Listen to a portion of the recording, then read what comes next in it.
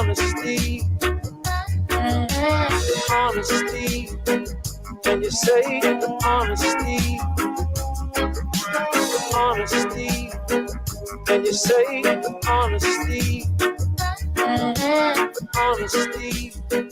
Can you say honesty, honesty? Can you say honesty?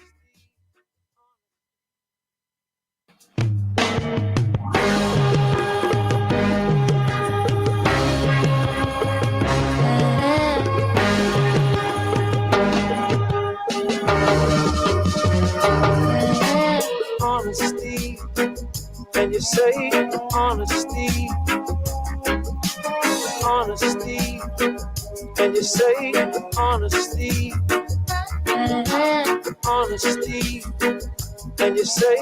honesty, honesty? Can you say honesty,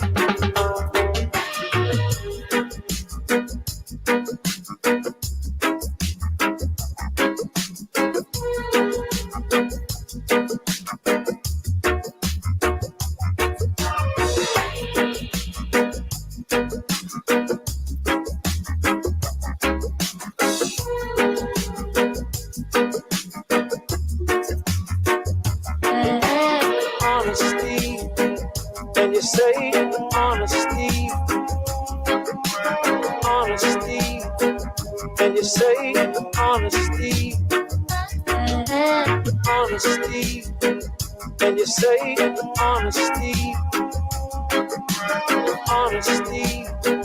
Can you say honesty?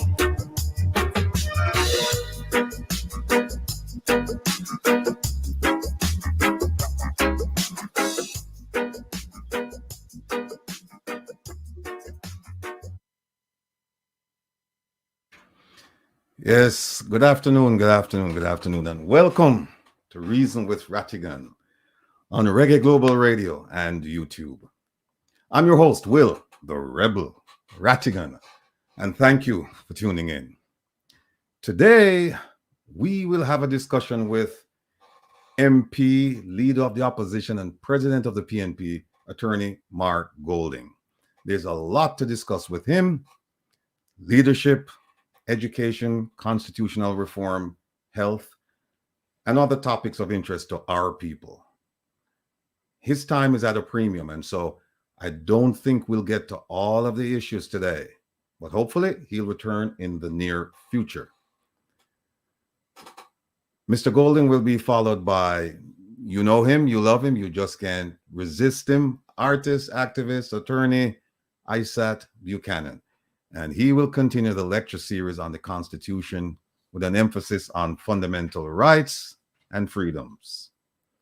By the way, the feedback on this initiative has been very positive, and the message is slowly but surely reaching every corner of our beloved country, including the highways, byways, and the courthouses. Big up yourself, Isat. Want to big up some of the people them too, the chat, early birds. Pat, Catherine, Laura, Georgia, Sonia, Sharon, Falmouth Girl, Corey Pepper, Evie, Ruthlyn, Jenny PC, Marjorie Marshall, Monique Smith, Gloria Morris, Soshana Young, Joy B, Lyris Beckford, Sharon Clark, Jennifer Davis, Sewells, Fatima, Arlene, Gloria, Chris Blackwell, big up the Rattigan, yes sir, Joseph, Andrew, Elaine, Carol, Doreen, Dandre, Dalvis, Marjorie. The whole round of big up on herself. Big up on herself. Big up on herself, Maureen. Andrea, Melly. Melly. Angela, Ilian, Gloria, Marcia, Pearly, Charmian, Annie, Sandra, Anne-Marie, Tensi Girl, Sonia Powell, Win, up, up, up, up, up, Gigi Jones, Firehouse Strong. Yes, indeed. Yeah, well, it's another Saturday. So you get to spend the time with me. You could have spent it anywhere else, but you're here with family, and that's the way it should be. Now, let's talk about the foundation. All right, we have an update. As you're aware, the One Jamaica Legal Defense Foundation has been launched, and the website www.ojldf.org. Again, that's www.ojldf.org is up and running, and donations can be made via debit card, credit card, or Zelle. Let me say many, many heartfelt thanks to all of you who have donated. Under normal economic circumstances, your donation would be greatly appreciated. And now that we're facing economic challenges, your donations are even more appreciated.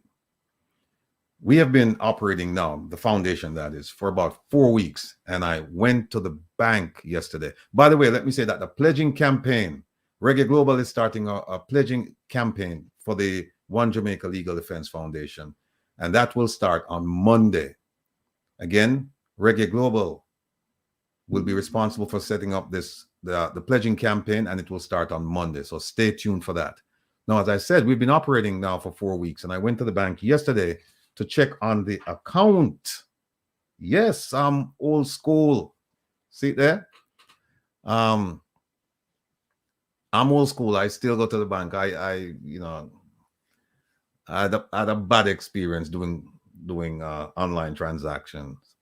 I think I had it twice, and so I still prefer going to the bank, talking to the tellers, and they know me quite well.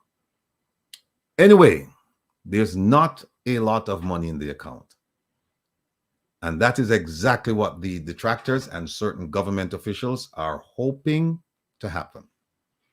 They're hoping that there is little to no support for this initiative so that they can continue with their skullduggery and their scandalous behavior. Presently, we have less than 5,000 in the account. And as a result of that, we're incurring a $15 monthly service fee. And if you bank at all, you know that if these days, if you don't have a certain amount, depending on the account that you open up, some of them, the amount is higher. And then the fees, sometimes the fees are waived. But the ones that I open, I didn't anticipate having that much money in there, at least in the beginning. So we're incurring a $15 monthly service fee. So we need to get the donations up. Last week, a few people outside the United States asked about donations via Western Union. The bank said that it cannot accept Western Union transfers. So for our supporters or family members outside the US, you will have to use a credit or debit card to make your donations. As an option, wire transfers, it's an option, but it's not attractive because both parties, and this is what the bank told me yesterday, both parties will incur a fee, and we don't want that to happen. For those who are not aware, the One Jamaica Legal Defense Foundation is a natural progression from the diaspora talk shops in quotation marks. And it's a direct call for action to hold the government, this and future governments, accountable.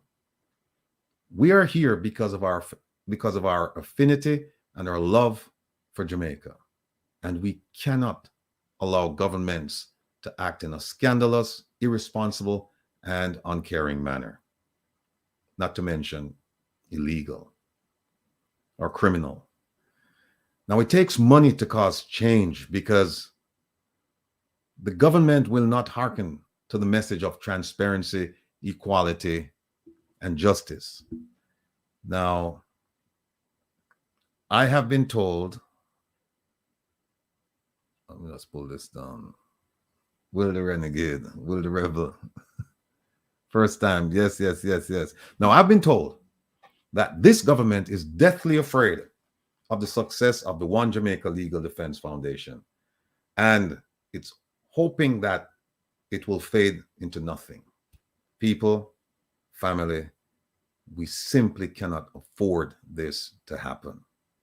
And therefore, I ask you to make your donations freely and as often as you can to this very worthy cause. The suggested donation is 100 US, and I emphasize the word suggested. It's suggested. However, it is only a suggestion. If you can contribute more, great. If you can only contribute 10 US dollars, that's great too. No donation is too small or insignificant. And remember, one coca full basket, and every mickle make a muckle. Again, I give you my promise that your donations will result in a fury against corruption in Jamaica, the likes of which have never been seen. Corrupt politicians and public servants will neither outrun nor hide from us. They must know that the stealing, lying, and ignoring of laws and regulations will be to their peril. And that's that for the One Jamaica Legal Defense Fund. As I said, folks, make your contributions. You can do it now while you're listening to me, or you do it later on. But please make the contribution. We don't want to incur that $15 a month service fee. And we want to have enough money in there so that we can start doing what we are mandated, what we've set out to do. If you appreciate this program, please show your support by liking, sharing, and subscribing. I just cannot say that enough. Like, share, and subscribe. And I know that some of the diehard supporters in the chat, they keep saying it every week. They keep, encouraging people to do so. And I'm encouraging you this week to go ahead, like, share, and subscribe. Technology. Overall, things are getting better. However, last week we had a few issues, and given the magnitude of today's program, I anticipate that we will have some more. So what we're going to do is I will be asking Mr. Mark Golding the questions. I will also have the panel with me. They won't be asking any questions, but they will be there in the event that I lose connection so that they can continue the conversation with him until I can rejoin the conversation. And we saw that last week where I lost connection on several occasions. And thanks to the panel, they continued the conversation until I could rejoin. Issues, updates. You're not going to believe this, folks. But believe me when I tell you that I wasn't planning to talk about Minister Kamina Johnson-Smith, aka Apina. Seriously, I wasn't planning on talking about her this week. In fact, I said I'm not going to speak about her. However, I received a letter yesterday that I must show you. This forced me now to have to speak about the minister again. So let me put this up. All right. And let me enlarge it. Oops. All right, that's good. I hope you can see that. Now, the first thing I want you to do is look at the date. See that? October 5th. That's 2 days ago. I got this yesterday in my email box, right? And it's coming from the Ministry of Foreign Affairs and Foreign Trade. Now, remember the minister in her signed sworn affidavit said that, oh no, I didn't receive it. And I know this sounds like a broken record, people, but we have to do this. We have to do this and let them know that we're not going away. In fact, I'll share a story with you. I got a call this week from a very, very well-known member of parliament. And we were talking about a whole bunch of issues. JLP member of parliament, by the way. And we started talking about the minister.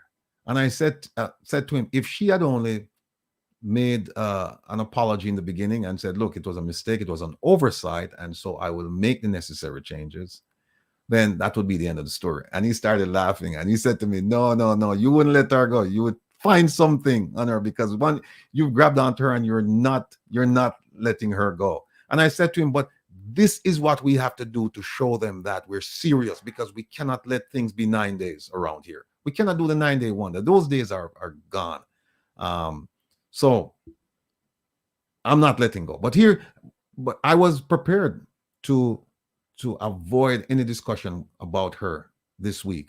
But look at this. This came in 2 days ago. I mean, this was drafted 2 days ago. I received it yesterday, right? And remember, she said, oh, the government received the benefit. Okay, well, let's see if the government received the benefit. Now, remember, I've shown you documents from several ministries, including her own ministry. But this one came in yesterday because I had refined the questions. Now, here's what it says. Dear Mr. Rattigan, I write with reference to your request for information by an email of September 5th. By the way, the reason why this October 5th, the reason why it's important is because under the law, they have 30 days to respond. So, September 5th, October 5th. And she said, the responses to the questions posed are set out below. First question, kindly advise if the ministry derived any benefit from the consultancy services provided by Finn Partners to Minister Kamina Johnson-Smith. Look at the response. I hope you can see it. Let me see if I can. All right. Look at the response. Let me go back down. Says here, right here, the ministry did not. They should have highlighted this word, not, because the ministry said that, the minister said that the government received the benefit. Now, her ministry, Ministry of Foreign Affairs and Foreign Trade, is saying, did not receive a gift of consultancy services from Finn.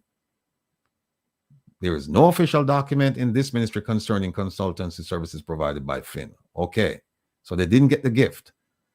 Next question. If yes, kindly advise how did the ministry derive any benefit from the aforementioned consultancy services and also provide documentation evidencing the same. See this response? See response at bullet point 1. Same thing. Ministry did not receive a gift and ministry did not receive any benefit. Number 3. Additionally, if the ministry derived a benefit from the consultancy services, please provide documentation that this benefit was recorded with the Office of the Prime Minister, the Office of the Cabinet, and or the Ministry of Finance and Public Service. Look at the response again. See response at bullet point number 1. Bullet point number 1 says, the ministry did not, N-O-T, did not. All right? So, there you have it. Our own ministry is saying we didn't get any benefit, right? Now, let me speak to the minister. Let me talk to her directly. Minister Kamina Johnson-Smith, on behalf of all Jamaicans at home and abroad, you must resign. Do us a favor, please. Let the bleeding stop. You must resign. And if you won't, the Prime Minister should demand it. Week after week, we're going through this exercise, and I'm sure he's watching or he's getting reports from his minions. And they're telling him what's going on. And they're telling him that what I'm saying is the absolute truth. And what is that truth? The truth is that you received a gift of services and you did not comply with the law and you did not comply with the administrative regulations. You did not indicate this on your statutory declaration to the Integrity Commission. You did not indicate this on your tax filing. And God knows where else. God knows, did not receive. Okay. Oh, all right. Yeah. I'm going to put that back up again, Kevin. But, you didn't. And so if he won't demand it, then the Governor General should intervene.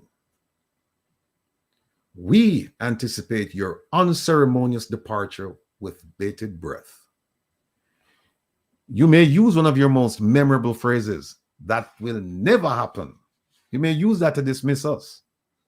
However, with the help of the Almighty and the outpouring of support from our people, that will never happen.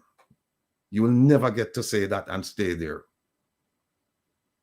We want to see your back. We want to see you going. And you're still traveling using taxpayers' money. You're still traveling. You were in New York the other day at the consulate. But we will continue to watch and see if friendship and favor will triumph over overwhelming evidence and the plain truth. We will continue to watch.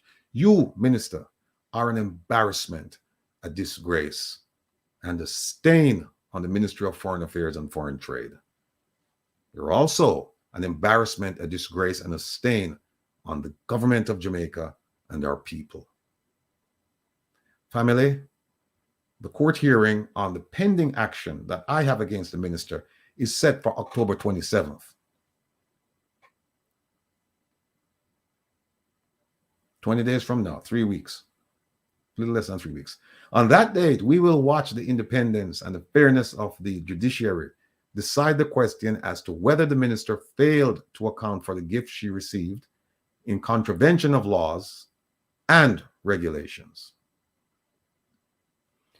Regardless of the judge's decision, we will not relent. We will not give up until this minister is gone from public office. She does not deserve to be there. She's a poor representative.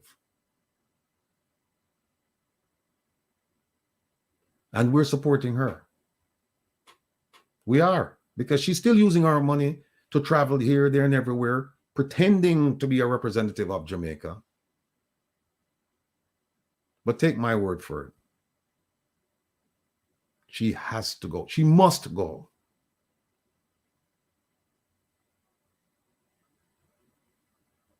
Well, Pauline, no, was it Pauline? Some comedian is doing herself a favor to resign. Well, you know what?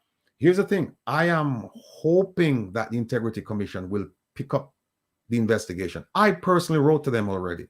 And I told them, I beg them, I beseech them, please open an investigation into the minister's activities regarding that event, Commonwealth event.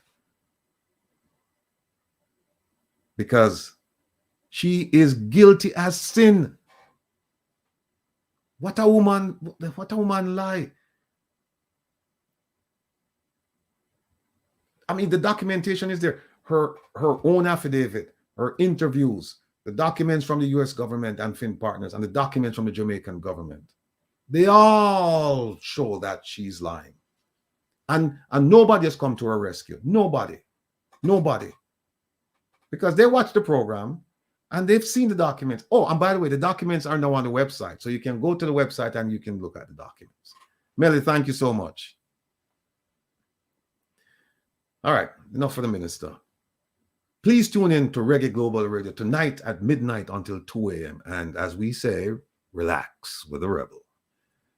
You know, I had planned to spread my wings a bit and play some straight ahead jazz and vocals tonight. However, that will have to wait until next week because I've decided to give my diehard crew, people like Sassy Diva, Carolyn, Bromel, Cora, Rain, Lisa, Island Goddess, JC, and the rest of the group, another warm and easy mix-up reggae selection. So join us as we sing and dance into the wee hours of the morning. Again, it's midnight tonight until 2 a.m. on Reggae Global Radio. And for those of you who will tune in for the first time, just go www.reggaeglobalradio.com. www.reggaeglobalradio.com, one word, and it will take you to the website. Blessings upon all of you, especially Mama Eileen, Papa Trevor. Ma P, get well soon. I hear that you're coming out of the hospital. I'll see you soon. Desmond, Paul, Margene, Sadie Makatak, Mrs. Nelson, Mr. Baxter, and Angie. Sherry and Victoria, big up on yourself. I was unable to link you this week. However, I'll be in your neck of the woods next week. So stay tuned. Big shout out to my family by blood, relations, choice, and nationality. And that is every single one I own. Thank you, thank you, thank you for your support and your encouragement. Big up the Reggae Global family, the Meadowbrook crew, the Firehouse crew, the Rallington crew, and all middle, working, poor, and poverty-stricken class. Big up to all of you. Finally, big up the movers and shakers who support our effort. And you know who you are. Future presentations.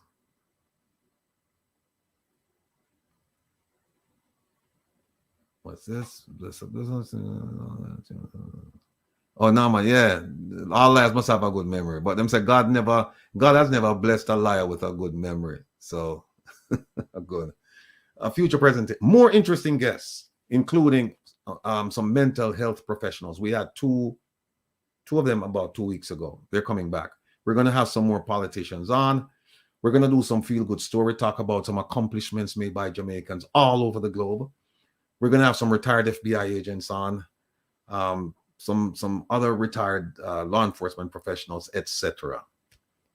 We're also going to review and analyze the Governor General's throne speeches, the politicians' sectorial and debate presentations, the 2016 and 2020 manifestos, election speeches, broken promises, etc. We're going to do all of that in the future. We started, but it's a continuing thing. Today's presentation.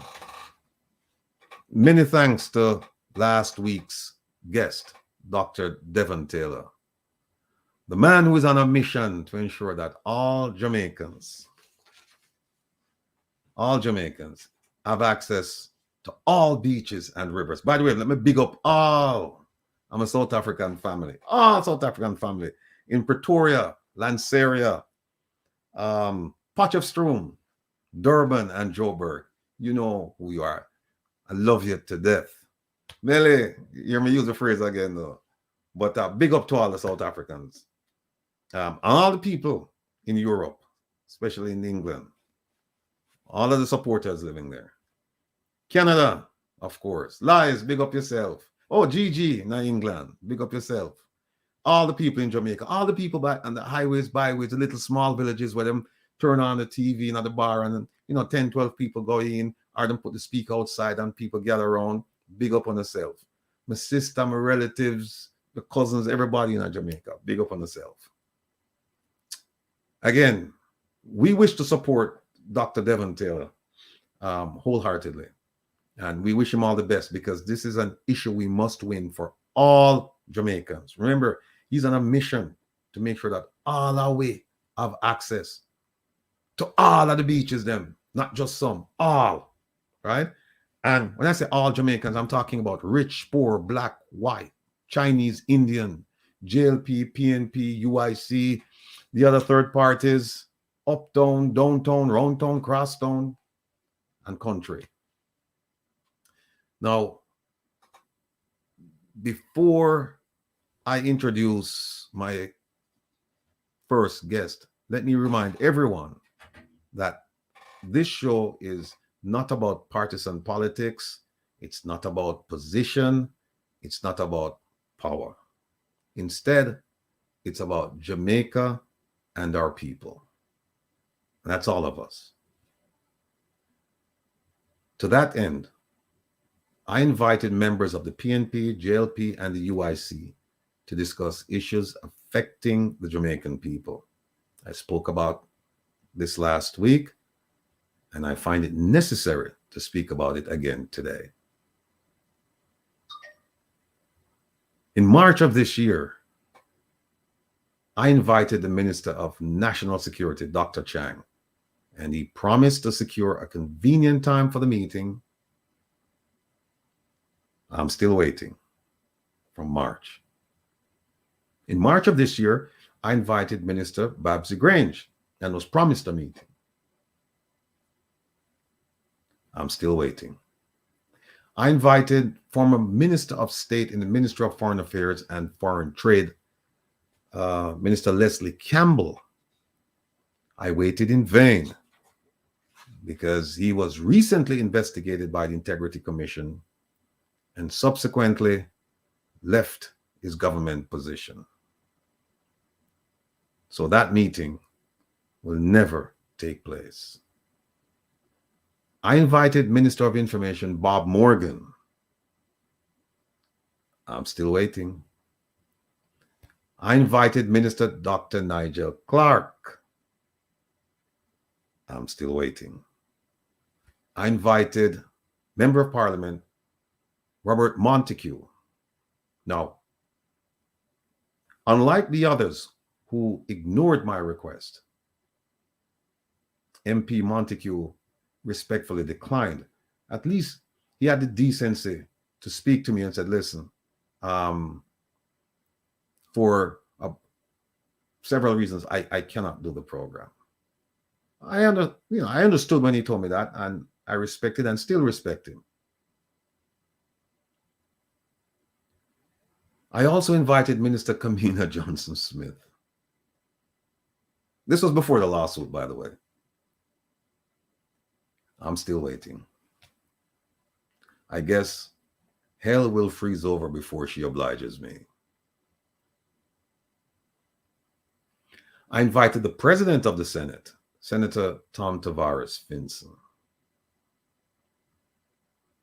He appeared twice and was supposed to be here today, but canceled due to his attendance at a funeral. And Tom, you never offered me, but him send me a picture, at the funeral. But you never offered that. I believe you, brethren, But Tom is an interesting person. Like him or not, he's an interesting person. But he's been here twice, and he will be here next week, God willing.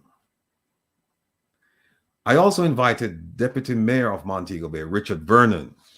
He also appeared. Now, in contrast to the government officials, I invited former UIC President Joseph Patterson. He obliged. He came. I invited Michael Williams from NDM. He appeared. I also invited several PNP officials, and they appeared.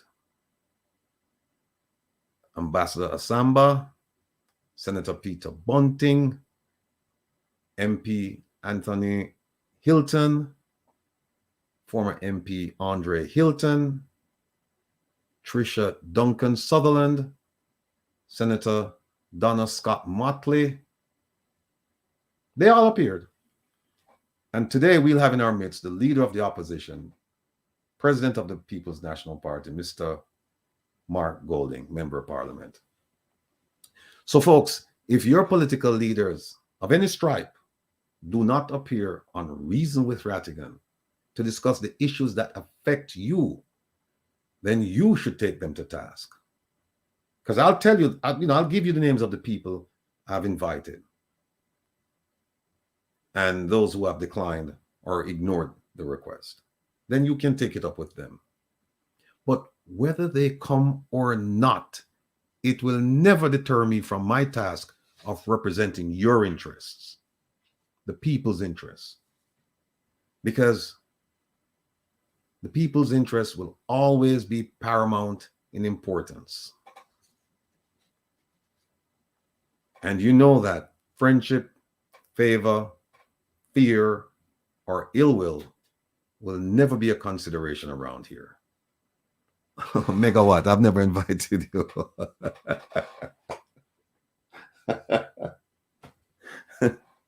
All right, Megawatt. Let me know when you're available, and we'll work something out. Because this show is open to anyone's participation, right?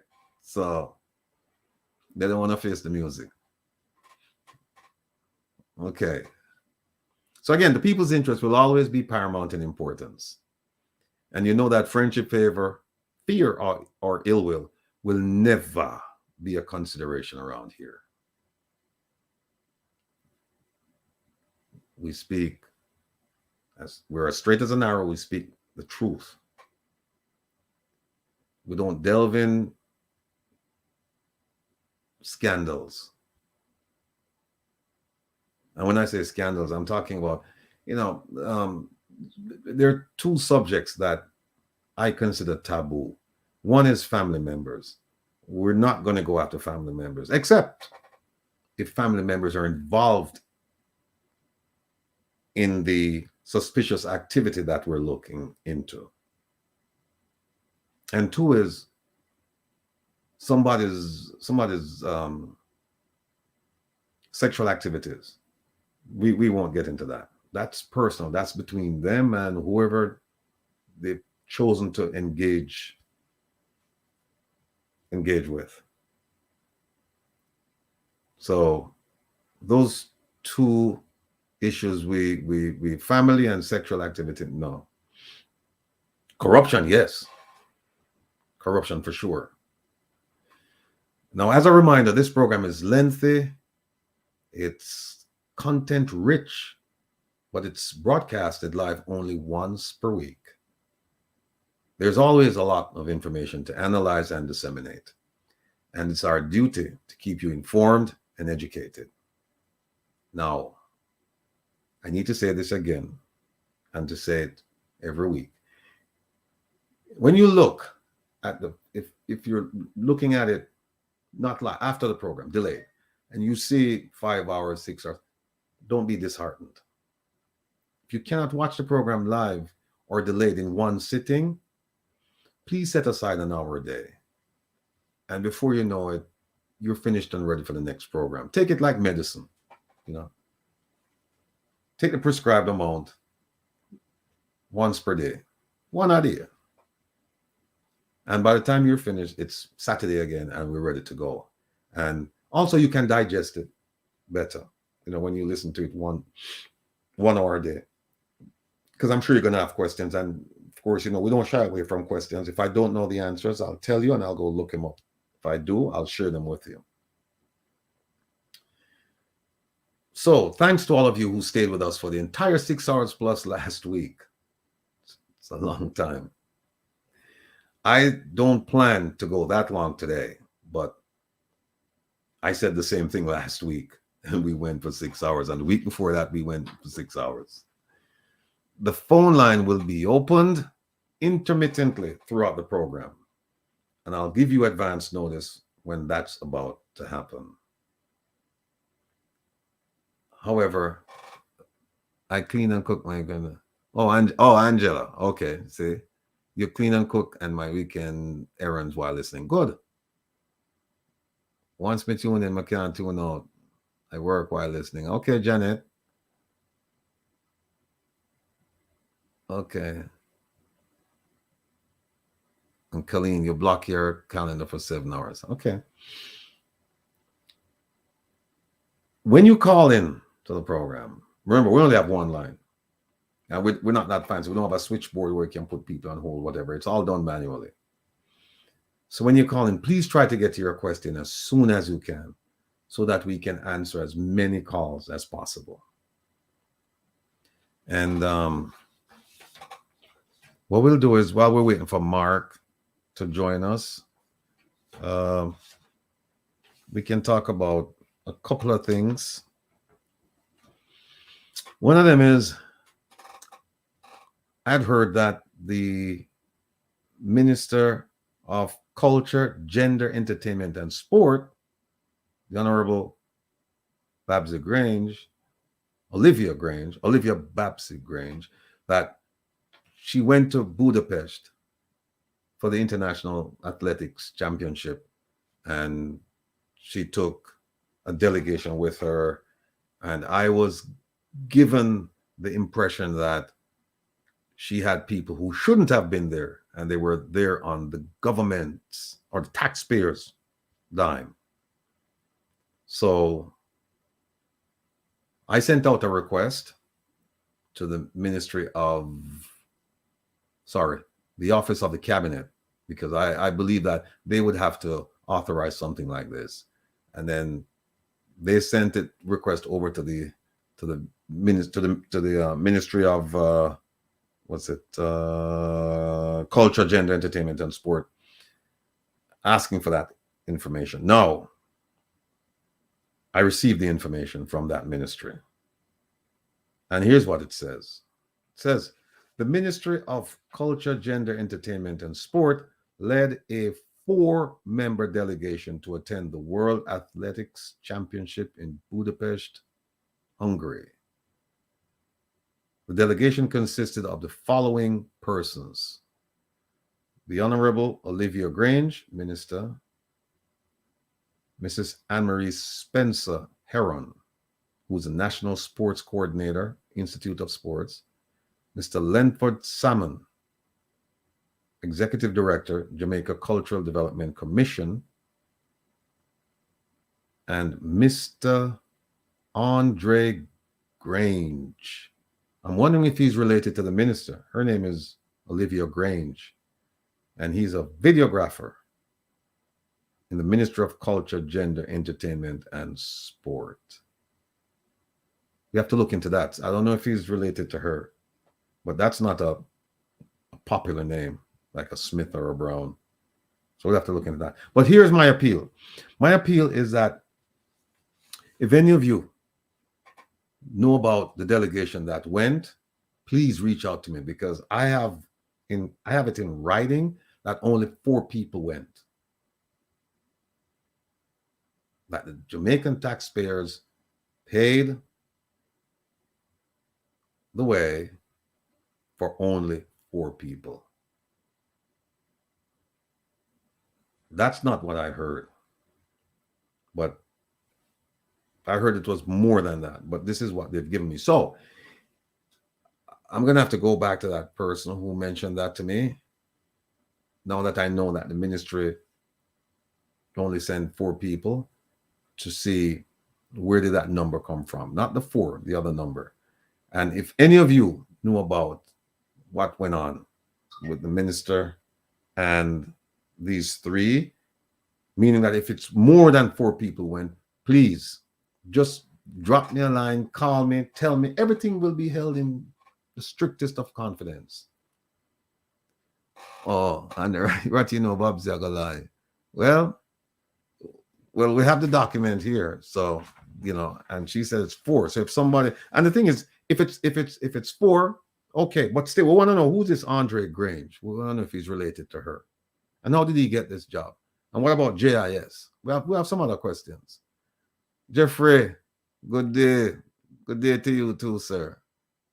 So we're going to deal with this on a different level. Oh, I see that our guest has arrived. So let me bring him on here. Kevin, you want to do the honors and bring him on?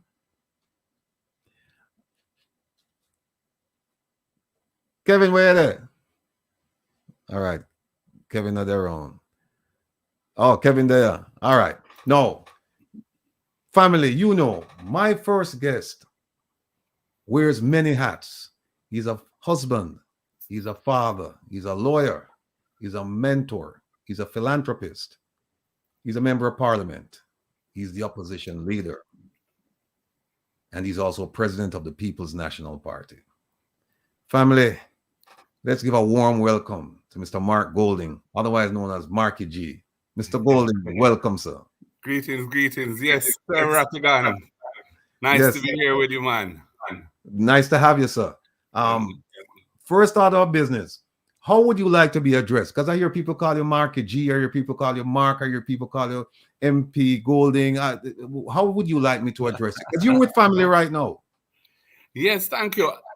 I am not fussy. However you feel comfortable, you can call me Mark, which is my name, or you can call me any of the other ones. It's just like It's just like I tell people when they say, what should they call me? Should they call me Ratty, Junior, Will? What? I say, call me Michael, Tony, anything you call me, I respond to. You know, it's not a problem. All right, let me go with the formalities and just, you can call me whatever you want to call me. Rattigan, Ratty, Junior, Will, and I'll call you Mark, sir. Yes, Ratty. All right. Now, let me start off by telling you that I took some time to prepare some questions. First up, again, welcome and glad to have you. And a whole bunch of people started, talking to me and said, asking this, asking that. But, I'm a man, I create my own path. So I started, doing my own thing. I mean, I listened, but these questions I'm about to ask you, they're primarily my questions for you. And it's based on your appearances on other programs, things that you've said, things that you've written. And it's a chance for the Jamaican people, I think, to get to really understand the inner workings of Mark Golding's, his mind. And so what I'd like you to do is see this as just two brethren just a talk. And we have a whole heap of family members around who just a kind of listen and chime in. Okay. So, I'm going to ask you questions that you may find, I don't know. But I'm going to ask them anyway. And one of the things that people said to me is that he's very honest and he's going to answer. No, in full disclosure, family, I've sat down with Mark previously. I've also sat down with the Prime Minister. And we had a long chat. And I think I spent approximately the same time with both of them.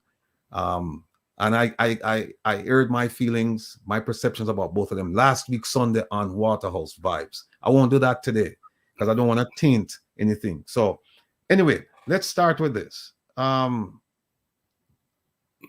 want to talk to you about leadership.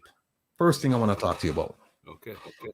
Now, despite your political activity, your history, and your public visibility, including being the Minister of Justice, there's a sentiment that Mark Golding is not sufficiently known by a fair number of Jamaicans. But to be fair, that perception is contrasted by your extensive outreach program in Jamaica and the diaspora that is well documented. I'm aware of that. And by the way, some of the questions I'm going to ask you, I'm going to do preface the questions so that people can understand when I ask the questions, so that they don't think I'm asking a question in a vacuum. And some of the people probably won't understand. Why is he asking me? What's the background to this? So bear with me. Sure.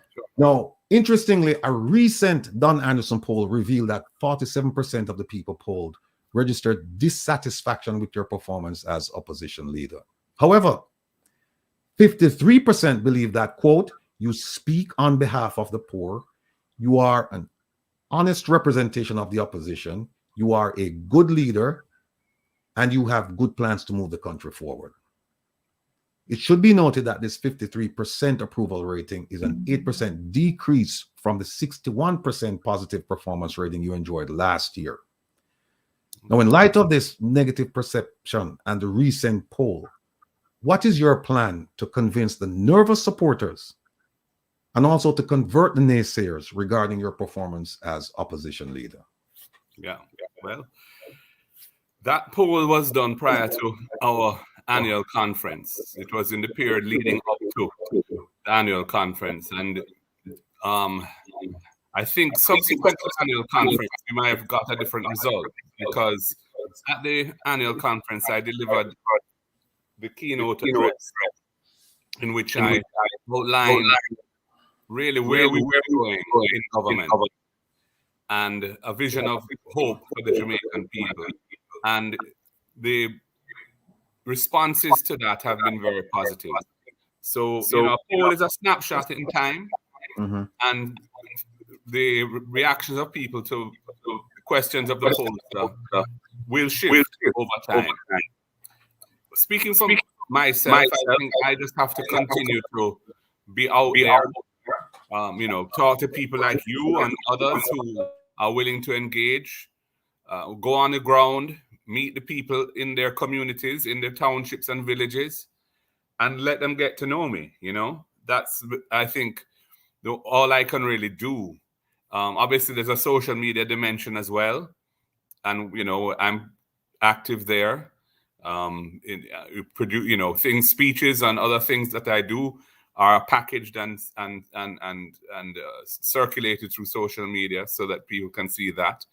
But I'm not a kind of bossy youth. I'm not really going out there to kind of show off, and I don't like to say things which are not true. I prefer to try and be honest when I'm communicating so that people can have trust and confidence that I am somebody of whose word can be relied on.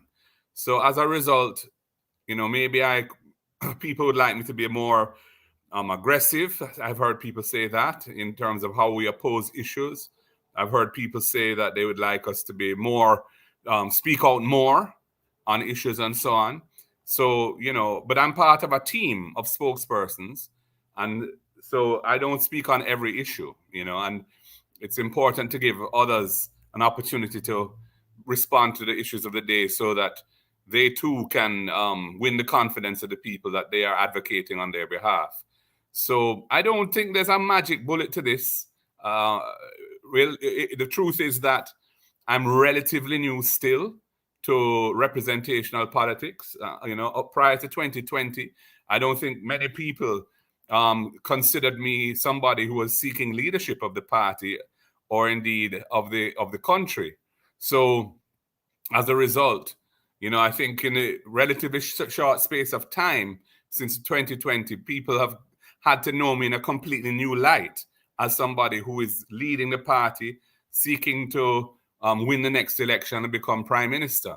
And 3 years is relatively short. Prior to that, I was more of a technocrat in government, somebody who was, when we were in government for 4 years, I was Minister of Justice, dealing with legislation, dealing with the courts and trying to push through reforms to improve the performance of the courts and that kind of thing. So I think that's a very different image than somebody who is leading a party. So it has been it's been a journey, and I think in 3 years we've made significant progress, because what I would say to you, Will, is whatever the polls may say about me personally, if you look at the performance of the party, we have moved from a situation where we were significantly behind the Jamaica Labour Party to one where we're now marginally ahead.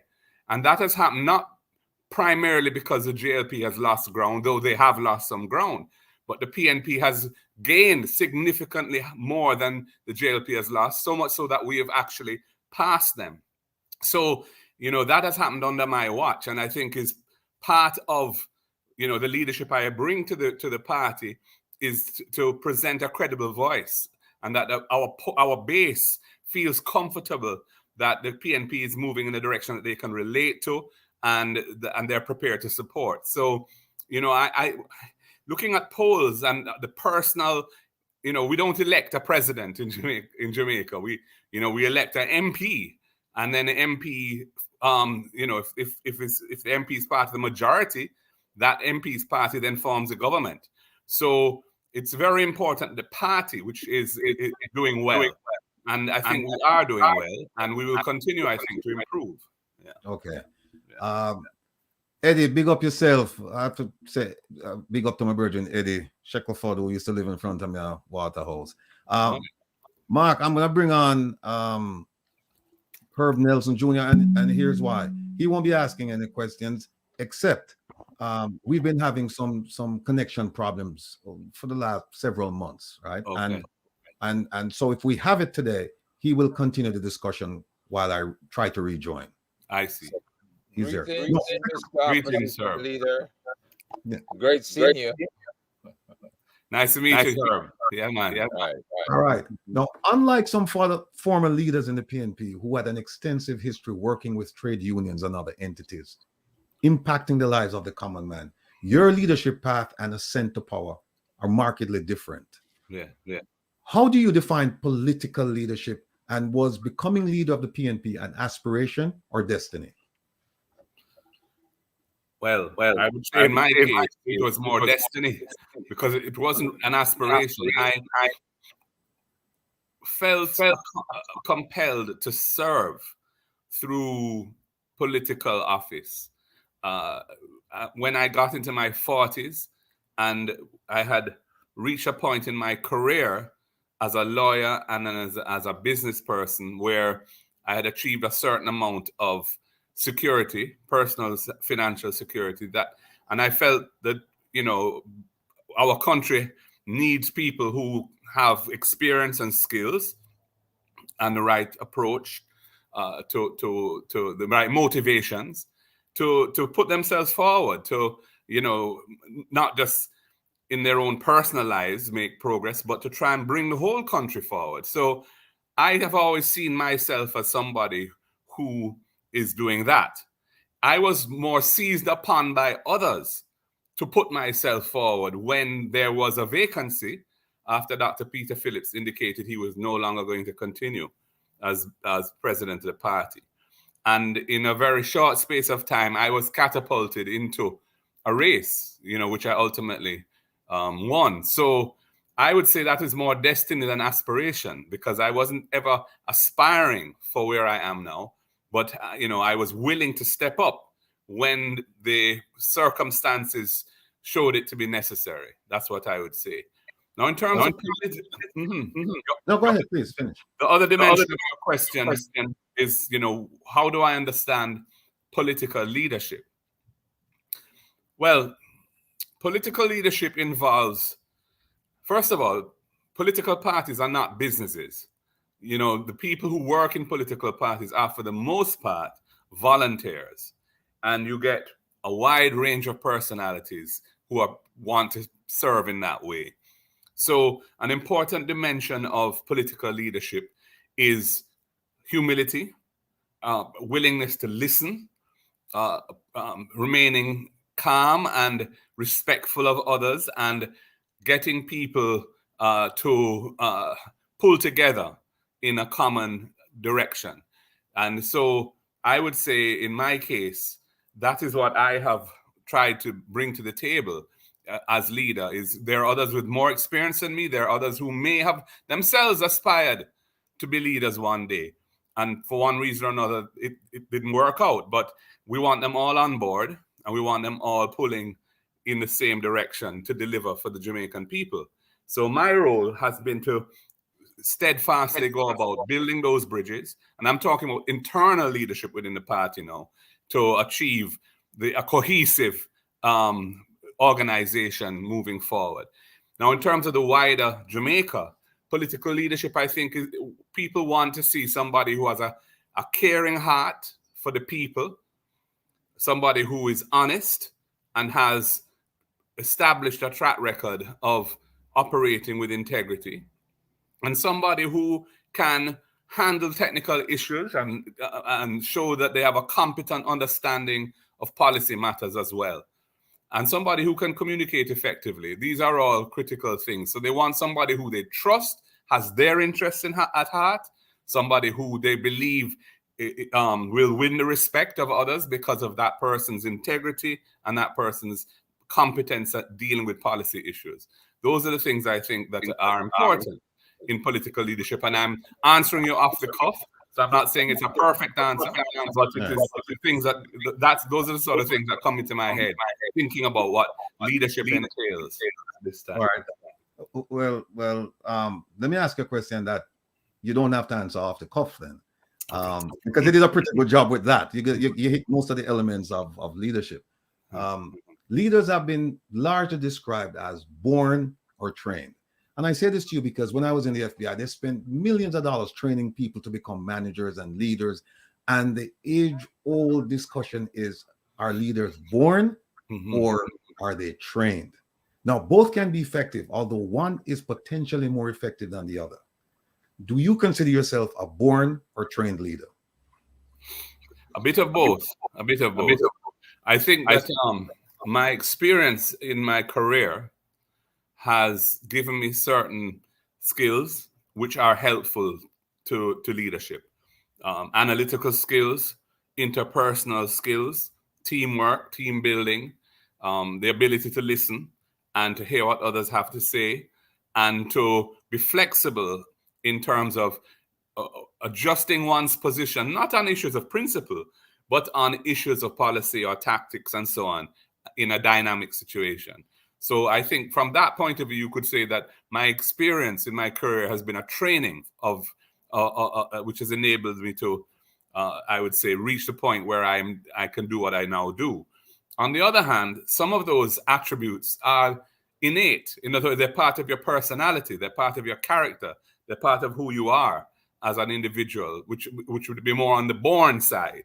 So, for example, somebody who is inclined to build consensus, somebody who is inclined to work with others and listen and respect people and love people, those are not things that you're trained to do. Those are things that are part of who you are as a person. So I would say it's a mixture, Will, of both. Yeah. And that's why I ask you that, because one of the things we acknowledged during those seminars that you can't train people how to be empathetic. There's certain innate qualities that cannot train people. You're born with it, or you can't you teach that. That's right. That's and when you teach it, they can't fulfill the mission because it's not in them. But I ask you all of those questions to ask you this question as a leader, regarding the pay hike for parliamentarians, right? It would appear, and correct me if I'm wrong, I'm open to being fully corrected. It appeared as if you spoke for yourself and not for your party as a leader, as an Edward Thiaga or a Michael Manley would. And I remember growing up with those leaders where when they spoke for the entire party. They didn't speak for themselves. Right. What was the reason behind your action to say, look, I will the pay hike, I will take the pay hike and I will give most of it I will donate most of it to worthy causes. But then the rest of my party, they make their own decisions. What was the basis for that? The basis for that was it was a situation where each person had their own personal situation that they had to deal with. And when we discussed it, and we discussed it extensively, we didn't arrive at a consensus position around adopting the approach I took. And I said plus my situation was somewhat different to theirs because I was being paid as a constitutional officer, holding the post of leader of the opposition. And I was on par with the deputy prime minister. So my increase was very substantial. Their increases were really those of members of parliament, which were, although it was more than perhaps, the mid-range public sector, the teachers and the police officers, more than they got, it was still significantly less than the prime minister, the deputy, and the ministers got. So I wasn't on all fours with them in terms of my situation. We discussed it, and I wasn't going to attempt to force anybody to, some of them may have personal needs. They may have relatives who are sick, who have medical expenses. They may have loans that they have to service. I don't know. Everybody has their own situation. So at the end of the day, we said, look, everybody do what they feel is right for them. In my case, I thought it was important that I act in solidarity with those public sector workers for whom we had been advocating over the period while their negotiations were going on, and who I felt had not been well treated, had not been, for example, the teachers had been really coerced into settling for less than they had wanted. And the coercion was in the form of being given a deadline for signing what was on the table. And if that didn't happen, they were told that the retroactive, which is the sort of lump sum that people look forward to, would be deferred to some unknown future date. So that was a very effective way of forcing their hand to sign what the government had on the table for them. Now, I felt the minimum that they got was 20%. And I said I was going to keep 20% of my increase, and I was going to give away the rest to worthy causes. Now, it wasn't open to me to say I'm not taking anything, because that's not the way the pay in the public sector works. The matter is settled by cabinet, and the accountant general transfers funds into your bank account. So it was a situation where that was a fait accompli, but the question then was, well, what would I do about it? And so I received my retroactive. I identified various worthy causes that I thought I should support. Some of them were charities. Some of them were things in the constituency that I thought were worthy and needed attention. And I that's what I did with the 80% of my increase. And I have been doing that since. Obviously, that was a retroactive, but every month, the increase in my pay over what I was earning before, 80% of that I apply towards what I consider to be worthy causes. So I've said I would continue this until the situation facing the teachers and others had been resolved, because my understanding was that there was ongoing dialogue with the government on their part to try and get some of their issues addressed. So, I'm still hoping that will happen, but until it does, I will continue to do what I said I would do. Good. One of my categories for providing questions to you this today is young people. And the question I have under that topic is, what is your plan to make the mandates of Vision 2030, Jamaica as a place to live, work, raise a family, and conduct business? What is your plan to make that a reality for our young people? Now, that's a broad question. And just before we came on here, a very dear friend of mine from Portmore, I won't call him name, but he might listen. He said, listen, I want you to ask him a specific question. And the question I really want to ask him is focused on real estate, the dream of owning your own home. He said that dream is becoming a nightmare for young Jamaicans. Why? Because he said there's an influx of foreign capital coming into Jamaica, purchasing homes and pricing us out of the market. So he would like to know, are you aware of this, and do you have a solution to ensure that young people in the vein of Vision 2030 will find Jamaica still a place to raise a family, buy your home, and do business? Yes. It's a very important issue. And we have seen a lot of construction going on, but for the most part, it is relatively high cost apartments or townhouses in upscale communities, and that are selling at prices that are beyond the reach of young Jamaicans who are just entering the workforce.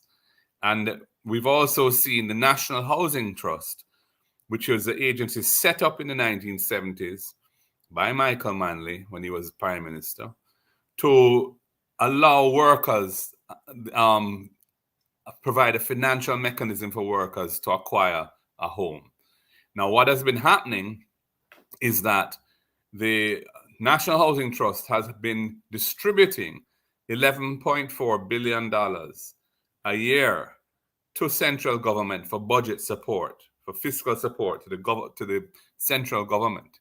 And that began in 2013 at a time when Jamaica was at a critical juncture with its public finances. Our debt was 147% of GDP. The Jamaica Labour Party government of Bruce Golding had crashed the IMF agreement that they had signed. All the resources that had been given to them upfront, but they hadn't delivered on their deliverables. And so the IMF was not prepared to deal with Jamaica. And we had to, when we won at the end of 2011 and came to government, we had to spend a year persuading the IMF to allow us to continue with a program, because the country just needed that program at the time. And part of that was having to run for the 4 years of the IMF agreement, a very high primary surplus, meaning a very high surplus of income over expenses before debt service. And in order to achieve that metric, we had to look at there was a big surplus at the time in the Housing Trust, and we had to pass a law amending the Housing Trust Act for 4 years to take 11.4 billion out so that we could meet that primary surplus target. Now, it was never envisaged that it was going to continue after that. And the law was amended with the specific years set out, the 4-year period. Of course, at the time, the JLP was in opposition. They were very hostile about it, and a lawsuit was even brought to test it in court, which is unsuccessful. and it went through.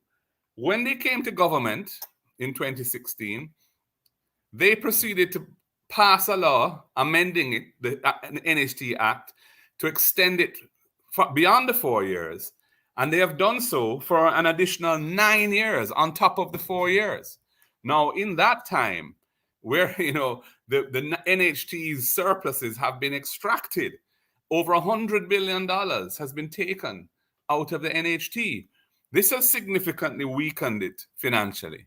So much so that now the NHT is outsourcing lending to most of their customers. Anyone who I think has income of over $30,000 a month can no longer borrow directly from the NHT, but has to go to a bank or the lending institution in the private market that has an arrangement with the NHT to borrow money from that private lender.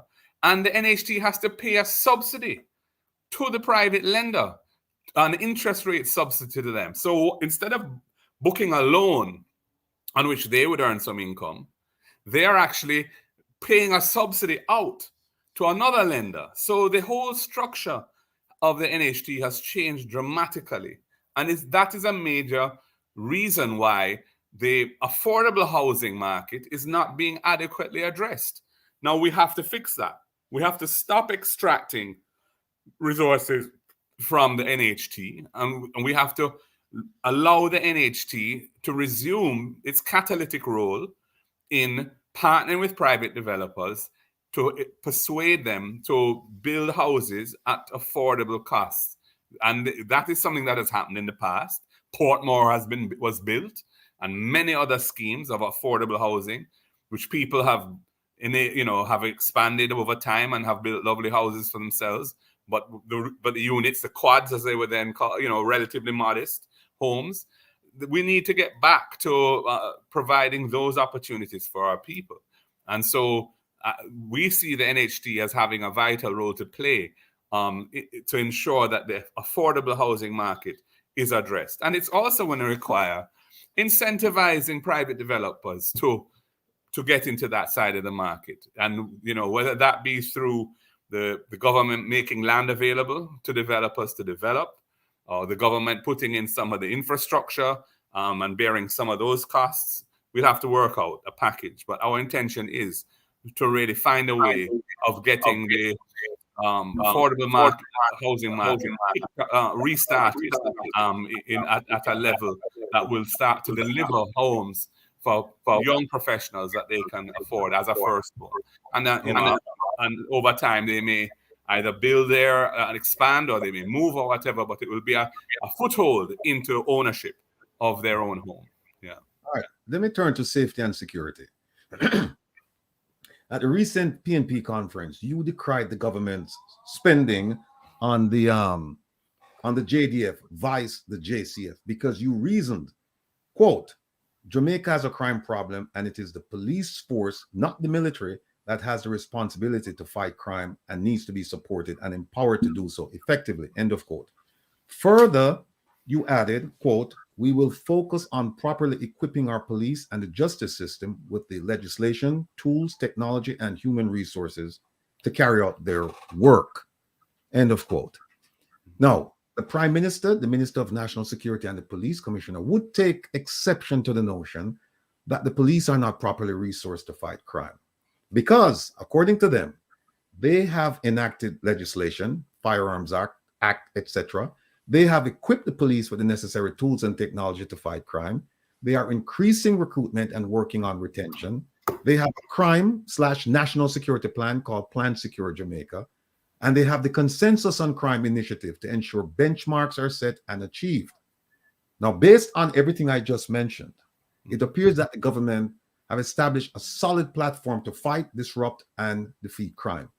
But the perception of crime in Jamaica, the failure to comply with the court-ordered overtime system, and recent crime statistics say otherwise. Please provide us with your best argument that what the government has done is not enough and or not working. Yeah.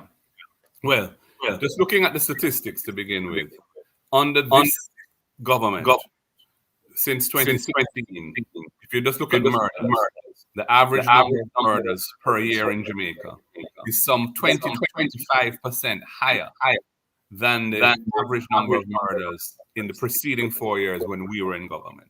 So they have been a failure. And that's not to say that where we had brought it to was the benchmark of success either. It was a work in progress, but it has regressed substantially under their work. And that has happened despite the success of the fiscal program, which began under us and was continued under them, which has reduced the public debt from 147% of GDP to 78%, I think, is the projection for this year. So that has freed up resources which weren't available when we were in government. And despite that, the performance of the government has been extremely lacking. Now, when I speak of the strategy, their strategy has been deploying the military in states of emergency areas and zozos in a way which has not yielded any accountability on the part of criminals. So you have a situation where crime, there's a spike of crime in the parish. They decide to announce a state of emergency that gives the military and the police powers to detain people without charge. And they have, over the years since 2017, thousands of young men in Jamaica have been held in states of emergency, have been detained for periods of time, sometimes relatively short, sometimes for over a year. But they have very, very low rates of charging anyone who's detained with any kind of serious offense. The retrieval of weapons has been very poor, and we have not seen prosecutions that have come out of that to hold criminals accountable. So I think their strategy has been flawed, and I think the results prove that to be true. Now, what would we do differently? First of all, when I talk about the tools, yes, there's a new Firearms Act. Essentially, the main thing that Firearms Act has done is to impose a mandatory minimum sentence for possession of a prohibited weapon. Now, previously, illegal possession of a firearm didn't have a mandatory minimum sentence attached to it. So, depending on the circumstances, the court would apply the sentencing guidelines that they had developed and sentence the person based on the situation as the judge sees it in court. Now, there's a 15-year mandatory minimum sentence for possession of an illegal firearm. We will see how well that works in terms of reducing the use of firearms. It's going to take some time to see whether that's a successful strategy or not. But we have said you need to give the police legislative tools that will enable them to tackle violence producers. We have a phenomenon in Jamaica where you may have people in communities, top men, who are untouchable because the community is not going to take the risk of their own personal safety being compromised by informing on or giving evidence against those people. So you need to have a regime that takes that into account and enables a case to be brought that can successfully result in the successful prosecution of those individuals. Those are the individuals who call the shots in those communities and are responsible and often for significant loss of life and violence in those communities. So we have designed a legislative response, which is a court-supervised detention process for up to 42 days, in which an individual on whom there's credible intelligence that they are violence producers can be detained, and a plan of for the development of a case over that 42 period is presented. And every fortnightly, the court is updated as to what progress has been made in finding the necessary evidential inputs so you can charge that person. And and you have 42 days in which to successfully do that. And then if you are able to charge them, they can be remanded in custody until trial. And that is a spearfishing approach which we've put on the table as a way of dealing with this rather than scraping up tens, 20, hundreds, thousands of young people and putting them in a detention center, and you get them off the street for a while. Many of them lose their jobs while they're there. Some of them become criminalized by the persons they're interacting when they're there, and there are very few prosecutions and resulting from that, which result so that those people are not being held accountable to the extent that they're even guilty. So that's an example of the kind of tool I'm talking about. The government is saying, they adequately resource the police force, but they've been in office for 7 years, and for much of that time, the complement of the number of police officers in the force has been significantly less than the number that is provided for in the establishment. In other words, in the rules as to how many people can be employed in the force. So you have an undermanned police force, and they have been very tardy at addressing that issue.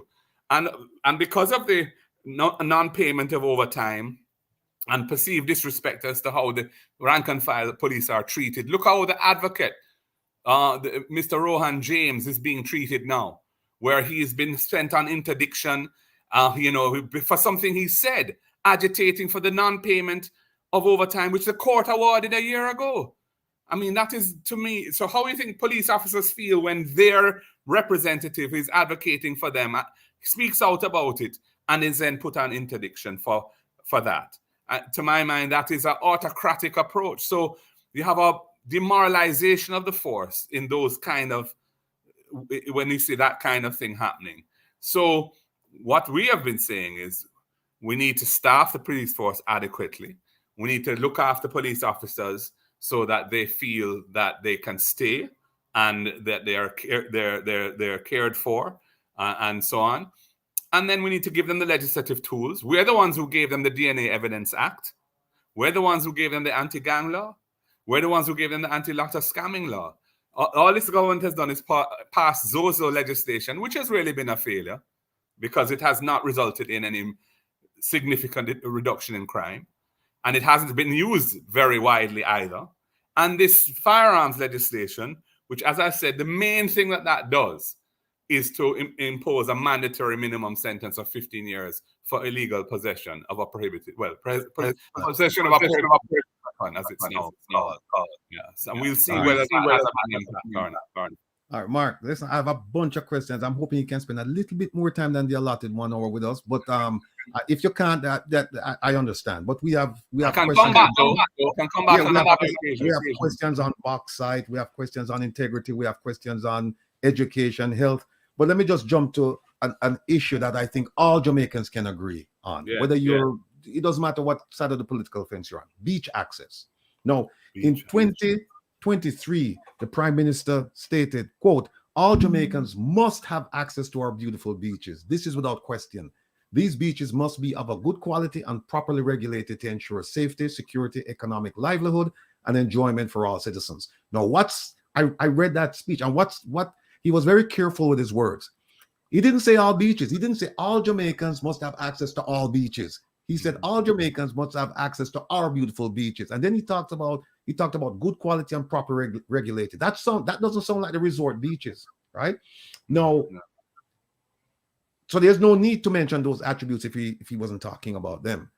Now, recently you mentioned your willingness to use provisions of the Beach Control Act of 1956 to engage private beach owners and operators to provide easements for Jamaicans to access the beaches. Now, if you're met with resistance, because now we're talking about the sandals and the this and the that. If you're met with resistance, because it sounded to me like you wanted to engage them, which sounds like the first step to say, look, we need an easement so that Jamaicans can access the beaches. Yes. You're met with resistance. Are you prepared to trigger the compulsory acquisition provisions of the Act, which is sections 24 through 47, which says that you can actually buy that, you can buy the land, you can force them, and if necessary, have the police commissioner use the necessary force to have those private owners surrender the land to the state. That's section 48 and 1949. Are you prepared to do that, to take that step? Ultimately, yes, I am. I mean, I think that we need to treat our investors, in a way that a government should, which is you reach out, you have discussions, you try and work out an acceptable regime. At the end of the day, it's not about acquiring their hotels; it's about acquiring an access pathway by which the public can get to the beach. And the beach itself is owned by the government. Between the high water mark and the low water mark is crown land, which is government land. The problem is that unless you come by sea, you can't access it because the land on the other side of the beach is privately owned and is closed off. And we are prepared to use those provisions to ensure access in our resort towns, so that people have access to the beach. My preference is that it's not adversarial, and that kind of the way in which you described it, that would be ultimately a last resort.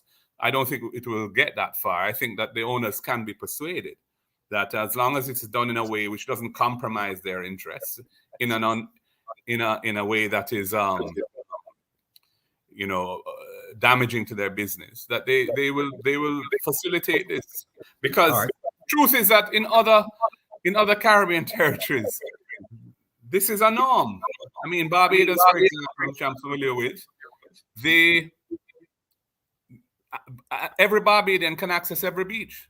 There's no issue about getting to the beach in Barbados.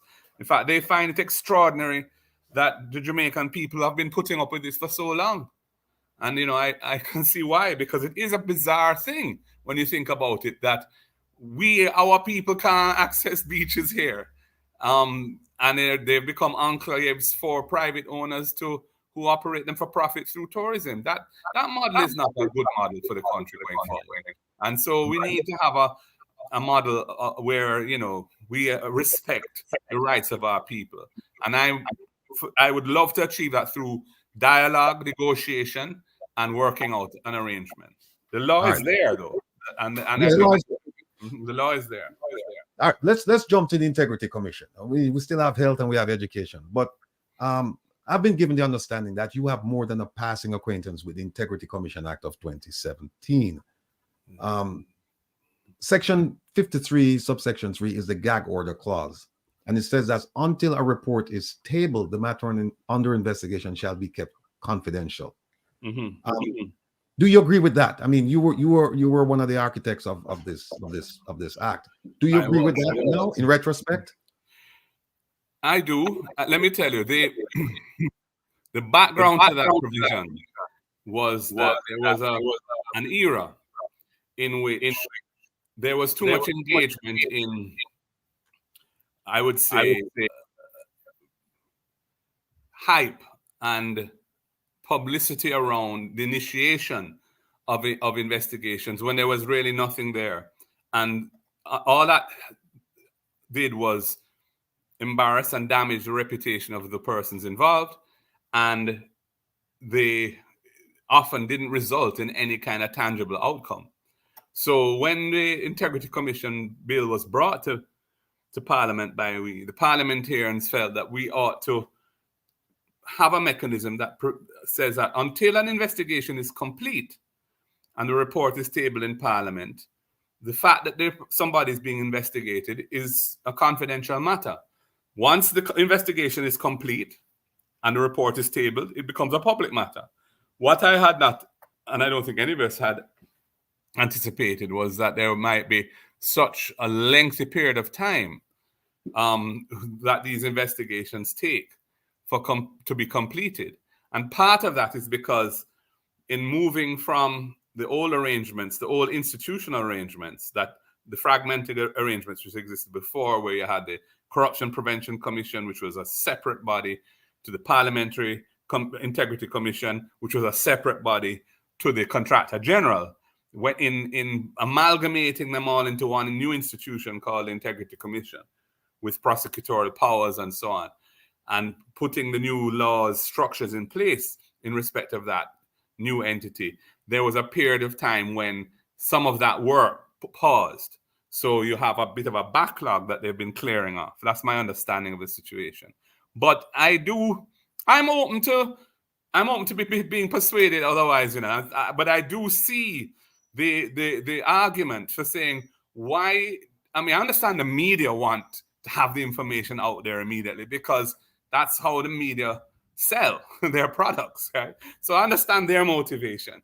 But looking at it from the point of view of public policy, what is unreasonable about saying complete your investigation and then go public with what you've done? If you have something, then you go public on it. Why is that unreasonable?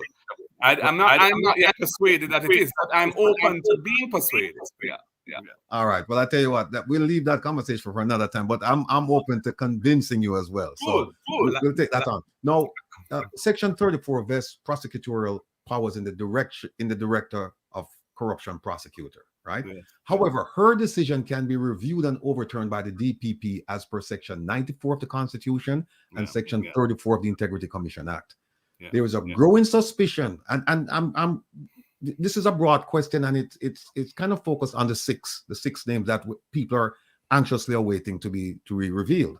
There's a growing suspicion and concern in and outside Jamaica regarding the recent amendment to the Constitution that has enabled the DPP to be extended for another 2 years. I don't know what she's going to do in 2 years that she didn't do in 15, but be that as it may. I'm also aware that there's a pending lawsuit regarding the matter. Given the apparent unconstitutionality of the matter, and I'm speaking to you now as Prime Minister, will Prime Minister Golding seek to repeal the amendment allowing any DPP to stay in office until age 65? Well, we are the ones who are testing that in court. So we have brought a constitutional motion seeking the court's declaration that the legislation that they rammed through in one day in the House, without any consultation with the opposition, without any consultation with the Constitutional Reform Committee that they had set up earlier to deal with the constitutional reform process, we're saying that legislation was passed for an unconstitutional purpose, for an unlawful purpose. There are a number of arguments that our council have come up with. That's one of them. So we're testing that. And I don't want to comment too much on that because it's before the court. But from the point of view of principle, the DPP is a critical office. And there was the founding fathers of the Constitution saw it fit to have their retirement age at 60. And, I have not heard any compelling reason being given for why it needs to be extended. And you have people, I don't think it's a good thing for one individual to stay in that office for too long, and where there are other persons who have served and who are competent and who are qualified and expect to have their chance being denied that. And I also think the circumstances surrounding the rush to put this in place were very suspicious. And, this is why we decided to test it. Now, the Integrity Commission Act is, like all of the legislation, subject to the constitution of the land. So although we gave prosecutorial powers to the Director of Corruption Prosecutions in the Integrity Commission Act, and we thought it was necessary because we had not been happy with the track record of the DPP's office in prosecuting corruption cases. That is why we decided to establish the Integrity Commission as having its own prosecutorial powers. Now, it has to be subject to the supervening provisions of the Constitution, which say that the DPP can take over, stop, commence any prosecution. That is a constitutional power that the DPP has. So we couldn't ignore that. But the idea is that would have to be transparently done. And to the extent that, for example, a prosecution is initiated by the Integrity Commission's prosecutor and was, let us say, stopped by the DPP, that would be something which they would have to justify in the public domain as to why they had done that. And then public opinion would weigh in on it. So, that is the design that exists with the Constitution in mind. But I am not in favor of an extended term of office for the DPP. I have not heard any compelling reason why that should be so. And that office is so, when you look at the way in which that office has operated in a number of cases, we were not comfortable with even the initial extension. When the current DPP became 60, my predecessor wrote to the Prime Minister indicating why he did not support that extension. Nevertheless, the extension was granted. And, fair enough. And this is not, the DPP is somebody who I've worked with because I was Minister of Justice and I've worked with the DPP and so on. But we were not happy with certain things. And we thought that there needed, all good things must come to an end, so to speak. And it was time come for a change.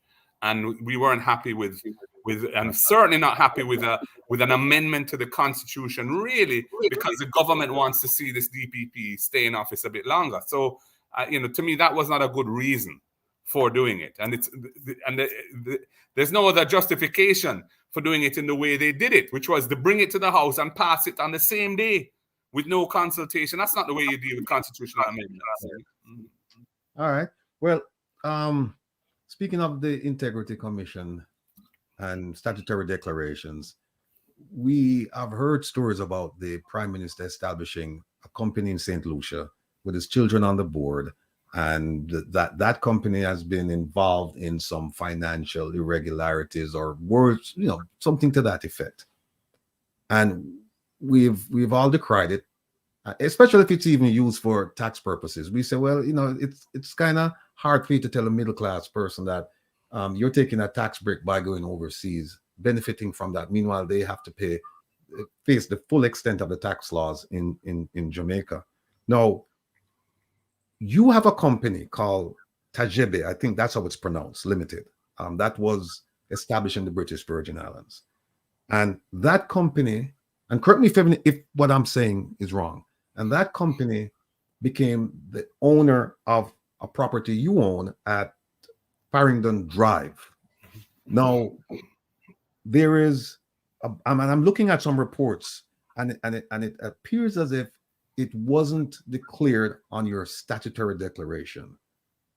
And there's a back and forth between the Integrity Commission and you and others regarding whether or not the forms themselves lend themselves are to you mentioning these things to them in a way that they would either verify, investigate, or not.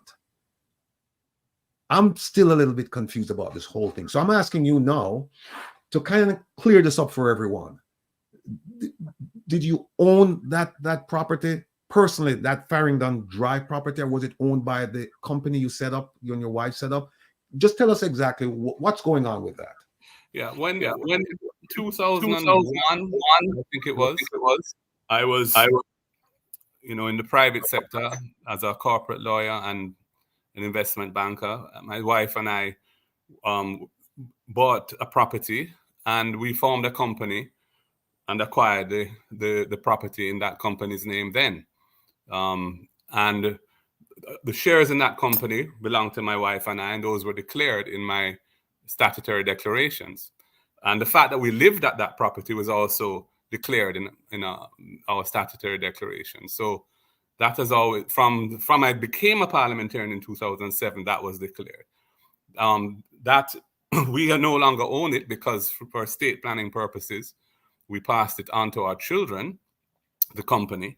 But it was something that was done prior to me going into public life. And, so the shares are what I own and my wife and I own, and that those were declared in our statutory declaration for the years when we owned the shares in the company. So that is it. I mean, this is not something that we set up since I became a politician. This predates my arrival in public life by several years. All right. I'll leave it at that there, but to be fair to you, there's several people looking into this, and I'm sure we'll come back to this at some point in the future. But let's move on to health. On a regular basis, we hear horror stories about our public hospitals and clinics. Yeah. And in the JLP conference last year, the Prime Minister said he personally fielded complaints about the health system and service, and they were all true. Despite huge sums spent And we can talk about the Cornwall Regional Hospital. That comes to mind. Yes. Despite youth spent, the situation is failing the needy and most vulnerable in our society. I am personally aware of 2 interviews of Minister Tufton where he blamed the shortcomings and the failings of the health sector on visitors, hospital administrators, regional hospital administrators, etc. Everyone but himself. That is simply not leadership. In fact, he justified his explanation by stating that he can't be everywhere all the time. Yeah. I'm addressing Prime Minister Golding now. How do you plan to address this dire health sector situation? And I'm hoping you don't start with trying to fit a leader who's a round peg, put him in a square hole. Where we have what's his degree in, his PhD in marketing, where we don't put a marketing person in charge of this, and we have a doctor who's in charge of national security. So tell us, how would you go about fixing this health crisis that we have in Jamaica? Well, I think the Cornwall Regional Hospital debacle has been a failure of management of a project. I mean, it seems that they kind of stumbled into it. They didn't do the proper analysis of the scoping of it. And so something that was supposed to have been a relatively low budget thing ended up being 7 times and counting what was originally the cost. And the time it has taken has been years beyond the original target date for completion of the project. It's still not finished, and they're still suffering. People in Western Jamaica are still suffering from the Cornwall Regional not being fully available to persons who need that type of care.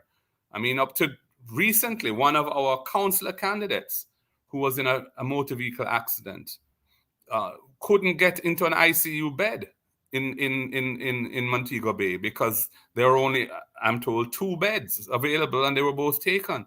And so somebody was critically ill in an accident, had to be transported to Kingston, and eventually he succumbed to his injuries and died. So it's quite close to home as to the terrible result of the poor management of that project. But generally speaking, I think we need to focus on strengthening our primary healthcare system so that we take some of the pressure off the public hospitals by adequately resourcing primary healthcare and focusing on making the admission process and the way in which our patients that go to the public hospitals are treated humane and respectful of them. So, situations where patients have to be sitting on a chair or a bench or lying on a piece of cardboard or whatever it is for long periods of time because no beds are available to admit them into, which is an everyday occurrence in Jamaica, where basic equipment is not being properly maintained. And so that you have diagnostic equipment that is needed to identify what is wrong so you can treat the person properly. There's no proper maintenance of those pieces of equipment. So they break down for relatively minor things, a fuse. I was talking to a diplomat this week on this topic, and he was telling me, this is a sort of situation that, routine maintenance ought to be able to deal with so that these critical pieces of equipment are not breaking down for long periods of time. They might be relatively new equipment too, and you see them pushed into a corner because it's not working, and all that needs is some part that needs to be replaced. We need to focus on doing the basic things right. That's my own view, so that the people's experience in interfacing with the public hospital system is not so unpleasant for them. So our health spokesman is a doctor, is a doctor with experience in the public health system as well. And, he's fully aware of what the issues are. And anybody that I put in that position will be somebody who has that kind of experience. We have others. We have Dr. Alfred Dawes, who is in our slate of candidates as well. We have Dr. Dayton Campbell. So we have a number of competent persons who could, man the health ministry and bring a certain energy and understanding of the issues to the table. we're winding down now, but I must ask you this constitutional reform question. It's a bit long, the preface, but listen to me carefully, please. The Governor General has broad-based powers enumerated in the Constitution to go along with a huge tax relief.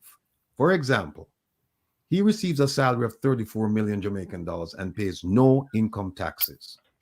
He is the de facto head of government with all of His Majesty's executive powers. In taking their oath of office, the Prime Minister, all ministers, and the Permanent Secretary pledge to provide the GG with advice and counsel when required. The GG selects and fires his staff. The GG has received $475 million from the taxpayers to run his office and operations. The GG can declare a state of emergency under certain conditions. The GG appoints senators. His assent is necessary for bills to become law. The GG can dictate where Parliament will meet. The GG can suspend or dissolve Parliament. The GG has the discretion in appointing a Prime Minister. The GG appoints the Parliamentary Secretary, Permanent Secretaries, Attorney General, Opposition Leader, Privy Council, Judges, Judicial Services Commission, Auditor General, Police Services Commission, Secretary to the Cabinet. The GG grants pardons. The GG appoints ambassadors and high commissioners. The Prime Minister has to keep him informed about government affairs, specific and general.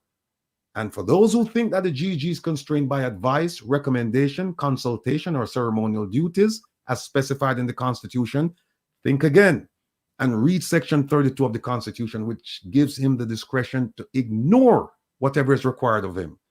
And we should also read Section 34 that says he cannot be brought into court for a determination as to whether he has acted in accordance with advice, recommendation, etc. Now, a few days ago in a conversation regarding constitutional reform, Mark, I heard you say, and again, I'm open to being fully corrected, that you would give all of the GG's powers to the president under a republic. Now, in light of the GG's powers I just mentioned, are you still prepared to have one man invested with so much power? I think that you're mischaracterizing the nature of the role of the GG a bit, Will. You know, the GG acts on the advice of the Prime Minister for most of those things that you described. That's a formulation in the Constitution or on the recommendation of the, it's either advice or a recommendation. So it's not a situation where the GG is wielding these powers independently of the head of government.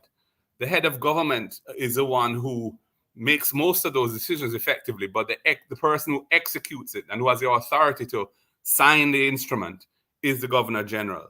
My point on the constitutional reform is this. If we want to move forward and decolonize from the British monarch, it's going to require consensus between both sides who are in Parliament, because the legislation has to pass through Parliament before it goes for the approval at a referendum.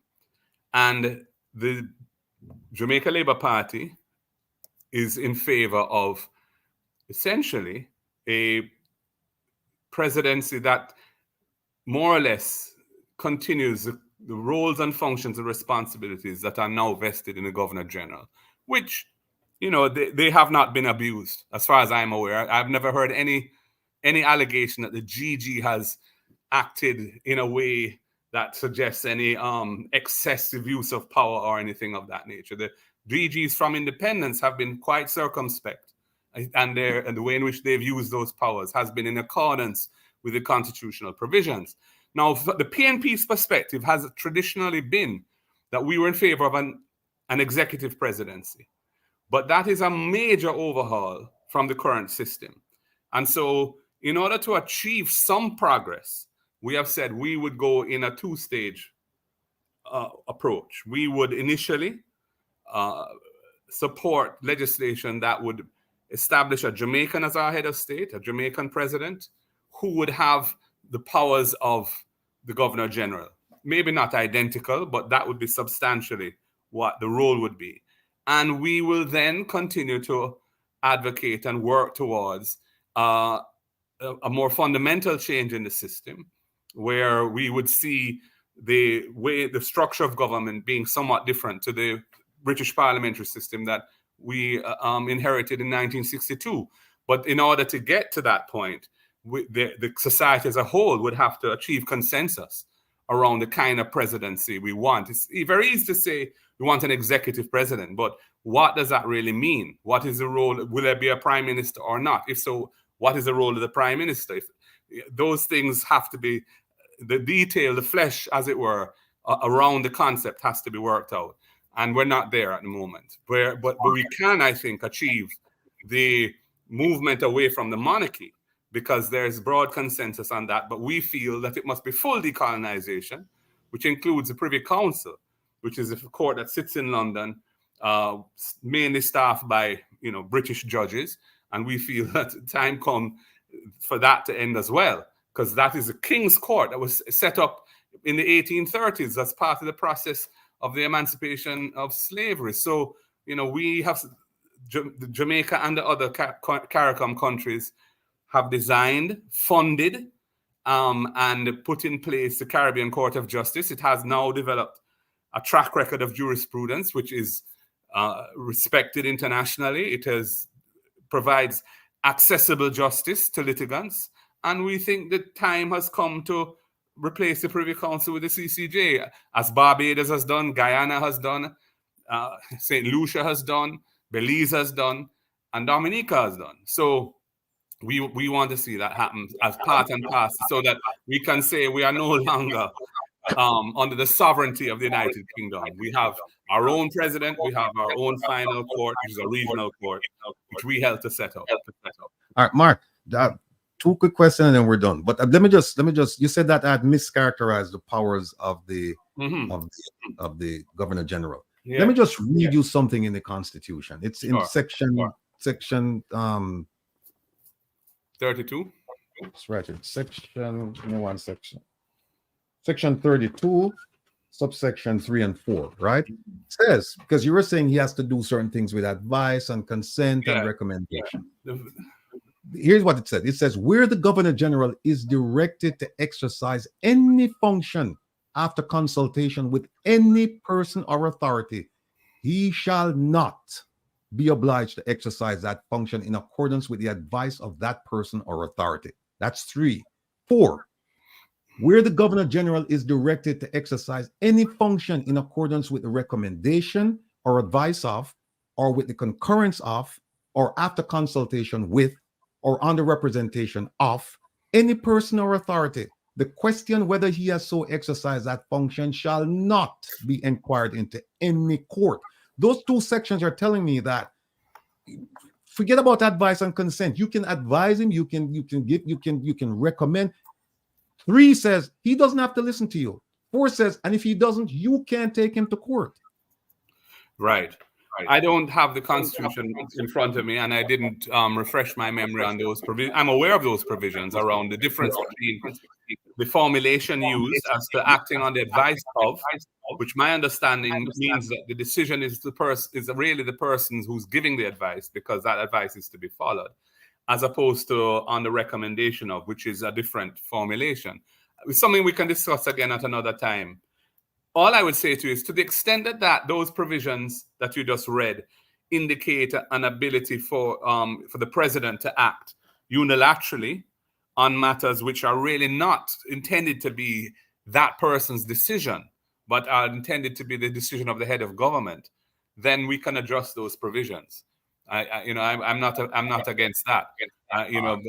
But what I'm saying is, if you look at the way in which the system has run since 1962. The Governor General has never really been perceived as somebody who wields independent powers separate from the government.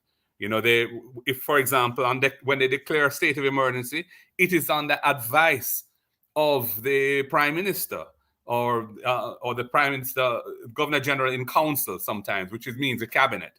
So the powers that the GG exercises are really powers that are given to him as a formal thing, but the substance of it is really coming from the government. That is a normal system. There are some exceptions where there are some positions where the GG can appoint persons having consulted with the Prime Minister and the leader of the opposition. And that is that formulation has, I think, been used more in recent times to where we see a need to have greater independence in the decision making than giving it to the prime minister. Right. But you see, the way I see it is that he has the power and he has not exercised it. And so we look at convention and say, well, he's been acting like this and it's never done like that. However, if you go to the Constitution, it says he has those powers. Now, the exercise of those powers, that's something else. But let me turn to two quick questions, and I'm going to let you go because I know you're and they're real short questions. I need to. No, this one is assessment of the government. Now, despite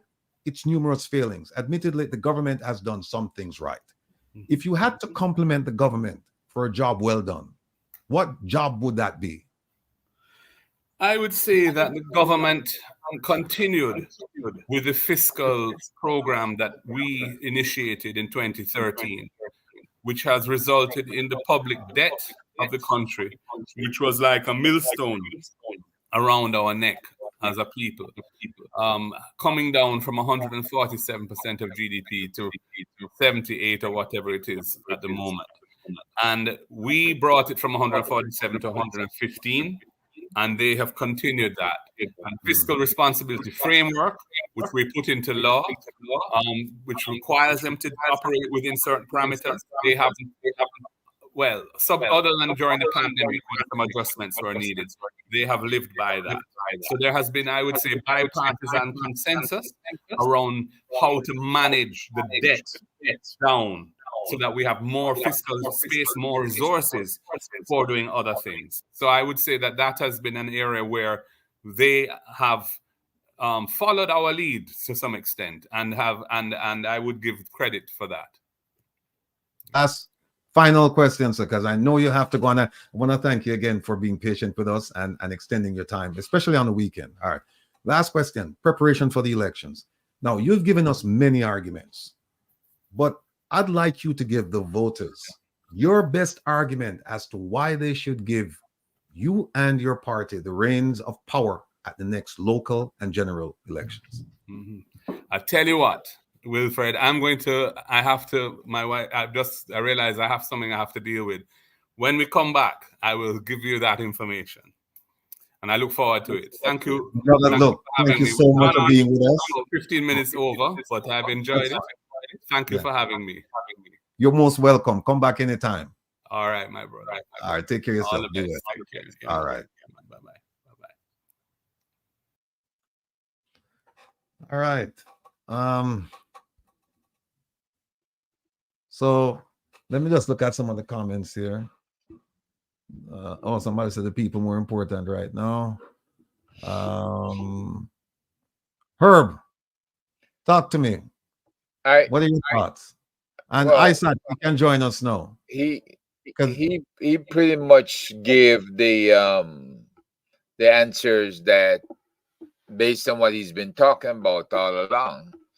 I think the part where you got him acquainted with the Governor General's authorities, that kind of tripped him up a bit, because I don't believe he paid particular attention. He's going based on tradition. He's looking at past performance. He's not looking at the rules. And what we read, we're looking at the English language and how the rules are interpreted. And it's nothing like what they're doing right now. It's nothing based on past performance.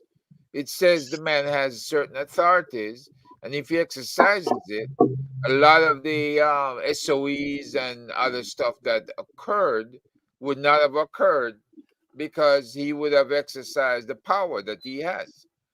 But he's saying no, based on tradition, advice and consent is sought from the Governor General, and it's a rubber stamp, and it's not. If you're reading the Constitution, there's not that says that rubber stamp is the authority that the GG has to execute. All right, people are making some good comments here, and they're talking about the powers of the GG, and they're reflecting the same things you were saying that we have been saying all along. So maybe, it's a good time for them to take a stock of how they've been operating, and just separate the whole damn thing. Go with the U.S. system. Put everybody on the ballot. All right, make it everybody who makes the Senate. Give them a long term. Everybody who's even the judges. Some of the judges at the municipal level, the city and parish court judges, it's possible you should have them voted on also, so that if they're messing up within their respective parishes, you don't need the Chief Justice to point that out. The people will remove them, right?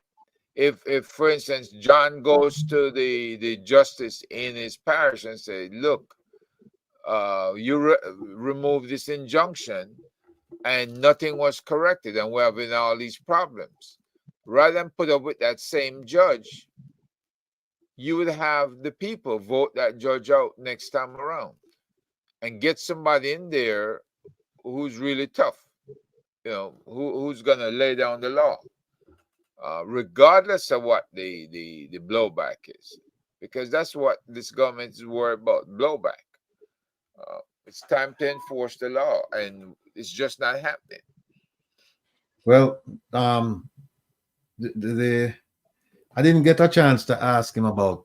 I have a bunch of questions here. There's definitely a part 2, maybe a part 3 as well, because I did the research and constructed a whole bunch of questions. But one of the questions I wanted to ask him was about bauxite levy, and health hazards associated with mining, which is John's bailiwick. I didn't get a chance to ask him that. But John, what do you think about what was missing in the interview? How did he come across to you? He had very little substance, in my opinion. And that was proved at the end. Again, what Herb was just saying about the Governor General. He said he more or less transfer the powers of the Governor General over to the President. That cannot be done. We all know, as you said, every week that the Governor General is incredible, is the most powerful man in the country. And yet Martin Golding is completely oblivious to this fact. I'm getting an echo. I don't know. I'm going to mute. All right, thanks. Yeah, so wanting to hand over all the power to the President from the Governor General, that's definitely a no-no. That can never happen. And then you asked him about what he would credit the government for. And lo and behold, he said, the fiscal policies, the wonderful fiscal policies, the policies that are ruining Jamaica. He decided he would champion those. It's quite remarkable. Yet again, we hear him talking about the debt to GDP ratio. You'll notice that's the only thing he talks about. It's 147% there it was at. Hang on a bit. How did he even get to 147%? What did you borrow for? What did they borrow for? And what did they spend the money on? I can't see anything. Can anybody in the audience tell me what they spent any of this money on? How did it get to 147%? But forget the 147%. Tell us the actual amount, what the debt was. That's the most important thing, not the percentage. And sorry to sound boring, but in 2013, the debt was 2 trillion Jamaican dollars, and now it's 2.2 trillion Jamaican dollars. I'm sorry, is my maths out here? Does that sound like a debt's going down? Does that sound like there's control? And yet again, there he goes. He talks about what they put into law. That's the fiscal responsibility law he's talking about. Something that the Jamaicans we the people did not sign up to, because I'm 100% sure none of us would have signed up for our money to be hoarded in the reserves, because apparently there's now 4.4 billion US in the reserves when we don't have roads. And we could have invested it in, if we'd have invested in renewable energy back in those days, it would have paid for itself 2 times over already. we would have street lights across the country. Crime would go down because we have street lights. More people would be working. And if he wants to talk about the GDP level, debt to GDP ratio, why doesn't he talk about increasing GDP? Why is it we always have to talk about austerity and cutting the debt? When you talk about cutting the debt, I don't think people understand. 1/3 of every budget, and remember our budgets are small, but he's using 1/3 of every budget to finance debt. Last financial year, we used over 2 billion US servicing a debt that went down by only 235 million. So where's the other 270 million? Where's the other 1.75 million gone? Billion, yeah? US, where is it? 1.75 billion just gone like that. And we know nothing about it. And this is what he's championing. I don't know what that Starlink is. His eyes have got the money and he's spending it. So, telling me I'm throwing shots at Rattigan. Telling me I should get that's what he's telling me. I should get that system. Yeah. All right. Hey, Christmas is coming in soon, right? My bad, John. Christmas is coming real soon. All right. Well, you know, it's kind of interesting about the debt because we didn't really delve into it, but I see where you're going, John. You're basically anticipating the answer and saying, look, you know, there are questions that the government cannot answer and or won't answer, and there are questions certainly that the opposition won't answer. But apart from that, and that's a point well taken, any other observations about him?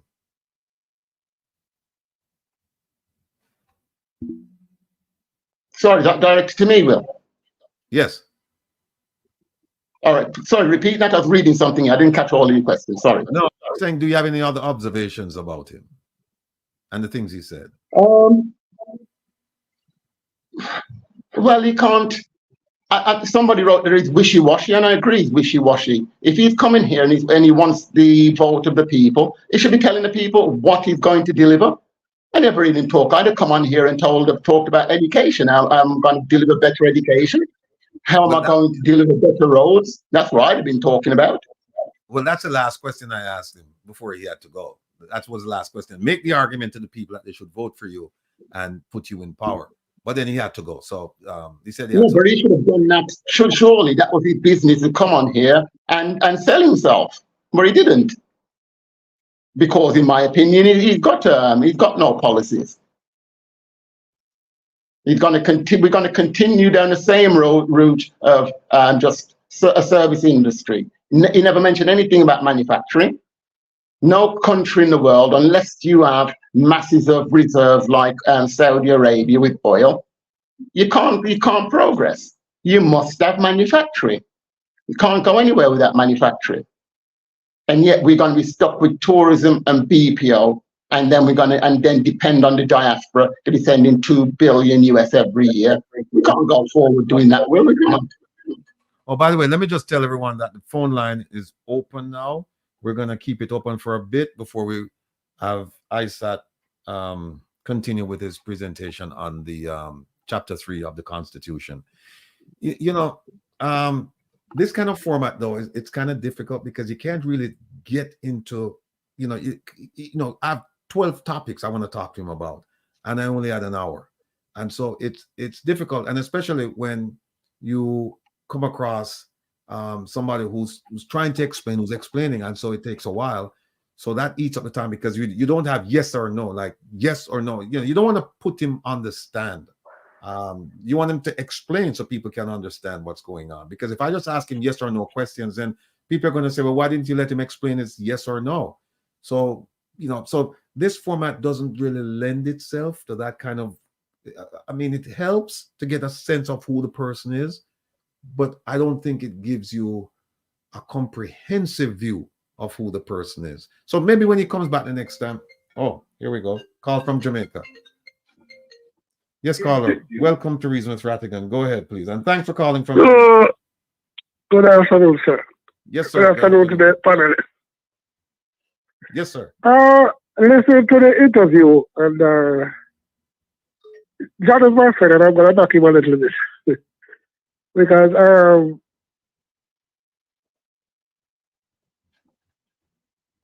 Hello? Call failed. Okay. 1 second. Yes, caller. Good evening. Welcome to Reason with Rattigan. Go ahead, please. I want you to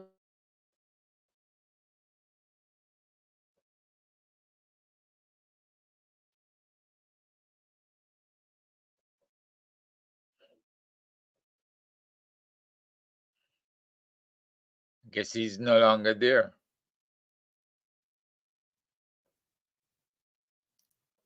because what we've heard from the DPP, why she didn't prosecute the prime minister, was because it would be too cumbersome or it too much to go back. So do you think that should be that should even be on the table? Because I think not. So could you answer that for me and ask that question to the relevant people when you get them, Mr. Rattigan? Thank you. All right. Who wants to answer that?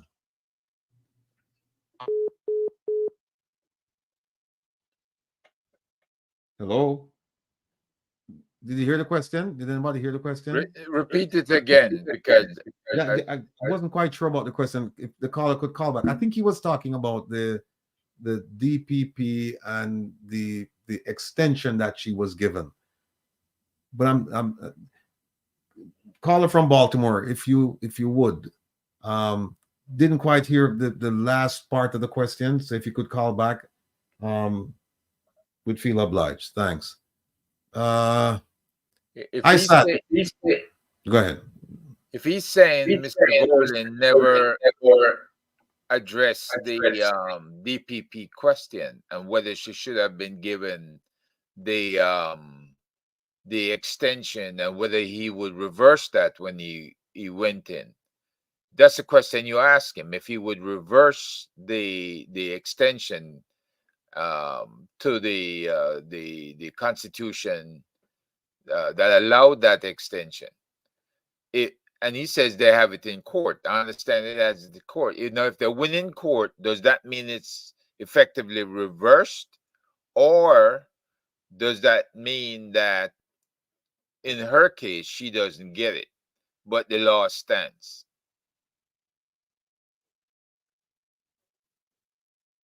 You understand that part of it, I said? Yes, I understand it, but you see, as a little Negro with Rasta with dreadlocks on my head out of Jamaica, who has a trial on the 2nd of November with the General Legal Counsel. My understanding as it is right now is that when lawyers speak, and they are my senior, I'm not to criticize them, otherwise I bring the profession into disrepute.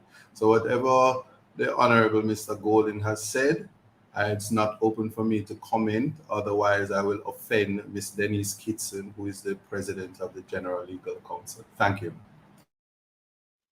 Beautiful speech. Thank you very much, sir.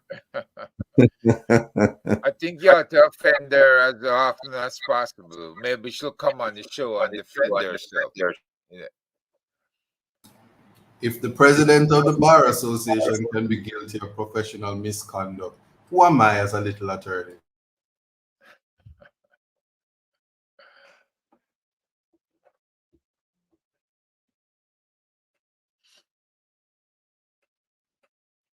But I said, yes, do you agree with that explanation? Hold on. Here's a caller calling back. Oh, the call Yes, is go ahead, please. Yeah. I was asking this question, right? I want you to answer me and ask your panelists. Good evening to everyone.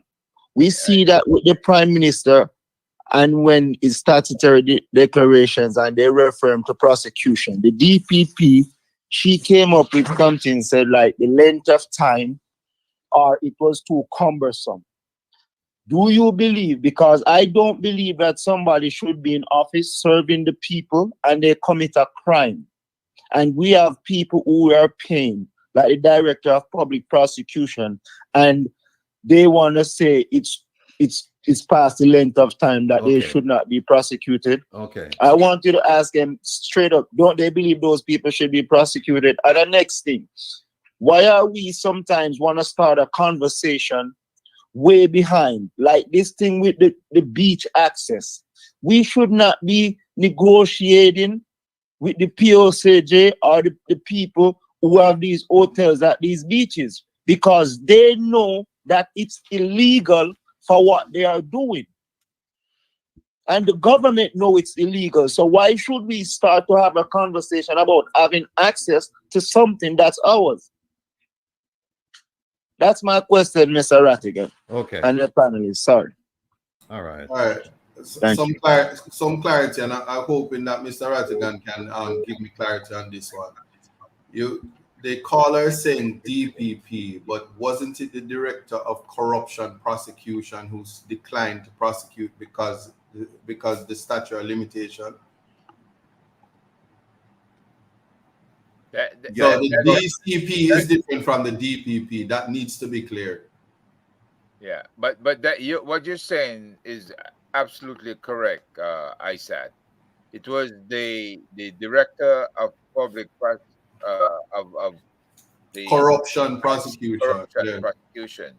She declined, but our argument has always been the person with the ultimate authority to prosecute is the DPP, and the DPP never addressed that authority with regards to those charges concerning the prime minister.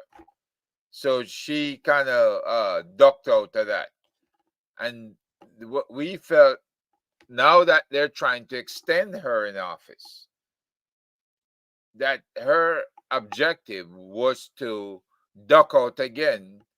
Even though that prosecutor from the IC says that they should be prosecuted, the 6 that she's naming.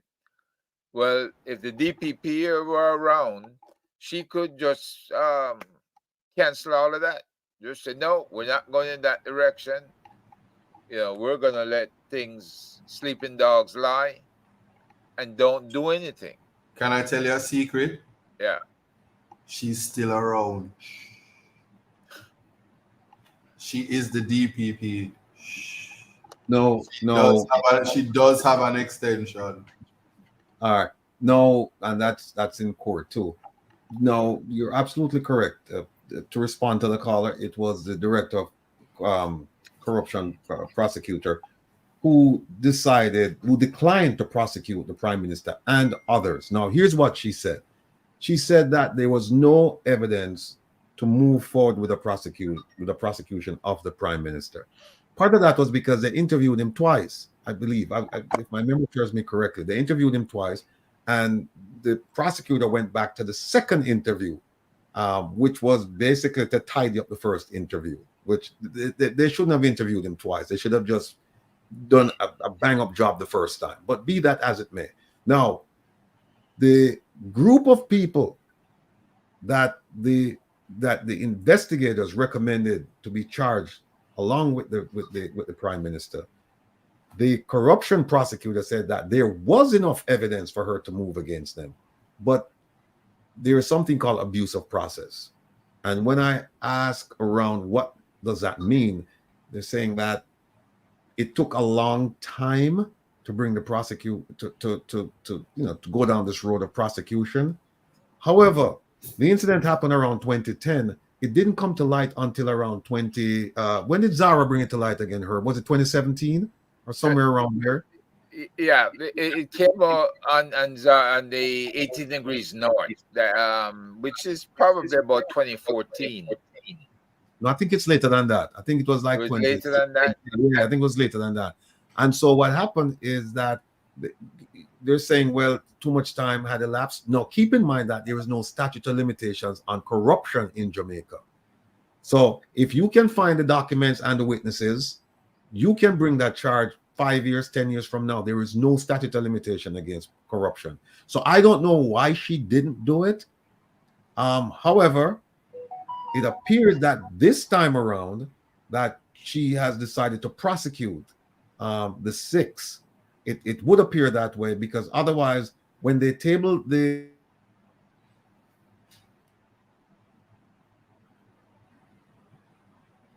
See, guys, this is why you have to get Starlink. It's frozen. Yeah. Oh, here we go again. This segment is brought to you by Starlink, guys. Get yourself a Starlink. What happens is when you have Starlink, it's not attached to a server, and so you don't have to deal with the bureaucracies of all of that. So Rattigan is back. So that commercial break was brought to you by Starlink. Elon Musk. So, yes, Doc, go ahead, please. Welcome. Hello? Yes, go ahead, sir. The floor is yours. Well, thank you very much, Brother Rattigan and Brother Herb. I think that he executed himself very, very well, and he spoke very well and directly. And I think he was being honest in what he was saying. I don't think he was trying to spin anything. I know Herb might not want Herb, but I disagree on that. Oh yeah, I can turn it. I think he came off very, very well, but in what he's doing. And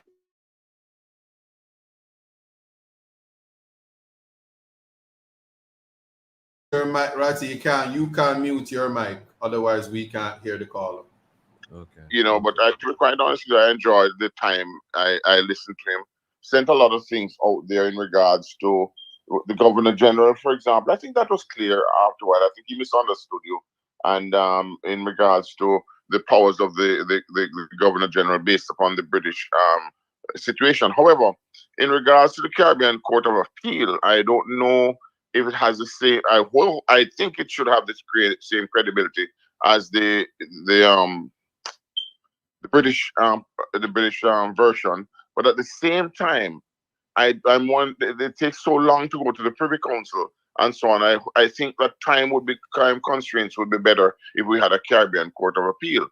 However, I am concerned though, because it's Caribbean, that some things that we are now going through, the type of efficacy that we are having, and the type of problems with the Integrity Commission, that's my situation as to whether or not it would work seamlessly. But other than that, I think I would give him a good mark, about 9 out of 10 for his responses. And the only reason I wouldn't give him 10 is but I think he was prepared, and I think he spoke honestly, to be quite honest with you.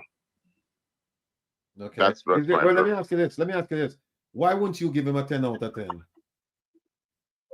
The only reason I wouldn't give him a 10 out of 10 would mean that he would be a star, he would be perfect, and nobody's perfect. So no, but yeah, but it's a 1 hour interview, and people can be perfect in a 1 hour interview. So is there anything he said that you would take issue with then? Why you wouldn't give him a 10 out of 10?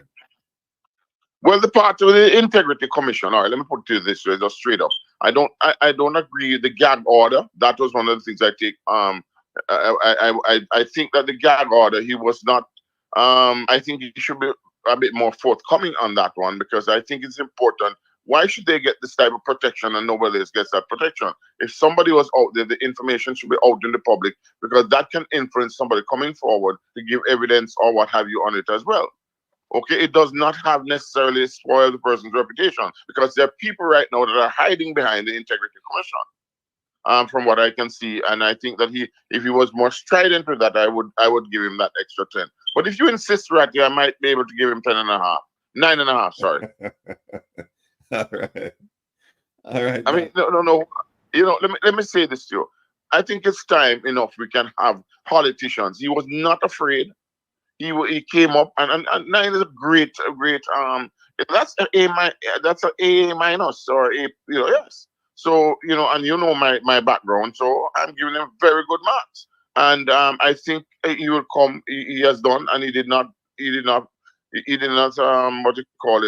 stutter. He did not think before he spoke. He spoke directly. I think I don't think you could have had much time to prepare for your questions. And I saw a lot of commentary in the thing and so on. And I would love to see, and I want to see us opposition that is strident. To be quite honest with you, a weak opposition just does not work, especially with people that have a majority that they did. And what they did especially in regards to the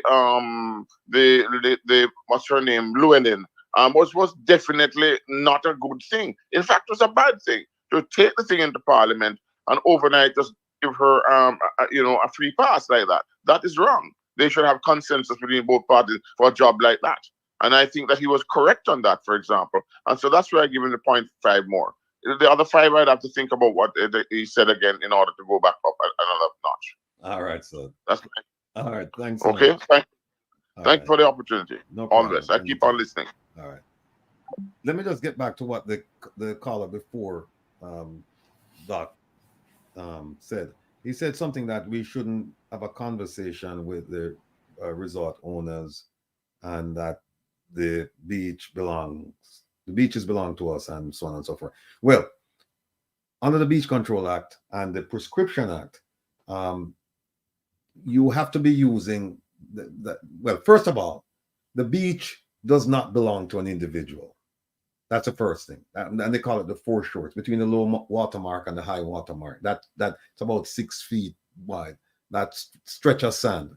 Even if you have beachfront property, it doesn't belong to you. The issue is that the beachfront property kind of makes it difficult for you to access the beach, like Mark said, unless you're going to come from the seaside. But if you're going to come from land, then you have to cross over people's property to get to the beach, and therein lies the problem.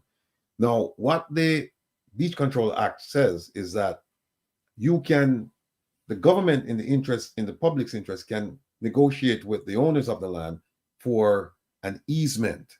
Now, if they refuse, the government can say, the hell with you, we're taking this, right? And pay them fair market value. And if they say, hell no, then it's written in the Beach Control Act. The Commissioner of Police, in fact, I have it right. So the Commissioner of Police is the person who then gets involved and will use, as they say, all available force to make sure that, here it is. Let me get, it says, there's a section called acquisition of land, right? And it says here that whenever the authority, that's a beach control authority, whenever the authority consider it necessary or desirable to acquire any land and have failed to arrive at any agreement by negotiations under section 12 with the person entitled to dispose of such land, the landowner, the authority may by application in writing seek the approval of the minister for the compulsory acquisition of such land. So they can actually take the land, pay for it. Then it says right here, 1 second, caller, hold on 1 second. It says right here, it says in section 28, it says the compensation in respect of any land to be compulsorily acquired under the provisions of this act shall be assessed on the basis of what would be fair and reasonable between a willing grantor and a willing grantee. And the key part that I just mentioned is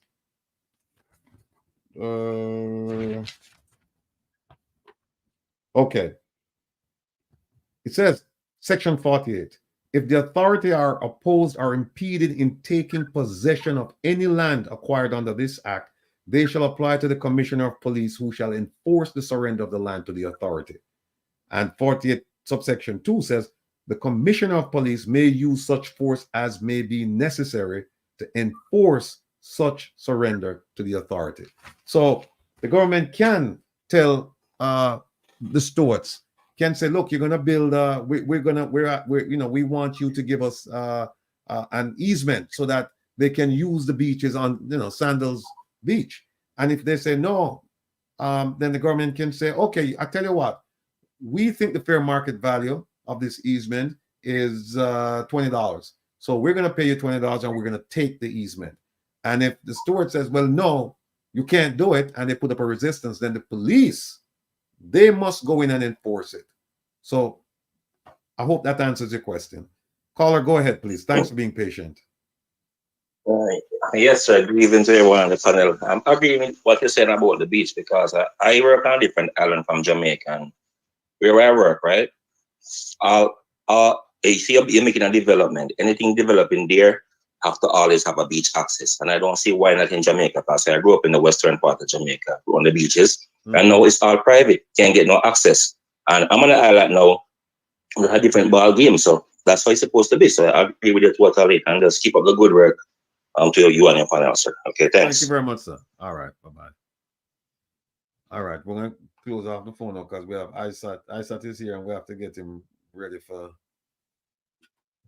to instruct us. So, ladies and gentlemen, the conversation will continue regarding the interview or the discussion or the reasoning. Oh, wait a minute. Hold on 1 second. Yes, Mr. Speaker, go ahead, please.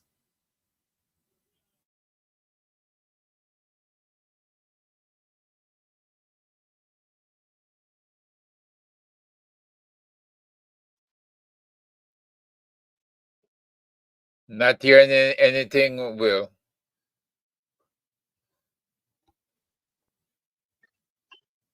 Starlink, Isaac. Another time for an ad. All right. Oh, whoa! I have to keep the phone open again. Will, we didn't hear anything at all. Was he speaking? Yeah, he called me on the private line, so he's gonna call me now on the show line. You were frozen, and I did a whole Starlink commercial while you were frozen. No, that's fine, man. Elon Musk he owes you a whole lot of money. I just telling you, but who knows? Is there remuneration for your advertising their council? No. I'm so proud of the independence of Starlink. I even got the direct plug to access to ensure that the Wi-Fi is shaky. The direct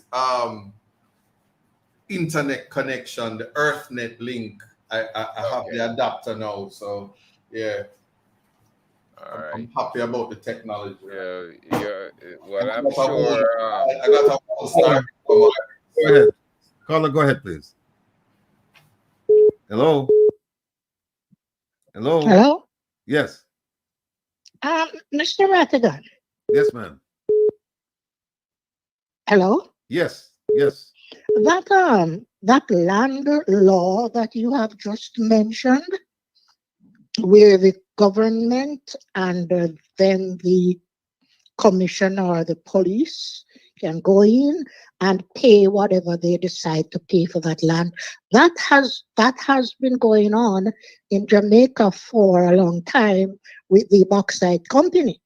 Because if a landholder, as they are called, and not owners, if they refuse from doing any transaction with the bauxite company, what they do is just go ahead and say that you cannot stop progress. So they go ahead and they put your money into an account, into a bank, and they just come and take over your land and give you another piece of land for it. So that has been the law for a long time in Jamaica. But what you're saying about the beachfront, I don't know why the government is doing this to the citizens of Jamaica. Right. I Thank think you you very know much. why. I think you know why. Because I just say I don't know why, because Okay. I can't understand why they sell out the people. All right. We'll leave it at that. All right. Thanks for listening. Stay tuned. And Mr. Buchanan, I'd like to have a private chat with Mr. Buchanan. So I'd ask for his number to be All right. displayed. I'll have him put it up. Thank you. I have to run and grab this caller, but I'll have him put it up. All right. Okay. Looking forward to speaking to you in private. Yeah, caller, go ahead, please. Oh, Doc. Hello? Yes, go ahead, please. I just think a little bit about we heard what Dr. Leonard said, to be quite honest. I was listening. And that question, the last question was not answered. But at the same time, I think he's just being a little bit hard on the gentleman. He's in a public space. I don't think he prepared for everything. And I'm not making an excuse for him. But we have to think in terms of your seasons and on the television or wherever. There's some things.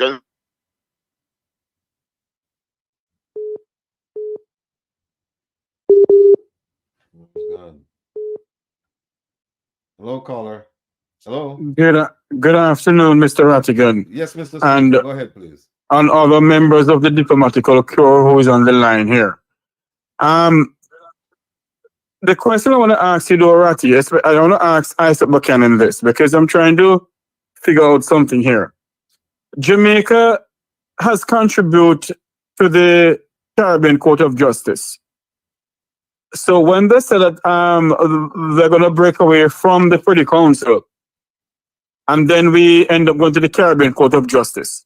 The question I want to ask, though, is the Caribbean Court of Justice, in a sense, a court where everybody can go to and really get justice? Or is it a court where, as I always say, it's for the people of the Vumbava and the Vumbavi, wherein a local, a person who lives below a crossroad who needs justice, because they're appointed judge and so forth. Would they truly get justice from that end? Mr. Is that the question? Let me answer that, because I don't know what Vuvovi mean, and that sounds like some voodoo mats. But listen, let me be clear on something. The Caribbean Court of Justice have some of the most erudite people sitting on the panel and not pandering. I have a pair there. While many Jamaican lawyers have not had the opportunity to appear, in my first year at the bar, I was able to appear at the Caribbean Court of Justice. When you look at the rulings, they are actually ruling and giving people access to justice and giving effect to human rights, something that doesn't take place in Jamaica. So you can see human rights not being recognized in the Jamaican space, going to the Caribbean Courts of Justice, and they rule and give effect to the Constitution. You're not hearing me? Is anybody else hearing me? Yeah, I can hear you. Okay, right. So maybe I have to hang up and listen to him. Yeah, I'm up on this. All right. Yeah, let's just be clear though. The Caribbean Court of Justice, when it comes to adjudication of matters on all levels, is on equal footing as the Privy Council. It is a matter of choice for the people whether they want to be with the Privy Council or the CCJ. And this is a jurisdictional point. As long as it is that we never wake up one day and hear that Jamaica's final court of appeal remains in Jamaica, you have no problem about justice. In terms of access to justice, people need to learn the law because many poor people make it to England. And there are many human rights people, the people who, except for one case that is a very controversial case and always get me in trouble, all the other persons who have appeared in the Privy Council they are not rich people. And there are applications that you could make at the CCJ and at the Privy Council, the improperous application, and you get your matter heard. It's about accessing justice and learning the law, because even when the court is here in Jamaica, there are poor people who can't access justice at first instance because they don't know where to go and people aren't being educated where that is concerned. But I reject any comment in relation to the legal minds in this region and their ability to adjudicate on matters. The CCJ is top court. Just make that clear. So take that out of your mind. If you don't like it, that's on you, but they are up there with their judgments. And when you read them, you have to pull out your dictionary and try understand the law, because the law is being pushed and challenged and becoming Caribbean-centric in terms of the legal mind. That's my thoughts on it. But me, I love the Privy Council. Well, you know what? I think Jeffrey will have to call back and kind of explain the Vumbavi. Some people call it sounds like we were talking about voodoo math, and I just think that he was trying to say that the Caribbean Court of Justice is a humpy-scumpy court. Not the case. And we must have respect for ourselves and our brothers and sisters in the region who are, believe me, their legal minds and their contribution to legal jurisprudence in the Caribbean especially is unquestionable. All right. Caller, go ahead, please. Yes, I must thank Isaac for that answer, but I wasn't saying that the court was not a good court for people to go and get justice. I was just saying that maybe majority of people who want to get justice, maybe they will never get justice because, majority of the judges are being appointed, politically appointed and all those things. Anyway, thank you for your explanation. The question, I want to make a statement here. I'm from Negril, and not boasting anything. My family own lands, beach lands on the beach. And whenever we people are passing through the property, what I know my family does was to make a little walkway sideway the other fence that people can walk. So in other words, a lot of people have access to the beach. What I think what people are saying that they don't have access to is like to go to the area to maybe take a swim or something. I think that is a problem we face. A lot of people don't have access to that part. When you go on the beaches now and walking, you're being told that you cannot go and swim that area that is for the tourists and so forth. It happened many times. I won't call the hotel names or anything like that, but many times people go there to take a swim, and they may walk along the beach and decide to take a swim in that area, and they're being stopped by security guards. So, I think what we need to do is to maybe get more education on the beach itself of what, where people have access to, what people don't have access to. Well, yeah.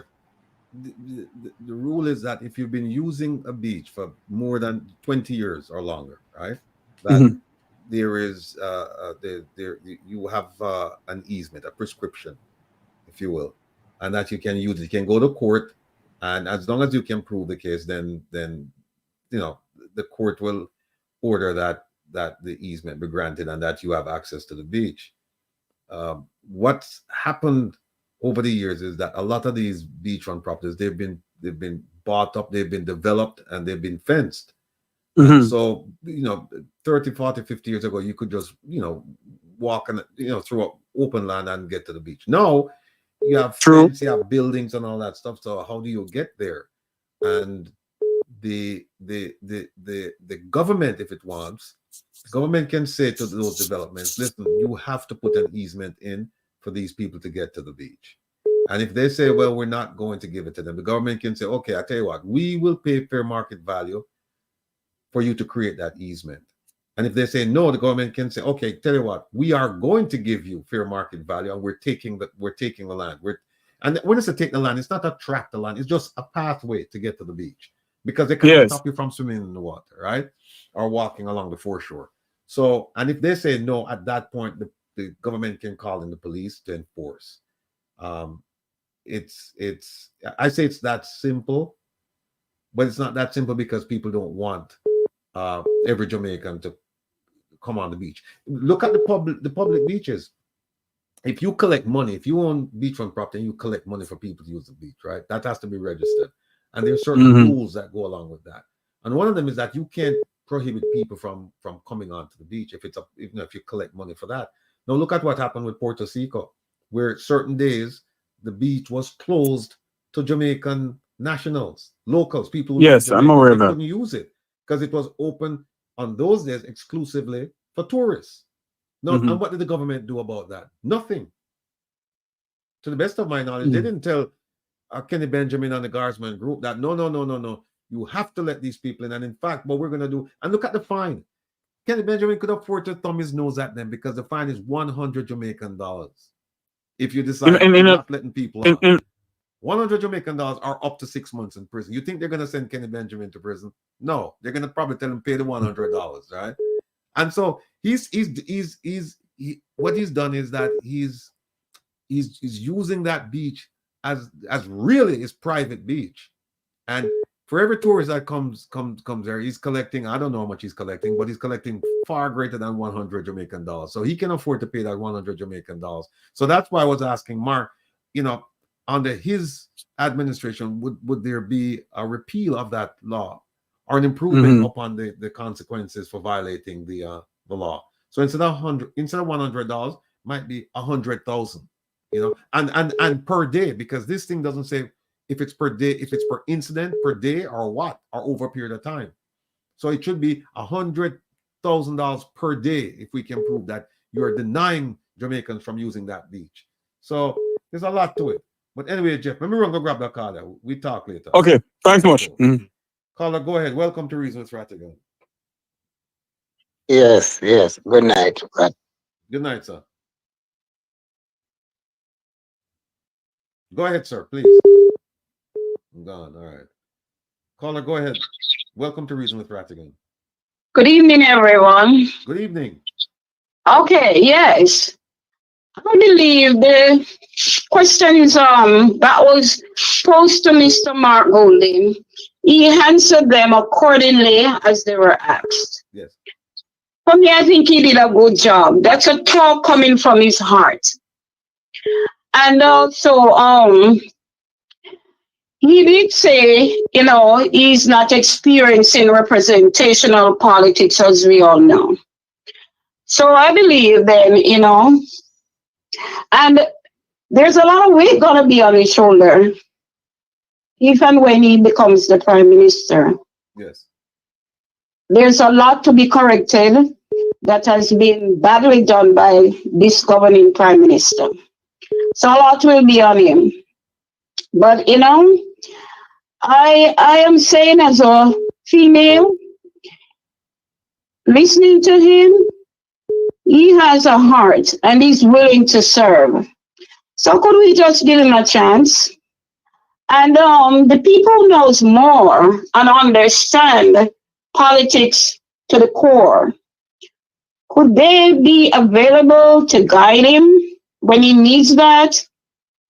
Because of course there'll be many weak areas for him that he will need guidance, you know, where he's weak, and you know, to be strengthened. He has a willing heart, and you know, we'll always grow. Well, I believe there is a potential for growth for this man, and we should give him a chance to see how he will manage. And of course, where it's necessary for guidance, we give that, as you know, as people to him, and so on. Mr. Rattigan, you asked the gentleman why wouldn't he give him a 10 out of 10.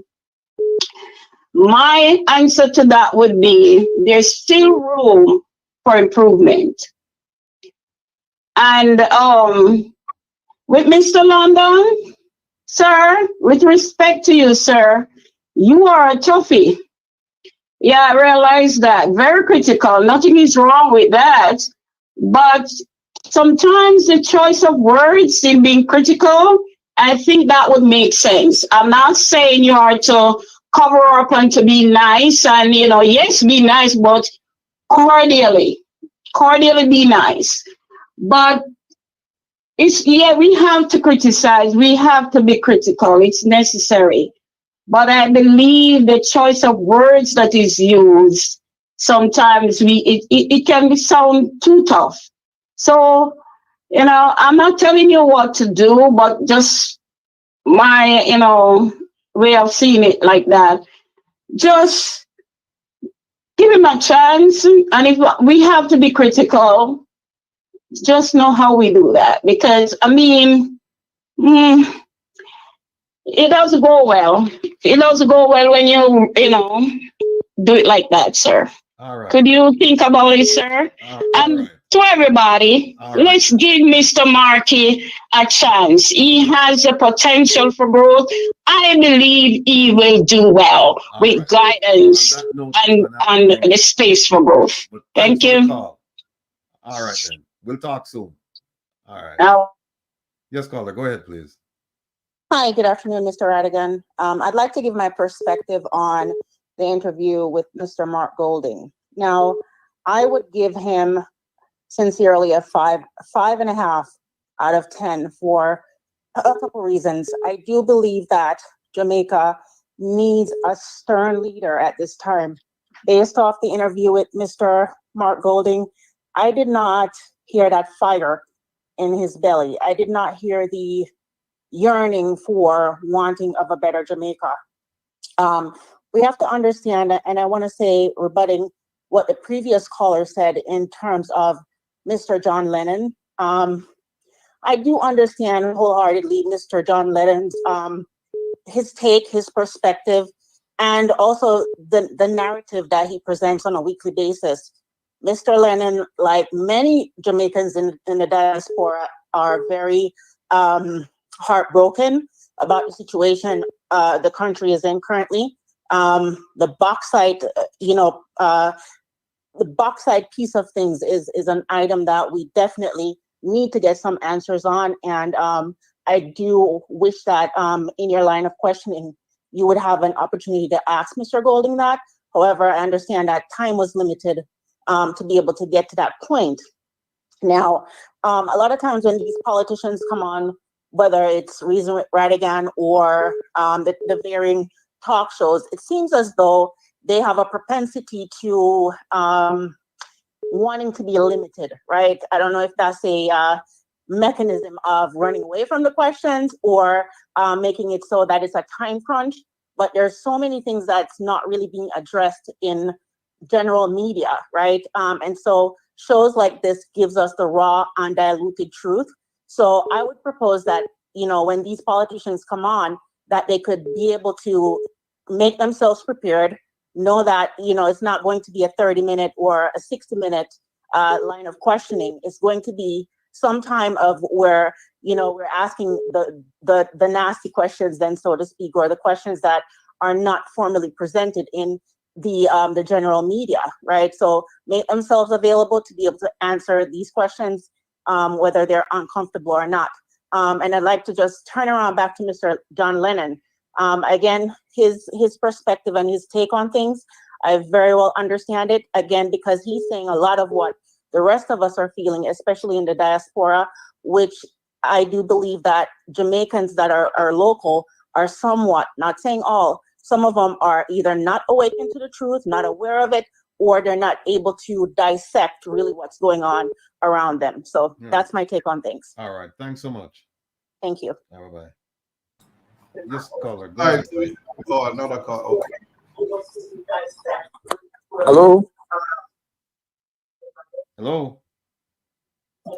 Hello, Mr. Rattigan. How are you doing? I'm fine, thank you, sir. And you? Peace and love, man. Greetings to you on your panel, Mr. Herb, Mr. John, and Isaac, and Wayne Lonesome, wherever you are, big up yourself, man. Yes, I understand.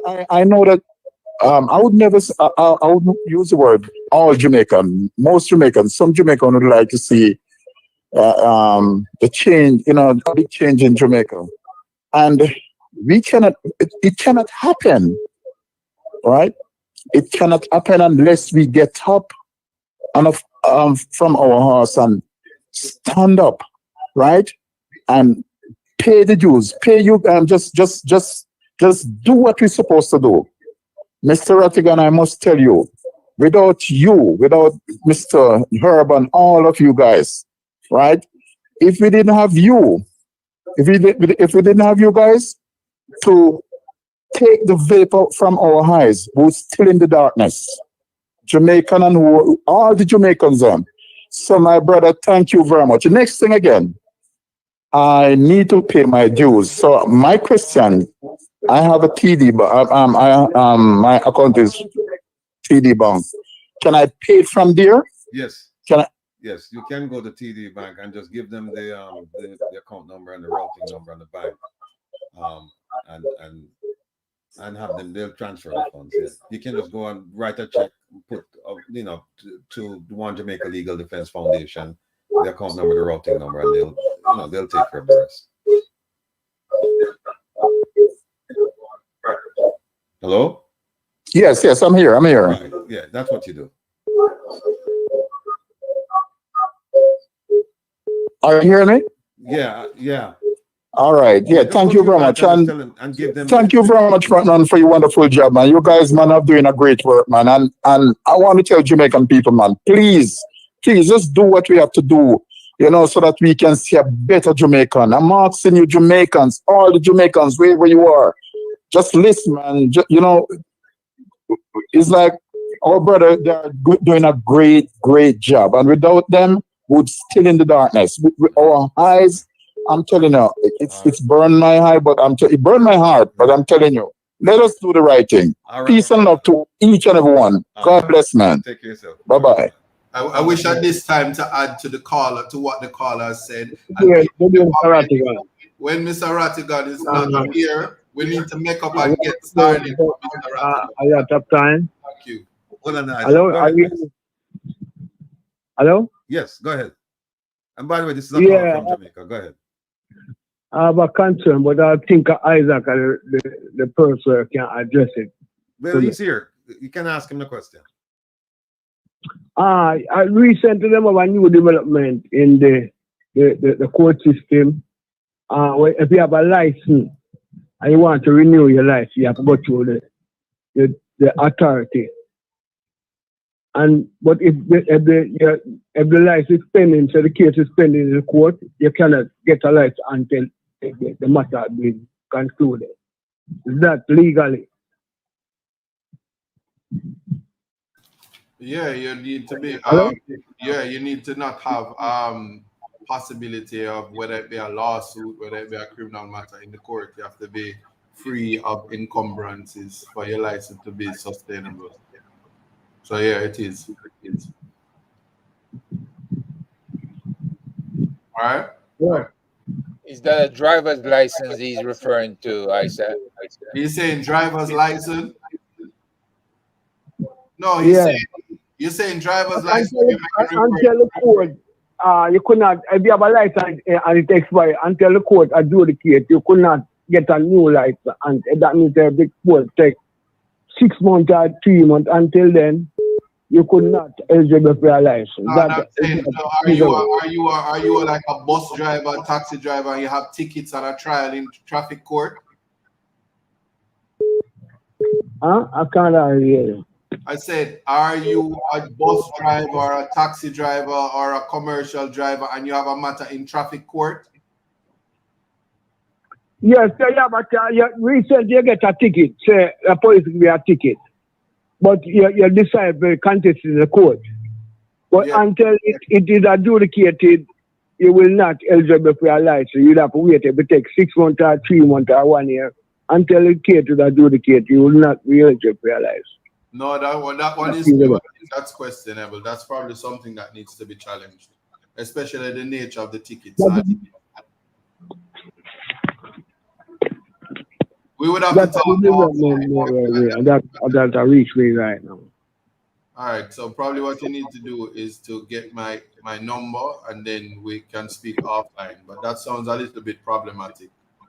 I need more facts to be able to assist you. All right. I saw what you did there. Okay. That as well. Okay. All right. Then.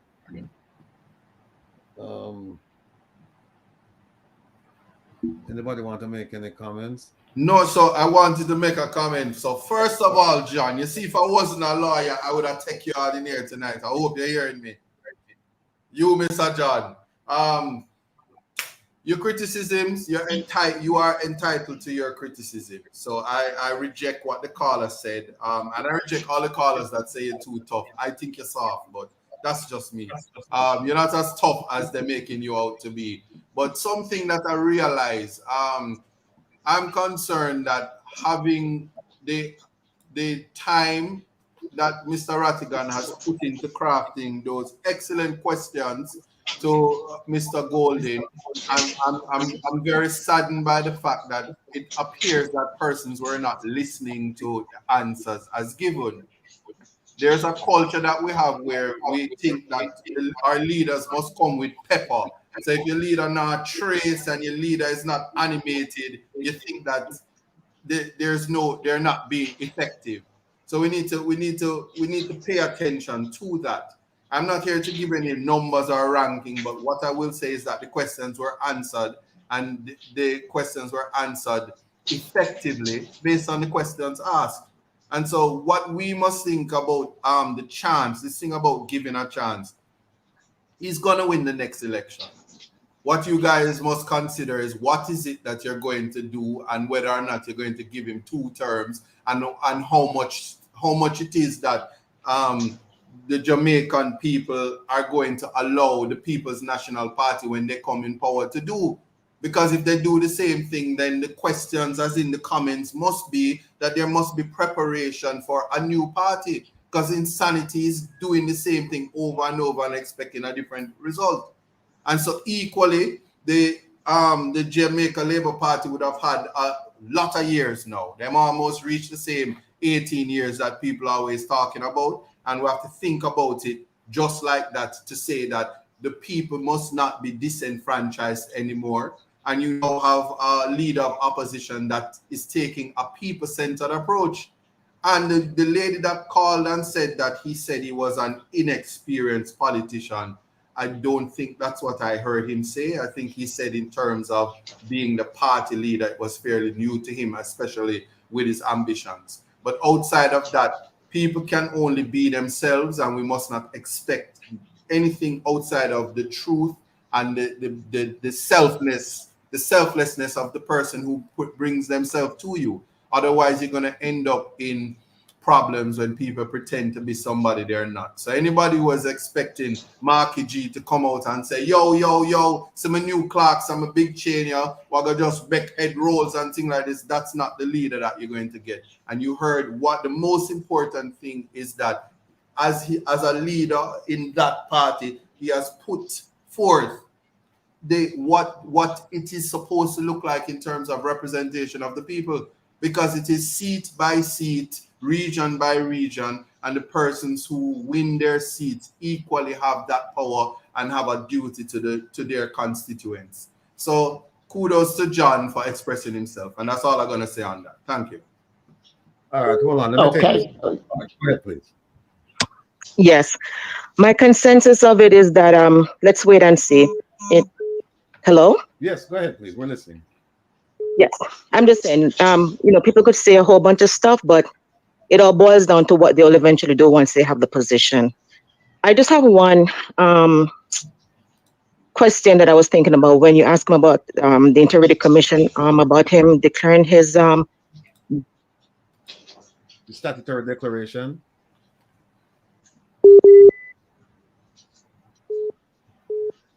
And that the property and the business were now in his kid's name, and this was prior to him taking office. So maybe I'm getting it wrong. It wasn't too clear, that answer, and I wasn't quite satisfied. Is it that because this was prior to coming into office, or because now the business is now under the kid's name, he doesn't have to declare it? And another thing that I would like for you to ask me when he comes back the next time, when you do a regular 9 to 5, you're exhausted from work.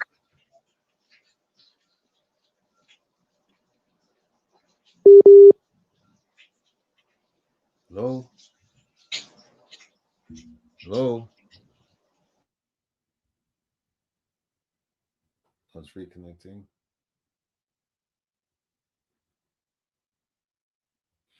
That was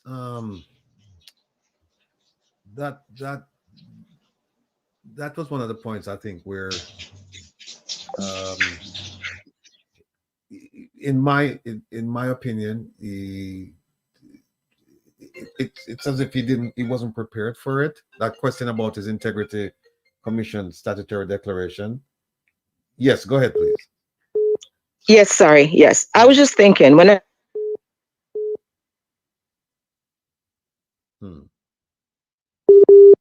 Hello? Hello? Hello? Hello?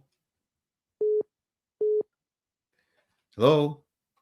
Hello, Mr. Rattigan. Yes, sir. Good evening. Good afternoon. Good Yes, evening. sir. Good afternoon to Good afternoon. Herb, ISAT, Mr. John, Doctor, wherever he is. First of all, I want to commend you all on what you guys are doing. Will, you have started a movement. It is gaining in momentum, and it's going to be very, very, very pivotal to the development and direction that Jamaica goes from here on. The foundation, it is well founded, and I think he's going to do well. I'm not going to stay too long because I realize other people want to call. Okay. I must commend ISAT on the way he brings forward certain points and certain clarifications. Herb, he's a man with facts. And one of the things we need to do is listen and listen well. And when we listen, is that we learn. I'm going to jump to 2 points real quick. Okay. Jamaica has a serious problem where education, and in a general terms, and I think ISAT can expound on that. Education, in general terms, is the foundation of anything we strive to attain, achieve, build, or become. What we're seeing in Jamaica now is that there's a breakdown from the school level getting up to teenagers in terms of education becoming that soil for them to develop understanding and intelligence as it affects how they move forward into becoming young adults and adults. What we see now is that there's a lot of arrogance being thrown around. And I say that to say this. I heard John come out against Mr. Golding. Not really go out. He hit him with some points where he came with fire. And I think ISAT was just addressing that before I came on the line. I give Mr. Golding an 8 because I think with this interview, Will, you just started communicating with Mr. Golding for the whole greater masses to hear. I think you're gonna need two more interviews with Mr. Golding.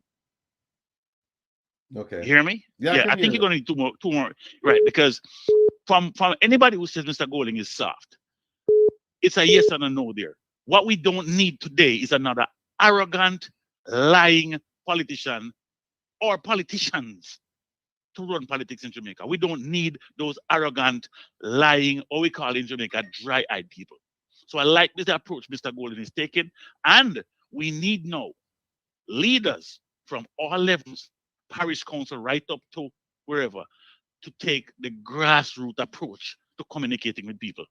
And because of that, one of the things I would have hoped you would have gotten into Mr. Golding with, will there be a revival or a resurgence of, or a reurgence of something like Jamal?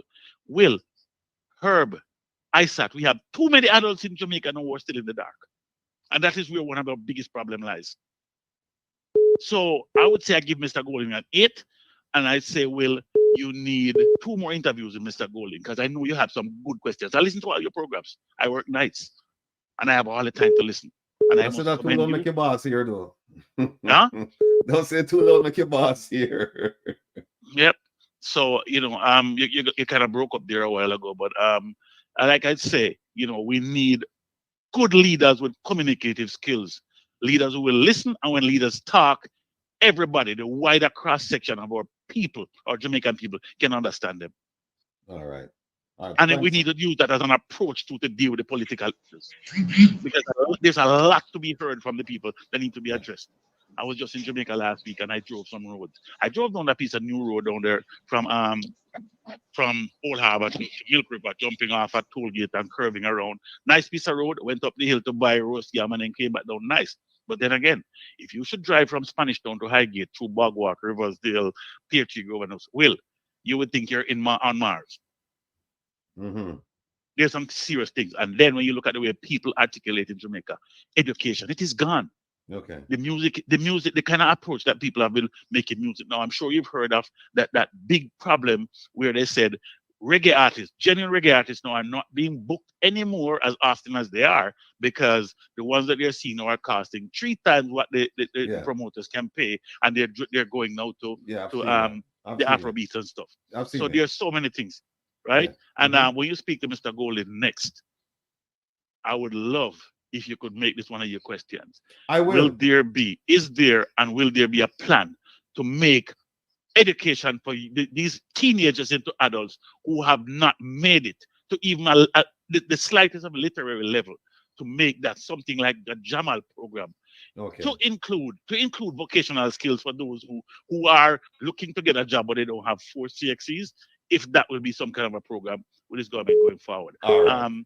I'm not gonna leave you now. I would love to talk to you and Herb some other time, but I will leave you because it's really time. All right. Take care. All right. Thanks. All yeah. Right.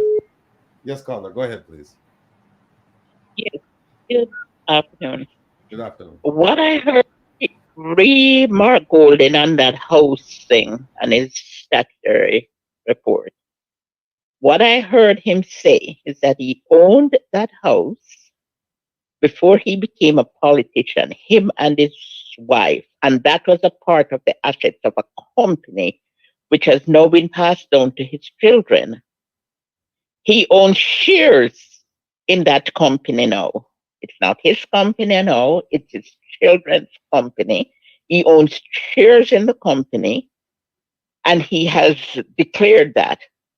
Now, if I, as a person, went and say bought shares in Bank Nova Scotia, say, I don't own the assets of Nova Scotia, so I can't say it's a part of my assets.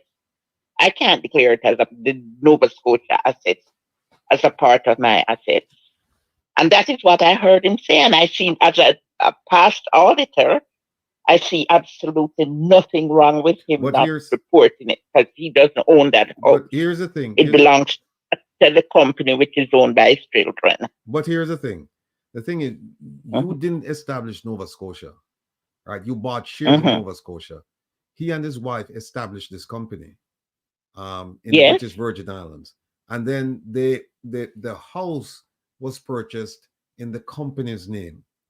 And so what the Integrity Commission, and I've read several commentators' position on the matter, and they're saying that it should have been reported in his statutory declaration. I have a report here with me, and that's why I didn't press him on it, because I'm going to go through this report tonight or tomorrow to make sure I understand everything that's been said. But it looks like it's still it's unresolved, unresolved in the sense that what I'm reading, and again, I'm not making any claim that what I'm reading is true, but what I'm reading is that he didn't file, and then questions were asked, well, why didn't you file? And then he was saying that, well, I'm not the owner, I just live there.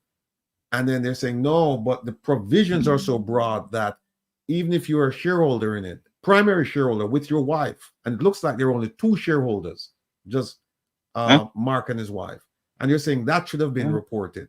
And so they're going back and forth. So I have a report here that I've received from an investigative reporter. I'm going to go through it so that the next time I speak on this issue, I can speak with clarity. Not only am I going to read this report, I'm also going to speak with the person who composed this report.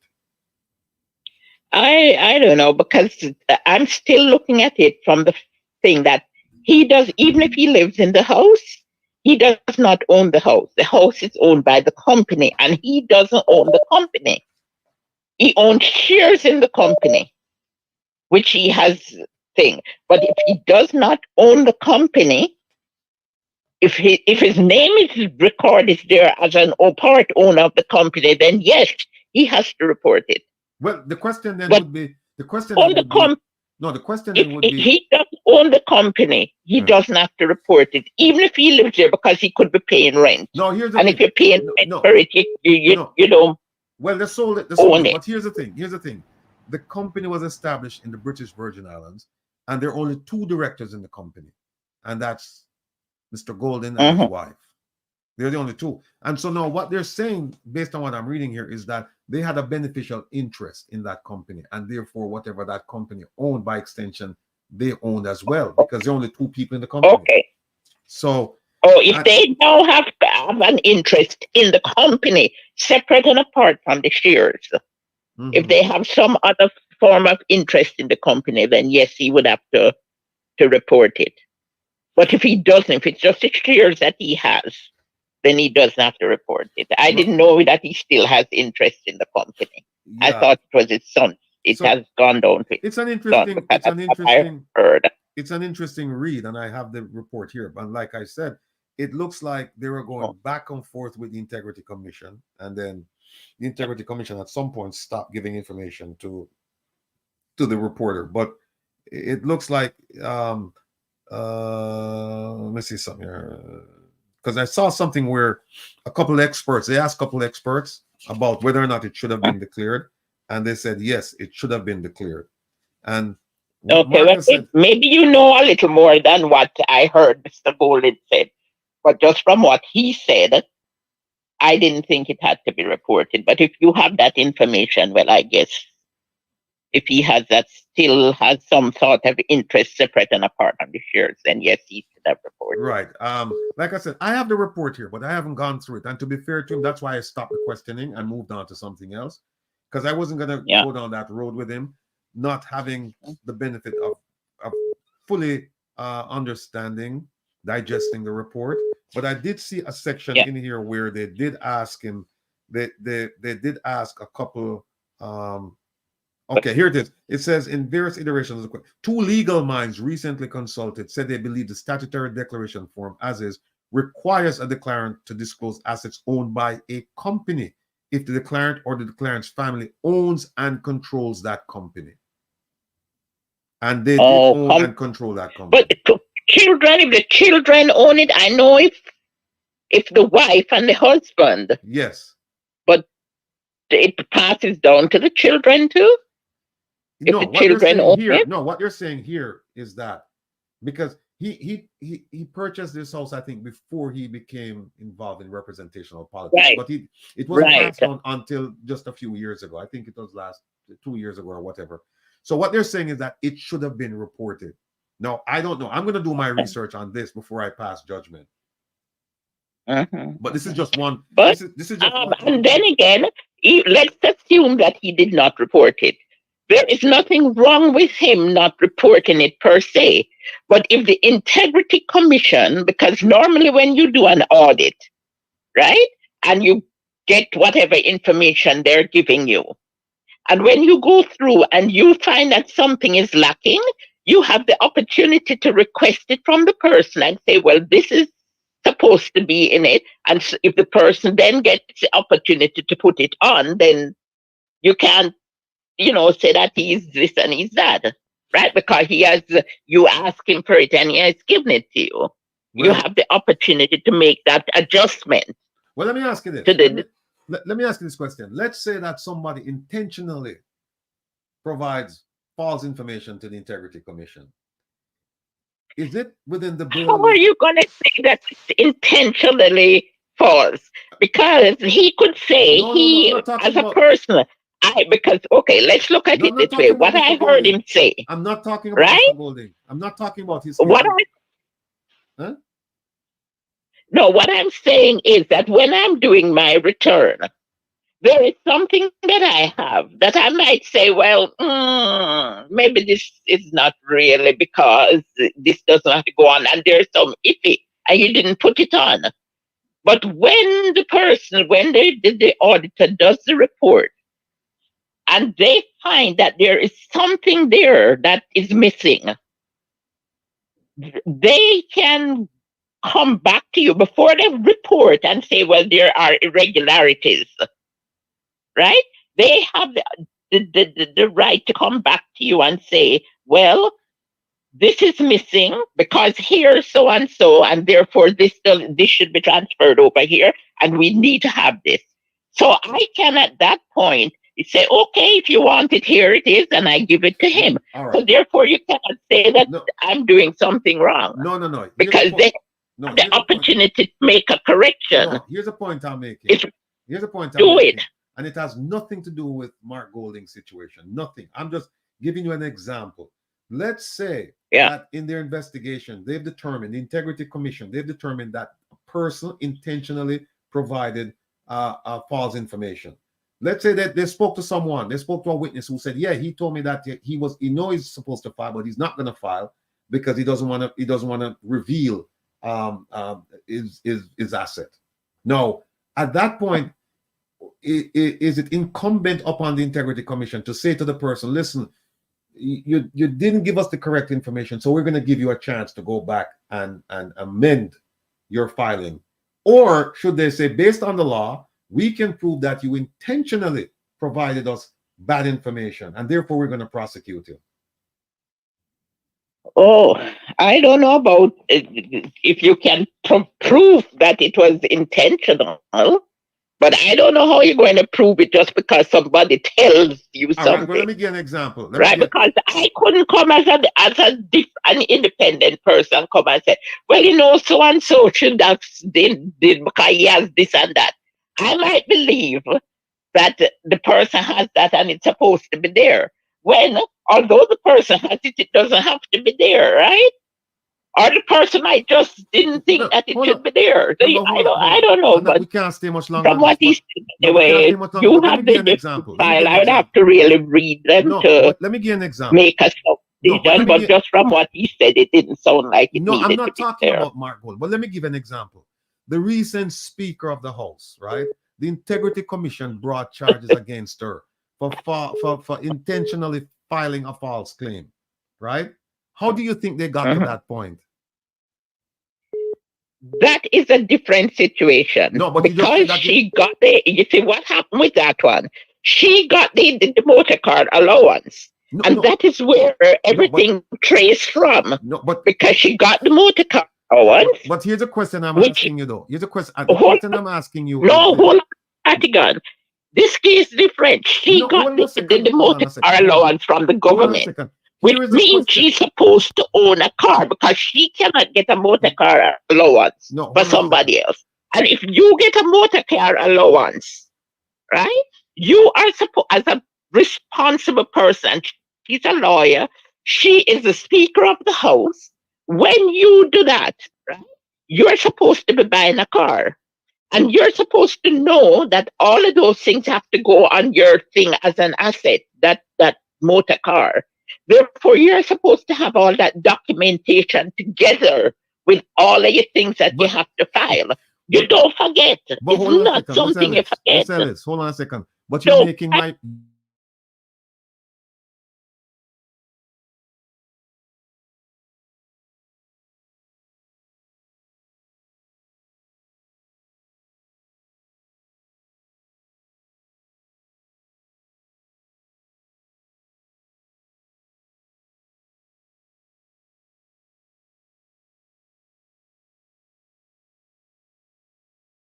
that I was provided with a report, and I asked him a simple question. If you notice the way I asked him the question, I said to him, can you explain to us what's going on? I didn't accuse him of anything. I know. Right. But I can't make a judgment either. What I'm saying is just depending on the information that he gave on the air. Right. You might have, when I go through the documentation, I might have a different thing because I don't have all the information, but just from what he says, because the lady was saying, the other caller was saying he should have. All right. But from what he was saying on the air, it didn't sound to me like he should have. So that's it. Run now, and we'll just leave that up to the Integrity Commission. Let them do their job, and then we'll just await the result. Yeah. All right. Take care of yourself now. All right. Take care. Bye-bye. Caller, go ahead, please. Hello? Hello? Yes, sir. Who is it, Ratty? Yes, sir. What's up, brother? Not much. Boy, yeah, man. Boy, you're doing a good job, you know, man. You're doing a good job, you know. Thank you very much, sir. Hey, listen me carefully now. I want to say this. Greetings to everybody, you know, you're panel everybody, right? Mm-hmm. Listen now. We don't want to keep our eyes off the ball, off the objective, you know. Right? We have a problem in Jamaica that need to be rectified. Right? And that's our concern, our main concern. Right? Good leadership in Jamaica. Right? A lot of people come and give their contribution, but we have to be positive at what you want and what you are saying. Right? Listen now. In this whole world, the wide world, we have good people and bad people. Right? In Jamaica, you have good people and bad people. Right? In the Jamaica Labour Party, you have good people and bad people. People National Party, good people, bad people, right? So, we want to build a platform, right, in reasoning, right, and the principles of integrity and honesty, right, with good leadership to lead our country, Jamaica. Mm-hmm. You understand me? Mm-hmm. Yeah. So, we don't want to hold on reasoning to create enemy against our brother and sister because we are one people. You understand me? But We have to deal with the principle of integrity and honesty and with leadership that we are dealing with. Right? Right? Okay. No, yeah. So Lick me with a question. Lick me with a question. Yeah. Yeah. Huh? Lick me with a question. Lick me with a question. No man. I don't because I'm going to lick you with, you know. Where you want to lick me with? Yes, yeah. When I say when we read that, we have to focus on Jamaica because too much people are going, you know. You see, we can't deal with market another time. Right? We have that market issue not important right now. For we. Yes, all right. All right. Market that man, we know market that man have good integrity so far. We know that man have good integrity. You understand me? And we just need to give him a chance now as a leader to prove himself. That's what we want to focus on right now, Ratty. You understand me, Ratty? All right. All right. Yeah. All right. Well, anyway, I understand your point. Yeah. So, all right. Listen, come here. I'll take another call right now. So just. Yeah, man. Yeah, man. All right. Good. Yeah. Yes, caller. Go ahead, please. Good night, evening, Mr. Ratty and the panel. It's big up yourselves, for people defender. I don't have a question, you know. All I'm saying, I'm a woman of believe in memes, I believe in words. And when I look highly at the meaning politics, poly in the Latin word means many.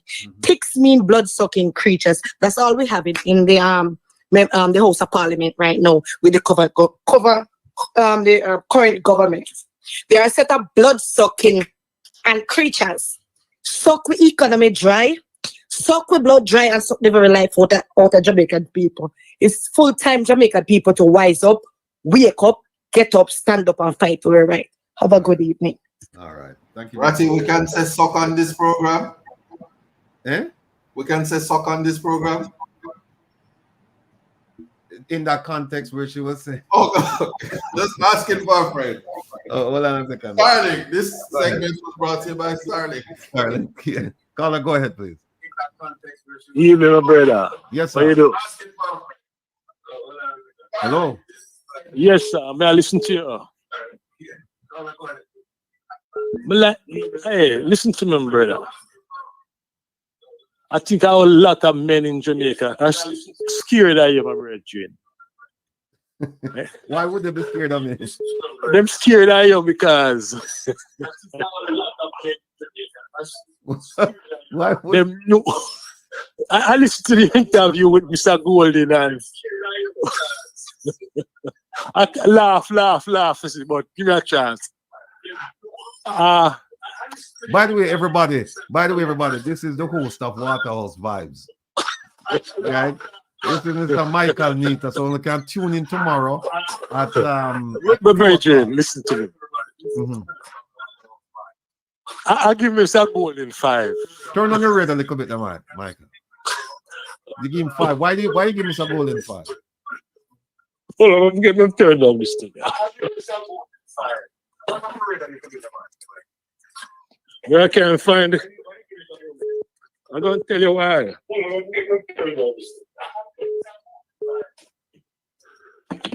5 because I think what is missing from Mr. Golden talk and Mr. Holness and these guys who offer themselves as leaders, what is missing is there's no effort on their part to engage the Jamaican people in asking us, what is our vision of Jamaica? It's like them just come in and they know that Jamaica rests away, the one-man thing. Them see the result of Michael Manley and other, church thing and whatever. But it's time now, these men start engaging the Jamaican people to ask us, what is our vision? What type of Jamaica we want to see in 2030? No, they don't do that. Them lock away. Go ahead. But Michael, to be fair to him though, when I ask him a question about what's the vision for young people in light of Vision 2030, right? He did give an explanation about the housing thing, how he would, he would structure it so that young people can get a start in life. So what was wrong with that answer? We've been hearing this story a long time now. In 72, Michael Manley came and promised young people a lot of things. We've been hearing this story a long time. It's not that we lack talent in our bridge. ISAT is a good example. And you have countless young Jamaican overseas in different institutions doing a remarkable job. You understand me? Doing wonderful job. But the leadership, the type of leadership that we have seen over the years is one where a man put himself forward and say, well, he can solve your problem. Well, let me stop you right there. If you notice how I started out the interview, I started out the interview much differently than most people would. I started out by asking him about leadership, right? Because there are certain qualities that people have accused him of not having. And so that's why I started out there. And if you think about it, I mean, we don't know what the future will bring, but at least he provided answers regarding leadership. And that is true. That's true. But don't forget the context in which we operate. The dominant thing right now in Jamaica is corruption. Corruption is the dominant issue right now. That is the space in which we have to operate. Anywhere you go over the world and meet at Jamaica, then talk about corruption. No, corruption. me hear Bob Marley, I'm reggae. That's what me hear. That's true. We hear that too. And we hear crab. It's time now the Jamaican leaders and the PMP, People's National Party, adopt an approach which I heard one call it people-centric approach. I don't want to label thing, I don't label it, but what I want to see is an effort that include a discussion, a broad discussion with the Jamaican people. Constitutional reform, that can't just be something concerning a committee. You understand? Crime and violence in our community can't just be the police then we are relying upon to solve the problem.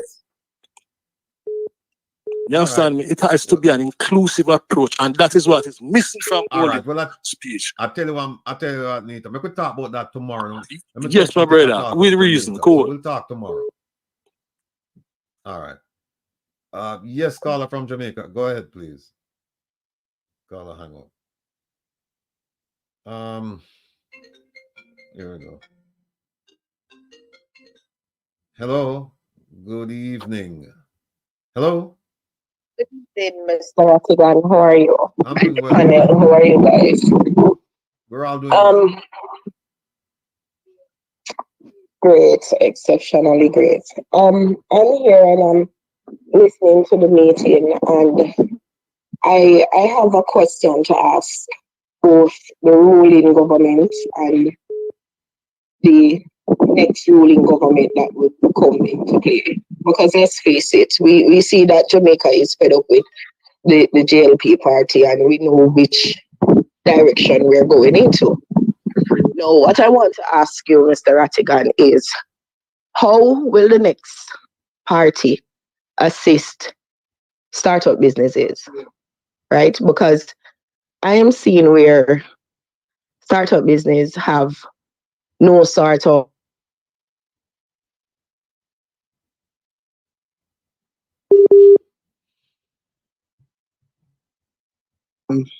just ideas.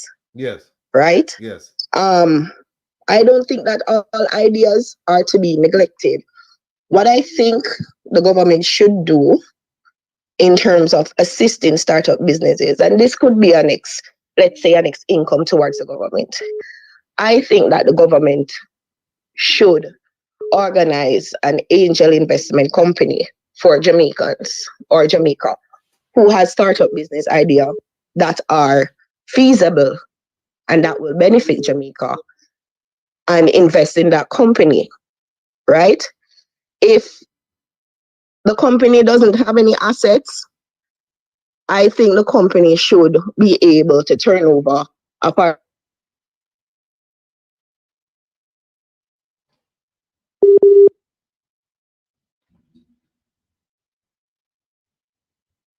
Yeah, we have a problem with the Over a profit, you understand? Right. So that would in turn create income and jobs for Jamaicans, right? You can't have businesses there and they're struggling for assistance and yet they fail and you're wondering why they fail. All right, look at it. Agriculture. I have a question. Agriculture can. I have a question Go ahead. for you. You live in Jamaica. You're calling from Jamaica, right? Correct.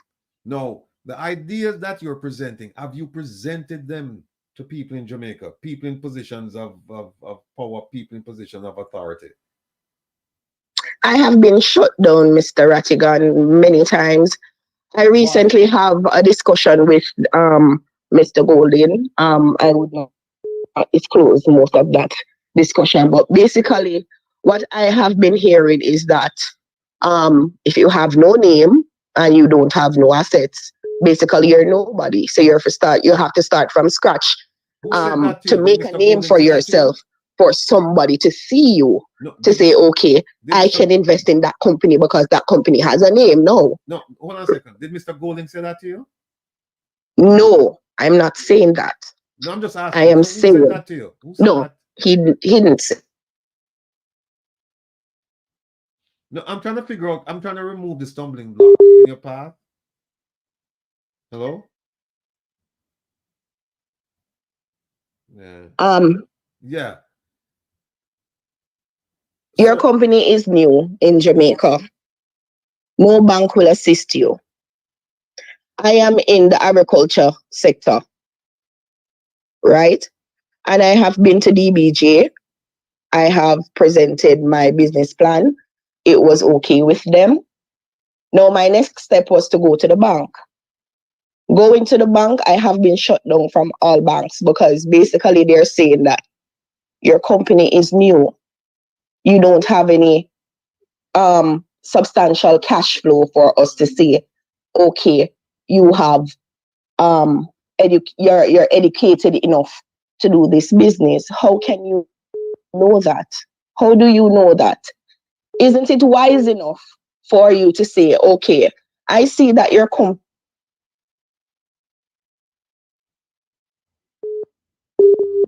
loser. I know you lost her, you know, but I don't kill me. I take issue with everything that she's saying. We live in a climate where scammers would enjoy themselves if they could just open a shell company and run to a bank and say, start me up. And taxpayers must foot that. Absolutely not. Let me just let her finish. Yes, go ahead, ma'am. Hit us with a question now, please. I'm listening to Mr. Buchanan, and I understand that we do have issues with scammers in Jamaica. But what I'm saying, legitimate organizations that are registered under the Companies Office of Jamaica. Enough of them registered, Those right? Those are the businesses that you would look at that you know are feasible.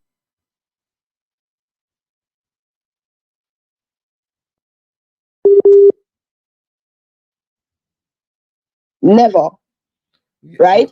I am a farmer. I am looking to organize other farmers to work with me. I am not going to tell a farmer to leave their land and come work for me. I am telling you to come work with me.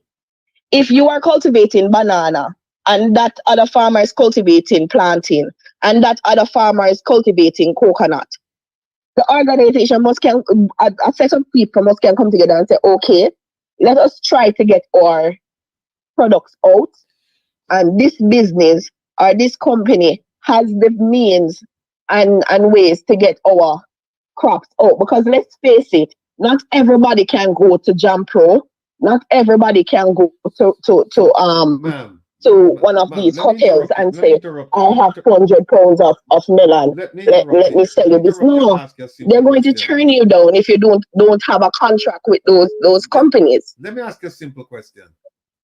Is the issue, how can I get a loan to finance my business? No, my issue is there should be better ways to assist.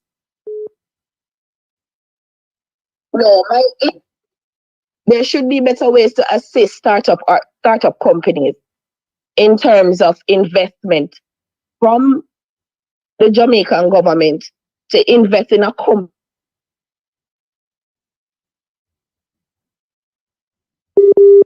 Yeah.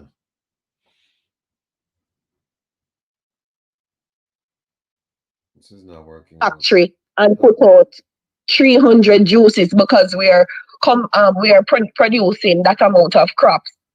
So you can create a company from that because somebody can take that crop and use it to turn into a next company. Hence, you can. Here's where we are. The government is not providing assistance, right? And the banks are not providing the loans. So where do we go from here? That is what I want to ask. Where do we stand as small business companies? Where do we stand? We're left abandoned. No, you're not left abandoned. Nobody will look at us. No, we don't have a name. We don't have anything. Nobody will look at us and say, okay, let us do this because you can employ 300 Jamaicans. I want to answer you, and I promise you, you're going to be upset with me when I answer you. The first thing you need to know, anybody who is going to start a business, you have to be business savvy and you have to sell your business. You have to make, as a Jamaican, you have to learn how to make yourself. You are a star, and you have to make your star shine. You can be a laborite and beg a donkey, and you get a chicken plucker in the process, and you get some good fame from it. Or you can use your one dege vote and vote for Mark in the next election and advocate for your change. Everything you said, Jesus did it. Jesus said to Peter, leave your land and come with me. And he got 12 people to walk with him, and he's the most famous demigod or half a god, Hercules kind of person in the world right now. I hope the Jews will come for me and crucify me. But what you are saying is not going to happen. Jamaica broke.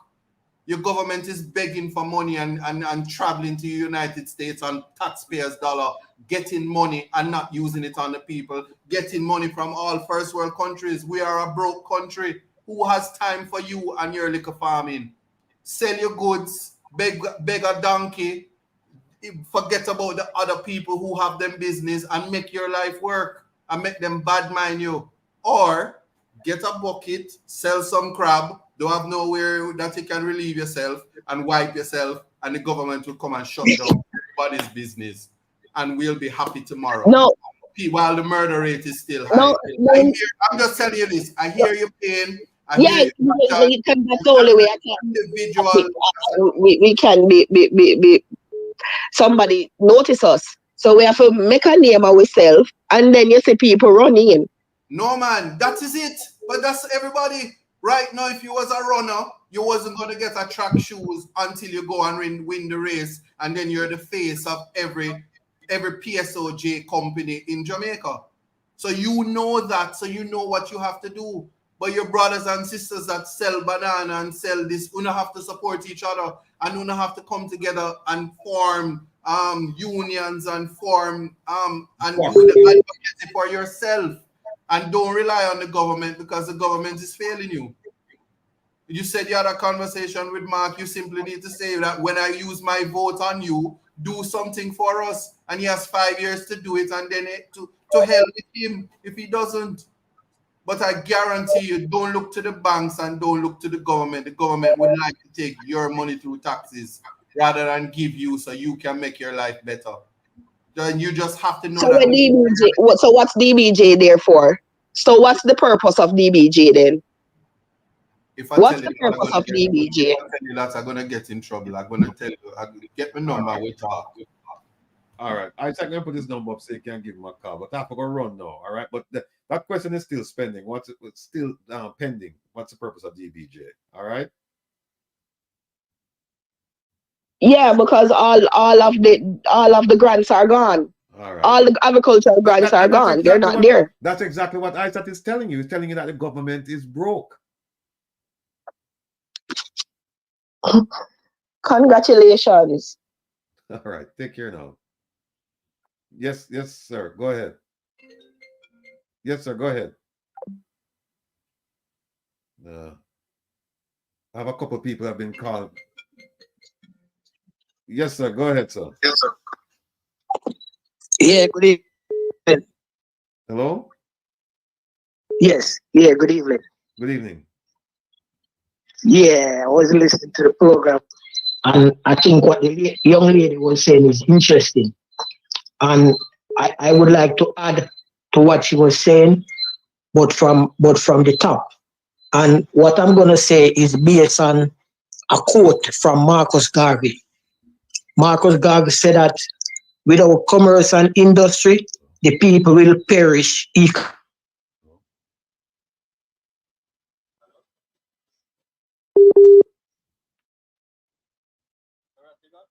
that in Jamaica, every industry, the government farm policies, red tape policies that prevent majority Jamaicans from setting up business in the industries of the country. And on the other hand, the Chinese are given tax break.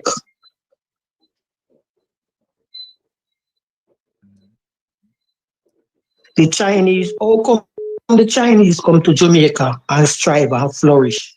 And born Jamaicans are struggling with their business ideas. This is the same one buy from the China man. Who the same one buy from the China man? And it is done deliberately. Shop. It did not get to do nothing. And all right, for example, Jamaica create a world-class music, reggae music. And what the government do? Create Noise Abatement Act, where they take a whole industry and put it in the hands of the police.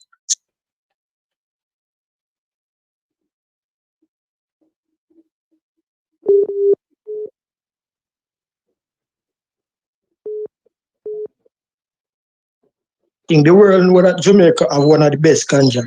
And they deliberately form the policy to block out Jamaicans. And when you look, you see people of other ethnic background running ganja business, and they block out the original ganja man. And that is true for every other industry. It is done deliberate.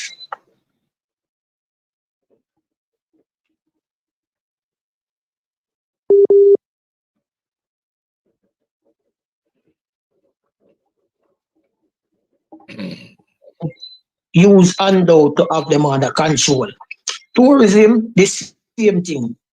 They give the industry to foreigners. They create all inclusive, and the billions that is made from Jamaica from tourism, it don't benefit the general population of the country. Carla, the issues you're raising, we're aware of them. The question I'm asking is, where do we go from here? We need like a commitment. For example, now Mark Golden look like likely.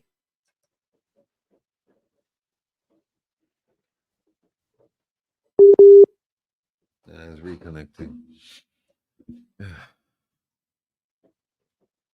If you win, you're gonna make these changes to the industry and free up the industry so that the citizens can participate. Yeah, we have certain regulation and yes to keep certain things on a standard, but not a preventative. All right, listen. Deliberate. Listen, the phone line I bring off of the hook. Let me ask you. You have a question? Huh? Because I hear the issues, but do you have a question? Yeah, the question, as they did say, where do we go from here? The solution is to have a contract with the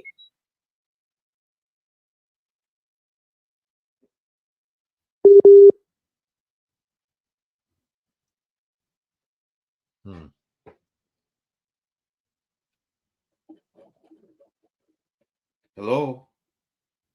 All right. Can I jump in, Will? 1 second, John. Yeah, caller, go ahead. Okay. Hello? Mr. Rattigan? Yes, sir. Hello? Yes. Good evening to you and your panel. Yes, sir. Yeah, I was listening to your program with Mr. Mark Golden. And to be fair with Mr. Mark Golden, he can only answer based on what you asked him. Right. And I think he did well in answer your questions. Okay. I think we used to a type of politics in Jamaica where emotions play a lot of role with a lot of politicians, and they also work on the emotion of the people. They make a lot of noise, and they make a lot of talk. But somehow I believe that Mark Golding, he answered your question very clearly and honestly. And I believe that he do a good job. Hello? Yeah, I'm listening to you. Yes. You know, I just want to share something on your program. It's just a concern I have. You know, I have a friend in Jamaica who had you can't hurry up and give me the question, please, because a bunch of people are calling right now. Give me the question. Yeah, you have a friend in Jamaica who get robbed and shot in the process, and end up in a wheelchair. And I have a conversation with him this morning, and I was saying, did you get any help from the government, like, you know, get some disability and stuff like that? And, you know, the gentleman told me that he makes several applications and he was refused. And up to now, I've tried to put my head around it. I said, how can a man in a wheelchair, not working, have no investment, and try to get help from the government, and he was refused? So I would like to know if there's a program in Jamaica that is available to help people, you know, in this situation, because I'm wondering if he's talking to the wrong person. Well, I tell you what, ask him to speak to his MP first. His He did councillor that. and his MP. Because I asked him, I said, if he spoke to the MP, he said yes. And what happened? He said they gave him like $17,001 for the program that was going at the NIS office, and since that they won't take his call. Well, and that's a long time I ago. tell you what. Well, you know, I've always said that if you have an MP who's not paying, who's not concentrated on your issues, then you don't have an MP, and you know what to do when the election come around. So that's the only advice I have for that person right now. I don't know what the program. I don't know what the I don't know of any program that might be able to help him right now. And if the MP of his constituency can't help him, it's going to be difficult for us to step in and help him. Whoa. All right. Anyway, me have to run now. I'm going to grab a call. All right. All right, no problem. Take it All easy. right. Caller, go ahead, please. All right, no problem. Take it. Hello. Hi, Ratty. So you just asked a question. Where do we go from here when the guy was talking about the different stuff to do and whatever? He was talking about how is it that the Chinese are coming in and they're getting a tax break. So when I had moved back to Jamaica, this was in 2012, 2013, where I'm from, I started to tell people, stop buying from them. So the only thing you have to do, there's so many, there's Black-owned business that these are owned Jamaican will not go and buy from. They will go and buy from the Chinaman. And the Black-owned business is struggling to the point where most of these business, I went back in Christmas, and most of these business have to shut down. And if we're quarreling about, because they have in economics, there has to be a demand and a supply. You cannot supply somebody if there's no demand. If you notice that if you are given a particular service or particular food or whatever you're selling, and there's no demand for it, guess what? The business will have to go down. The business cannot continue to strive. So all you Jamaicans that live down there, and when I was doing it, you guys say, oh, mommy, what you want me to do? What you want me to do? I mean, no, you have to, it's either you stand for something or die for anything. So now that the noose is around your neck, you want everybody to rescue you. You have to rescue yourself. All right, Nicole, you cannot. Nicole, hold on 1 second. Let me throw it out to the panel and get their take on what you just said, as well as what ISAT said about, you can't support the Chinese and then turn around and say, well, they're getting all the benefits while you're supporting them and you're not. Exactly. Right. John, what do you What are your thoughts on that? Well, I live in Montego Bay, and almost every shop is owned by grocery shop that is owned by a Chinese person. Every development you see, every building that you see converted is converted by them. I don't understand how we've got into this position where the Chinese own everything.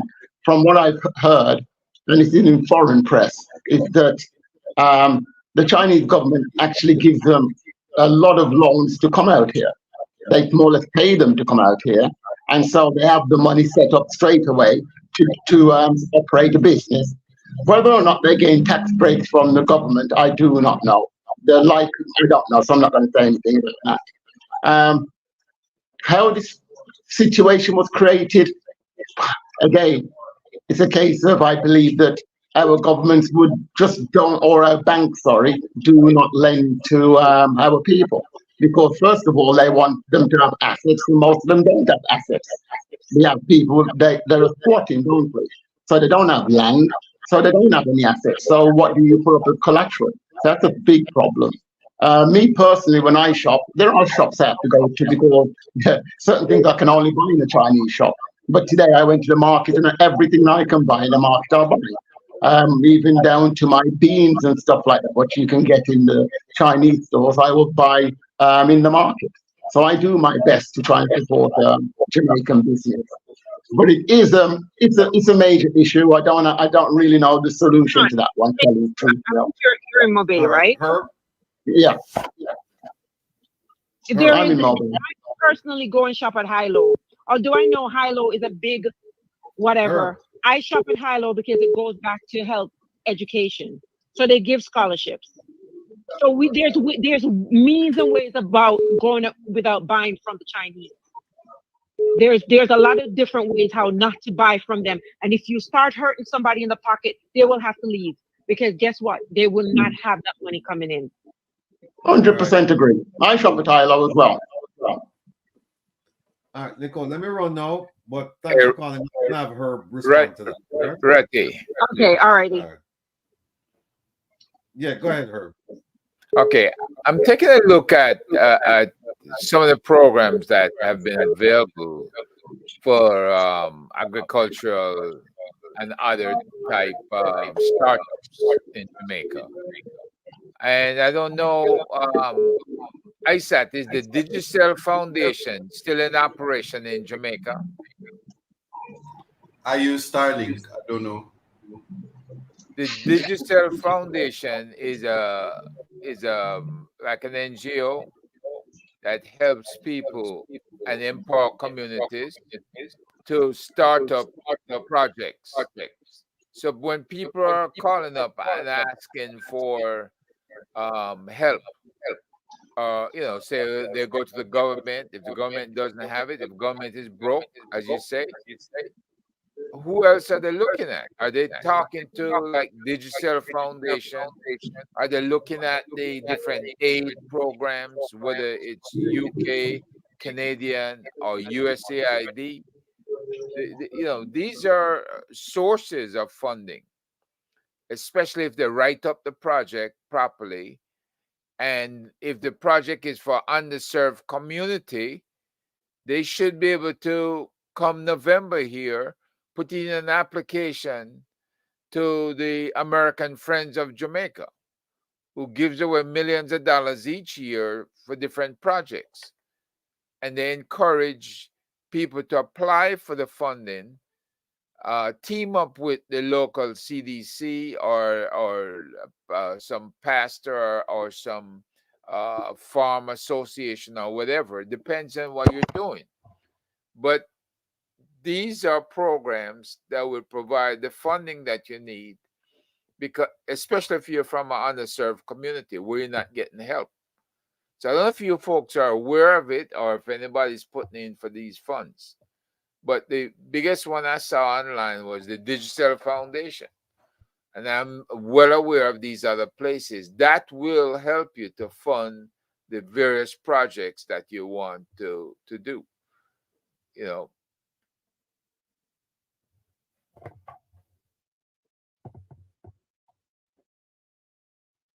Ratty, yo, Ratty not hearing now. Ratty, you muted. No, I'm asking, would that be helpful for the lady, the farmer who called in? Yes. The Digital Foundation specifically says its focus areas for investments include projects in the areas of educational institutions, ICT upgrades to community centers, development of agriculture through farming groups. It goes on and on. So you need to know what organizations get private money. I didn't even look up EU yet, but the EU does a bit of funding down there as well. But look at the American funds. Look at the projects that they've funded. If you have it properly and you are teaming up with a CDC, the Community Development Corporation, or if you're teaming up with, say, Pastor Bobby in Waterhouse, or whoever you want to team up with, do it. And they will, as long as it's a reputable organization that you're teaming with, they'll give you the funding. They'll issue the funding to that organization, and then you can show where you have a progression chart. At what points would you need the funds to be provided? You have your startup, and then at some point you're going to need additional funding to refurbish whatever it is you're planting. I mean, you got to do some research. People got to start researching and looking for agencies or different businesses that are willing to provide you the funding.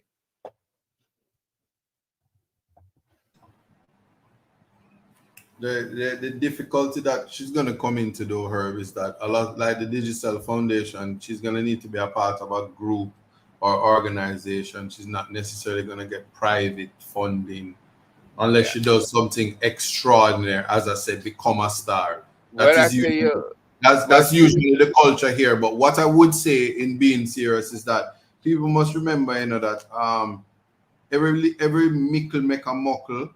You must be showing in credit unions and establishing yourself in such a way that you can be able to access loans through the credit union. It's not everybody's going to be able to walk into some of these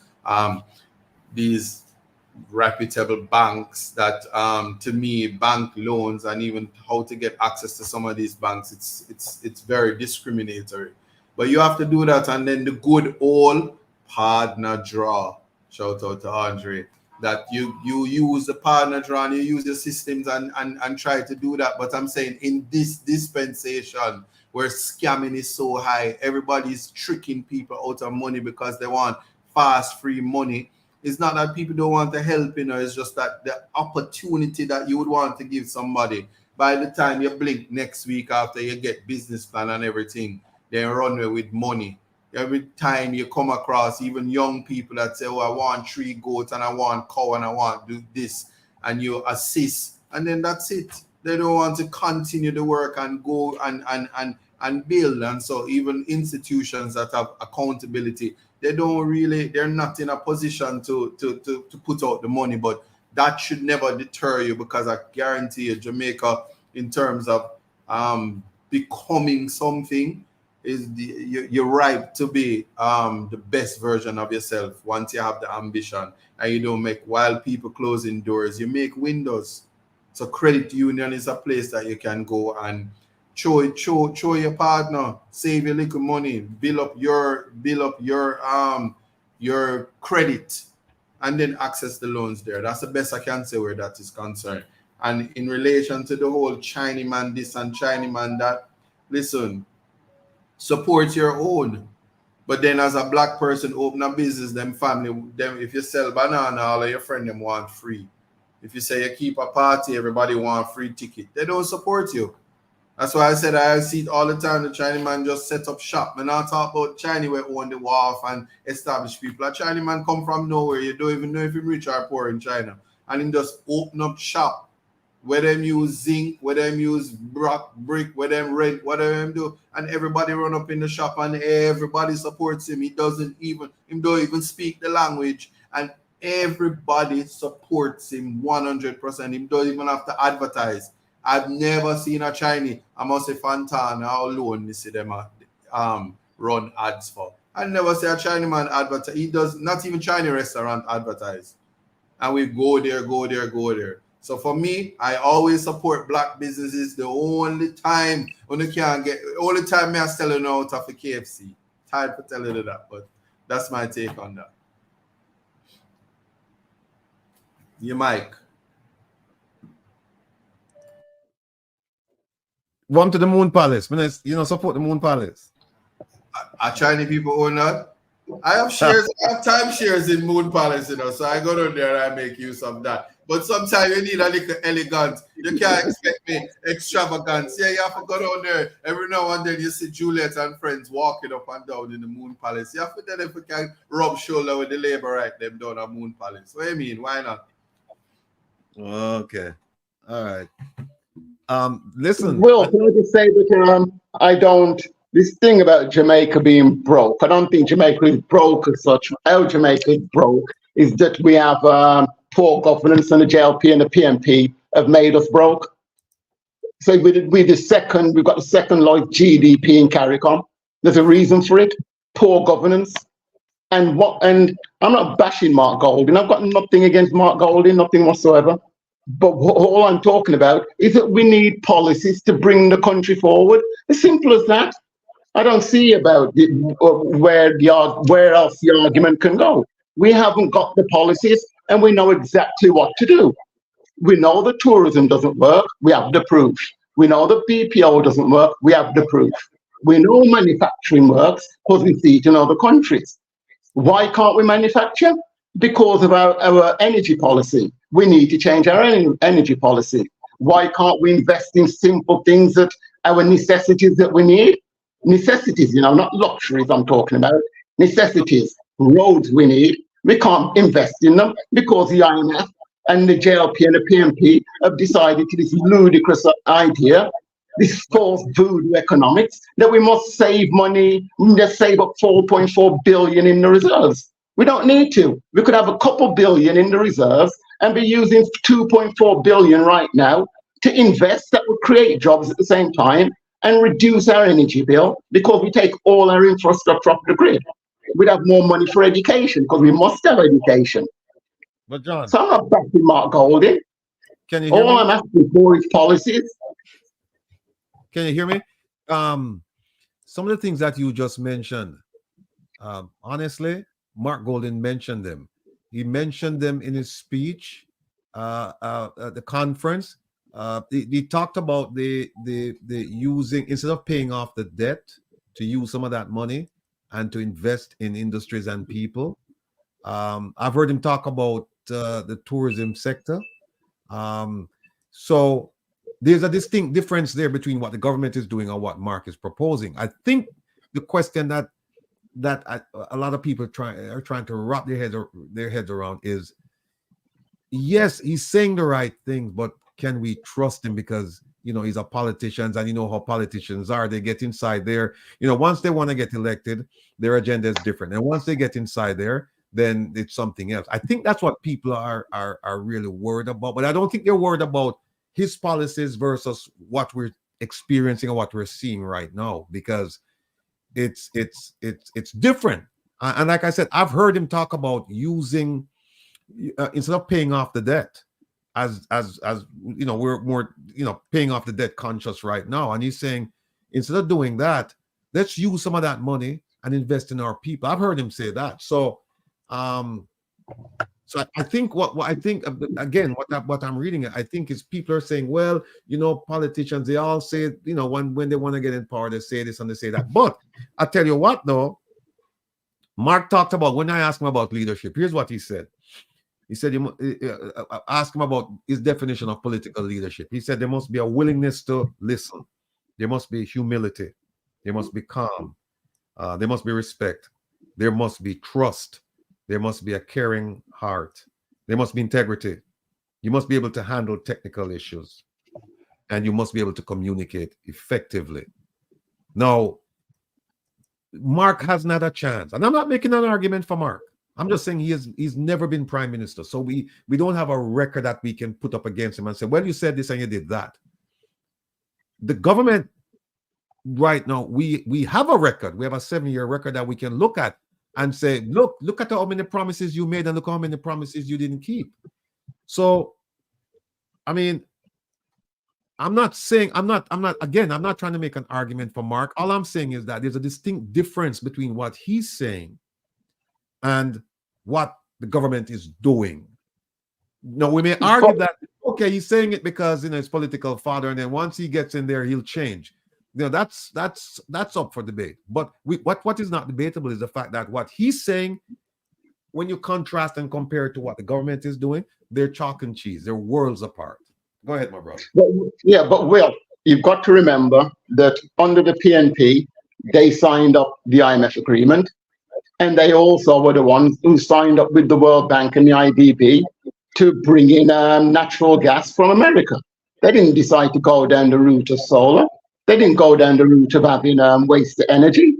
In 2009, when the JLP were in power, they said we're going to have 2 waste energy plants. And we're in 2023, and we still don't have solid waste management. I said, we've had rain in Montego Bay for 3 days in a row, and I've had to watch mattresses and all kinds of detritus come out into the Caribbean Sea. That's our version of solid waste management. Every day you wake up and you look over the hills, you see people burning rubbish. You go to the rural area, you burning rubbish. How do you juxtapose that with this opposition as constituted and what is to change? And well, I'm saying you're saying you're not bashing Mark, but all you're doing is spewing rhetoric that bashes him because you didn't listen. I'm not bashing him. I'm talking about policies. Hold on. He also said his style of leadership is that he's around a group of people that are responsible for their portfolios and has the competence. Now you speak about education. I can tell you this: Damian Crawford has lined out till you're tired to hear the difference in education, going back closest to the very Michael Manley idea of free education. A lot of the people in government right now, they wouldn't be turning up their noses if they never get the opportunity for free education from the PNP. I don't even know if you're a beneficiary of free education from the PNP. So when you speak, you only speak of the ills. Is very unfortunate, because also you speak about the IMF. Yeah, we borrow money and we did all of that. Mark Golding set out that he was going to invest in the people, but also his predecessor, Peter Phillips, is the man who got us out of the IMF debt as best as possible. He balanced IMF debt. Well, there you go. Okay, tell me about the debt. Tell me all about the debt. No. Tell me about the debt. Hear me. No, tell me about the debt. You mentioned it. Now tell me about the debt. You mentioned the debt, so you tell me about the debt now. I like how you hang on. I like how you hang on that and bite. Because no matter what you say, because it's crippling the country. It's crippling the country, isn't it? It is crippling the country. The country being crippled. What you need to understand is the little money that is there, how is it going to be distributed to the poor people? And Mark has answered that. What more you want? The people suffering, and if there's really, what is the answer? How is he going to distribute the money? I don't understand. Where's the money coming from? Where's the new industries so we have money to spend? Where are the new industries so we'll have money to spend? Stop. He answered the questions that Rattigan asked him, and he answered them perfectly. That's one. Two, Rattigan asked him questions in the context of a recently held PNP conference when he set out his vision. If you didn't listen to it, what was said today is not enough for you to make any assessment whatsoever in terms of all the weight and all the ills of the country you're putting on an opposition leader that has never set foot in Jamaica House in the capacity as Prime Minister. Well, I'm not putting it all on him, Isaac. I'm not putting everything on Matt Golding. I'm not putting everything about Golding. All I'm saying is that we need policies. We need policies to move the country forward, and I didn't hear anything from him. Hold on. And so to be fair also, even the current government, they have done stuff. I don't want nobody beat me like I'm some labor right, because I'm not, but they have done stuff. The thing about it is that what Rattigan is going to tell me is that they're supposed to do it, and we don't reward them for what they're supposed to do.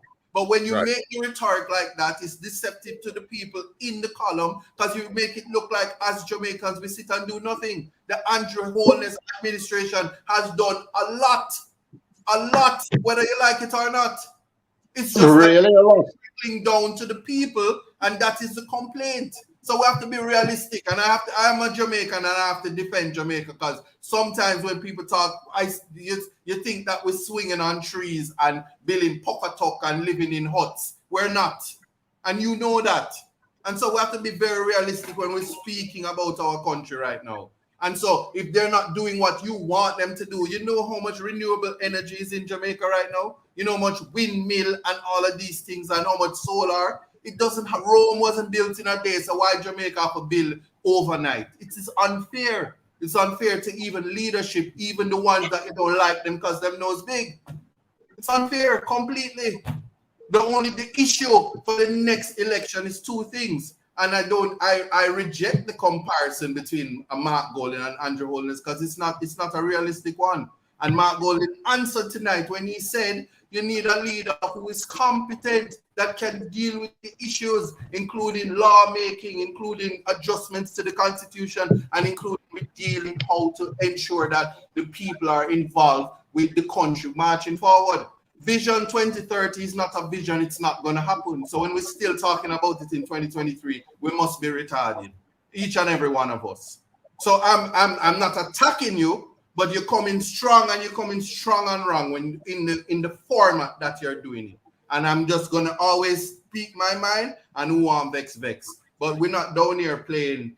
We might be doing Animal Farm, but we're not playing Dolly House. Ain't no Barbie girls in no Barbie world in Jamaica. I can tell you that. See, at the end of the day, right, we don't have to be having these arguments about it, because all we need is a brand new constitution. We have a new constitution. We can clear out all the corrupt parliamentarians and start again. At least we'll have a foundation to build on, because we don't have a foundation at the moment.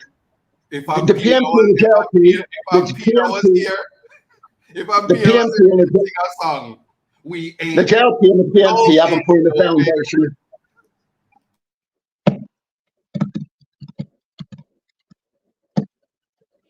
No, you know what? And that's why I tried to keep the interview relevant and current. I didn't go back and talk about something that happened back in Manley's time or PJ's time. I wanted to find out from Mark his perception of and his assessment of the situation and how we would move forward. Now, John, I don't know if you listened to his speech at the conference or if you read it. I don't know. And the reason I say that to you is because some of the things that you mentioned, he actually did talk about them. I mean, I have a copy of his speech. He talked about renewable energy. He talked about crime.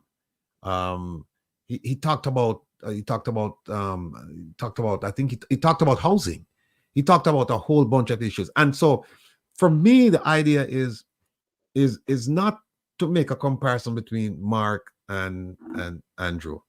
It's okay, Mark is saying this, which is things that are markedly different from what Andrew is doing. Forget about what Andrew promised, because he promised a lot and he didn't deliver a lot, right? Now he did deliver, and to be fair, that's why I asked Mark, I said to him, the government is not all bad. I'm sure they did something. Can you give credit for something? And he said, yeah, he gave credit for them continuing the fiscal policy with the IMF, right? But he did lay out a vision. The question for me is, people get jaded now with politicians just making promises. And I'm not saying that he's just making promises and he won't deliver, but there's a human component to it. And I mean, Mark hit up on it today. He used that one word that conveys so much trust. He used that word today. And so what he's saying is that, okay, people, you're gonna have to just trust me on this, because I've never been in the seat of the prime minister, so I don't have a record that you can say, well, I did this or I didn't do it. So you're just gonna have to trust me. So the question for a lot of people, a lot of voters, is, okay, can you trust him at his word, or do you want to continue with what's happening? And that's up to the voters. So my job is just to make the comparisons, do the contrast, and then people, they can vote as they feel like. I'm not telling them who to vote for. Oh, and by the way, John, the Constitution, and we had talked about this, the Constitutional Reform Committee, they're not looking, no, maybe they should, because the way I look at the Constitution is like this. If you have a car and you put in, you have a 4-cylinder car, and you say, hey, I'm going to put in a 6-cylinder because I want it to go faster, right? And then you put in the 6-cylinder. You're going to have problems. You're going to have problems. You're going to have problems with the brakes. You're going to have problems with suspension. You're going to have problems with the transmission. You're going to have all kinds of problems. So what they're doing with the Constitution, I have some disagreement with. And so I'm in agreement with you that this Constitution was never written for us, first thing. So we need to get rid of it. But that's not the mandate. That's not the mandate. So the idea that we have to get rid of it, it sounds good. I agree with you. But the way I look at it is that, well, that's a different argument, because that's not what they've been authorized to do. They've been authorized to do phase 1, phase 2, phase 3. First thing is to get a republic going, get rid of the governor general and the monarch, and get a president. And then they do it in phases. So that's not going to happen in terms of just get rid of the Constitution. I'd love for them to do it, but they're not going to do it. Herb, we haven't heard from you in a while. Well, I'm looking at different methodologies being used to find funding for the various projects, and the money is out there. I asked, how can Jamaican community groups get funding for their agribusiness projects? And it says, to support the agribusiness projects, one such resource is the Rural Economic Development Initiative, READY.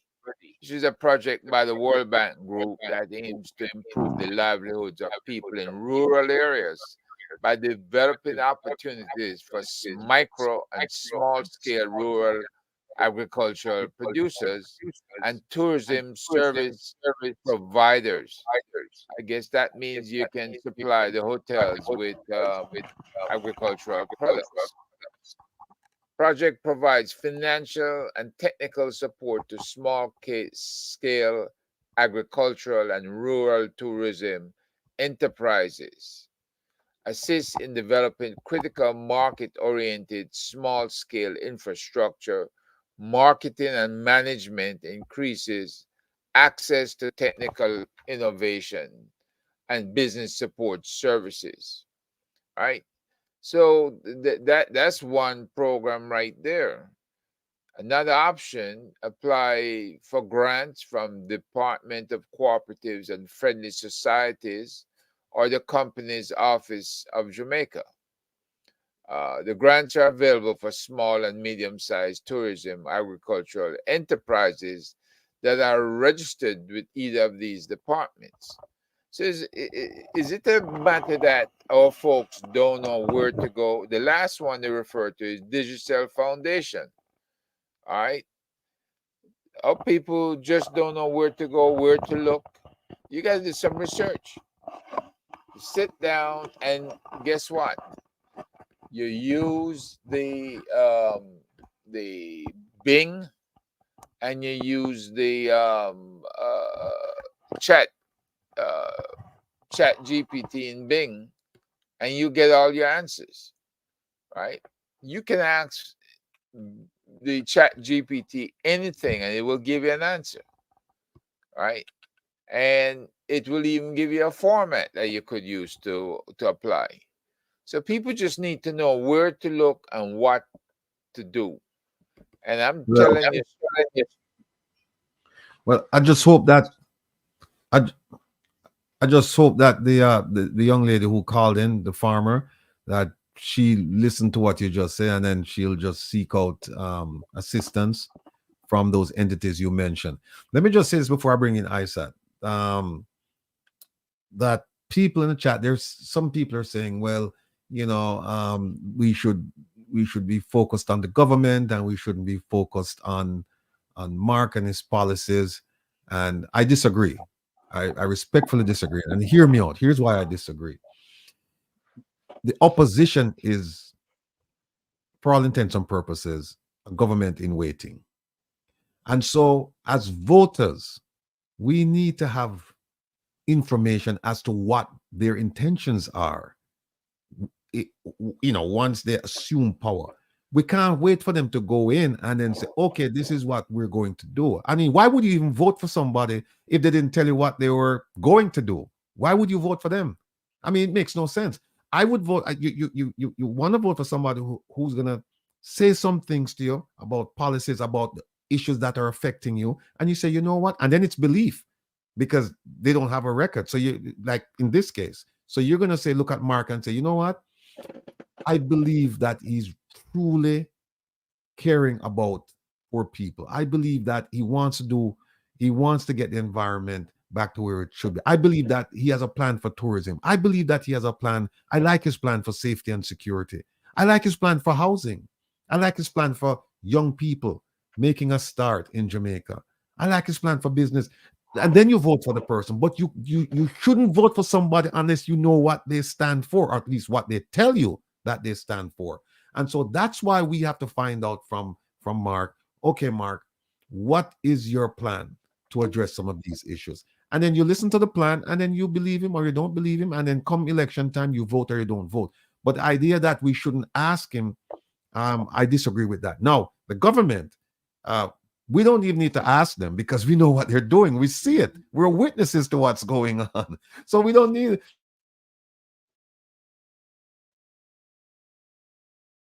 All right, he's frozen. This freezing is brought to you by Starlink. Get yourself Starlink. You sure you're not setting these things up?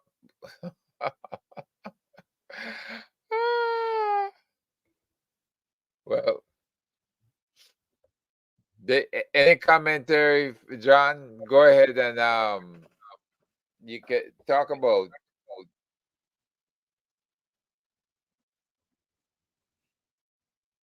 Yeah, I can't hear her. Yeah. Oh, yeah. So that's why I was saying that. You were frozen, Ratty. Yeah. Yeah. So Sorry you about last 30 seconds, we didn't hear anything. Right.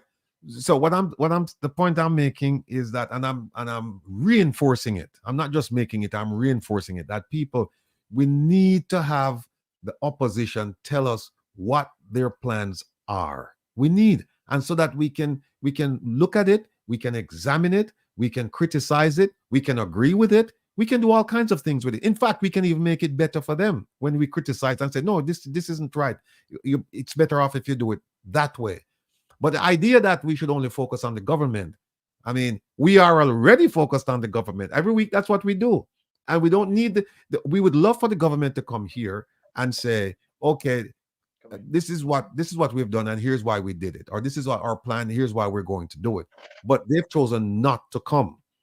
And I mentioned that in my monologue. I mentioned that I think I may have invited like 7, I forgot the number, government officials, government and former government officials, and only two came. The deputy mayor of Montego Bay and the speaker of the Senate, only 2. On the other hand, when I invite the opposition, everybody shows up. So when they show up, we have to ask them questions. We can't just have them show up and the questions are going to be, what are your policies? What do you plan to do when you get in, when you take over power and you're now government? We need to, so I just want people to just kind of chill out with the idea that, oh, they're not in government and therefore we shouldn't be asking them any questions. No, we should be asking them questions, because the government, we don't need, as far as I'm concerned, for some things, we don't even need to ask the government. what their policies are, because we see them every day and we suffer through them every day. And that's why they don't want to come. That's why they don't want to come. But big up to Mark for showing up. And I mean, you know, he answered the questions, and like he said, he's coming back. I understand you know some of the issues you have with him, John. But John, let me ask you this question before I bring in ISAT. You don't want JLP, you don't want PNP, you want a brand new constitution. Now tell me, with those three things, no JLP, no PNP, brand new constitution, where do you see Jamaica next year, the year after? No, I'm not with you. I don't understand the question, but sorry. The question is that if you're saying, well, you know, the PNP and the JLP, they're part and parcel the same thing. Yeah. So essentially, we shouldn't have any faith or any confidence in them that they're going to do justice by us. We should just ignore them.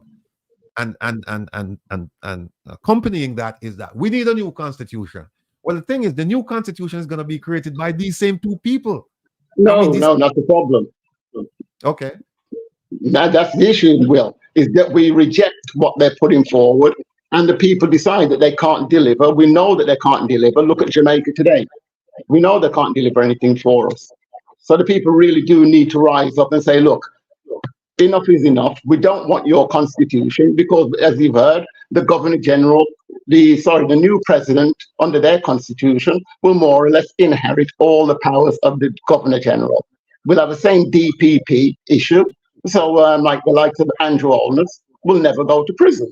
Now these people need to go to prison, so we have to have a constitution that makes sure they do go to prison. We need a constitution that makes sure that everybody who gets into Parliament is vetted and that person is free of corruption.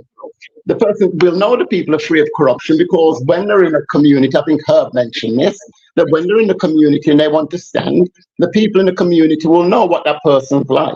So it would be very hard for anybody who's very corrupt to get into Parliament. At least now we'll actually have a foundation to build on. Because if we have a new constitution, in that constitution, we'll have free education. We'll have our resources will be protected.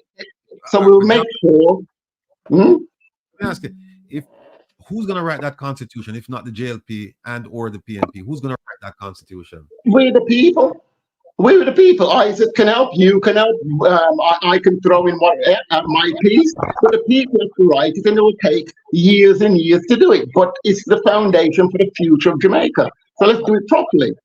We'll have, obviously every person in Jamaica can't participate, but we must be able to find a forum somehow to create this constitution. For me, that's the only way going forward. We can't have a constitution written by either one of those parties because they'll just maintain the same system that we have now. We'll be stuck with this so-called debt that we have. We'll always have to be importing and having expensive electricity. We'll never be able to manufacture, and we must manufacture. If we don't manufacture, we're never going to have enough money to fund education, to build roads, healthcare, all the things we need. We can't have because we do not have an economy that provides the income. We must have a proper economy. And under the present constitution, that's impossible. And that's the only way I see it going forward. Without a new constitution, at least it gives us a foundation to build on. And who knows who will turn up to run to be our MP? Probably Isaac, probably me, I don't know. But what we will know is that people say, well, these are good people. They've gone in there solely with the interest of Jamaican people at heart.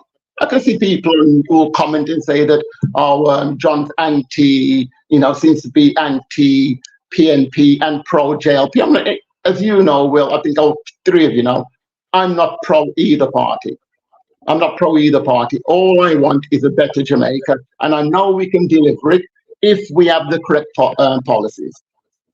We can't have policies. I mean, look at the end. Look, these are the people who are going to write this constitution. Are the people who allowed Windalco to build a poison pond next to a school. Do we really trust these people to deliver anything for us? All right. Can we? They're giving away our boxes. Boy, John, I just feel like you're conflating issues. And then I don't want nobody to think I'm turning this program into defend Mark program. But the constitutional minister, I'm not calling names because he said when they're lawyers you can't. She stands up and she says, we want to correct section 20 basically to allow for extension of parliament. Mark gets up and said, no, it's dangerous. We can't do that. That's what we want in constitutional reform. It is Mark Golding who said that is ludicrous. Then he came on this show and he says, listen, you need a leader that understands the law, understands the issue. He's not saying you need a lawyer, He's saying you need a leader with the competence to be able to respond so that when they come and pushing things down the throat of the people, he says no, because that's problematic, because it's not in keeping with the will of the people. That's the idea of constitutional reform. Now, when I hear Mr. Rattigan says, but if you don't want JLP and you don't want PMP, who's going to write the constitution? That's a good question, because if you get rid of them tomorrow, there's not even a mechanism as to how the constitution will be rewritten. And I can tell you, in my lifetime, that revolution you're talking about, John, that's going to mess up my KFC, and we cannot have that. And you keep on offering me for representational politics, but I've thought of my speech, and it will be like 6-piece barbecue chicken, but everybody run it, and then we say run the rhythm, Rattigan, pull up. That's my speech. I have no more substance to give to nobody than that. And so we can criticize all day, but the truth is we're in a two-party democracy right now. Two-party that matters. We keep talking about the UIC, they're just not ready. I would hope for the sake of the people that if they really are passionate, as you are, John, and I for the public record, I do not see John as arrogant. He's passionate about what he believes, and that's the idea of freedom of expression. So some of the comments, we have to tone it down, and if you don't like me, that's okay, I still love you. But we have to come to a place where we are realistic, and I would hope, John, that you are right, and the people who are in UIC offer yourself and win 2 seats so that Parliament can be exciting. But outside of that, you only have the JLP and you only have the PNP, and currently we only have a set amount of time before we get to the next election. And what do the people want, and who will deliver our vision?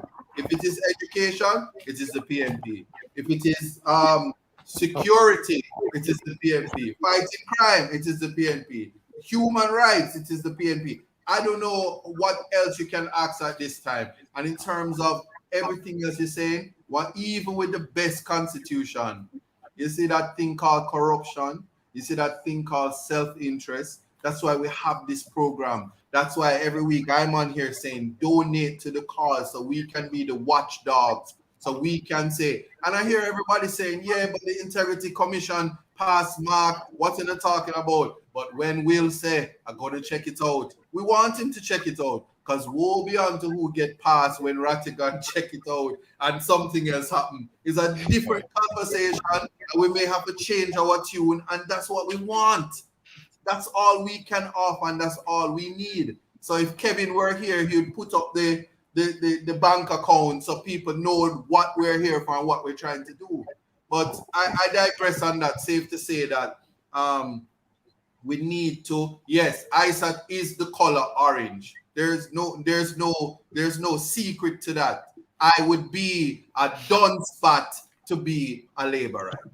Simple.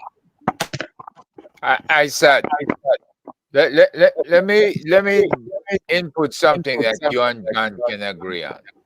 John, you talk about the electricity that is the highest anywhere in the world, more likely the rates, and that if the schools, I'm getting a lot of feedback. If the schools can save money on the electric bill, never mind. Schools can save money on electric bill, that would be fantastic. Well, Elon Musk, other than, hold up his hand again, Isaac. Starlink, right? Ratty, here is what I invest in from Elon Musk. I don't know if you guys can see this. No, I can't see it. Hold it up Can't again. see, can't see. No, hold it up. Hold it up. Hi. Oh, electricity. What? That's all. Remember, you have a filter, Herb, so we're not seeing the words because of your You're not filter. seeing the words. No, because of your Pull filter. it back. Pull it back a bit. Pull it back a bit. No, pull it It's back. a stopwatch electricity saving box.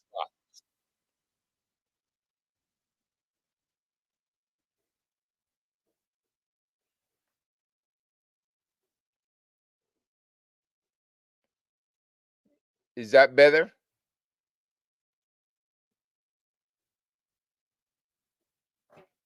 This is from Elon Musk.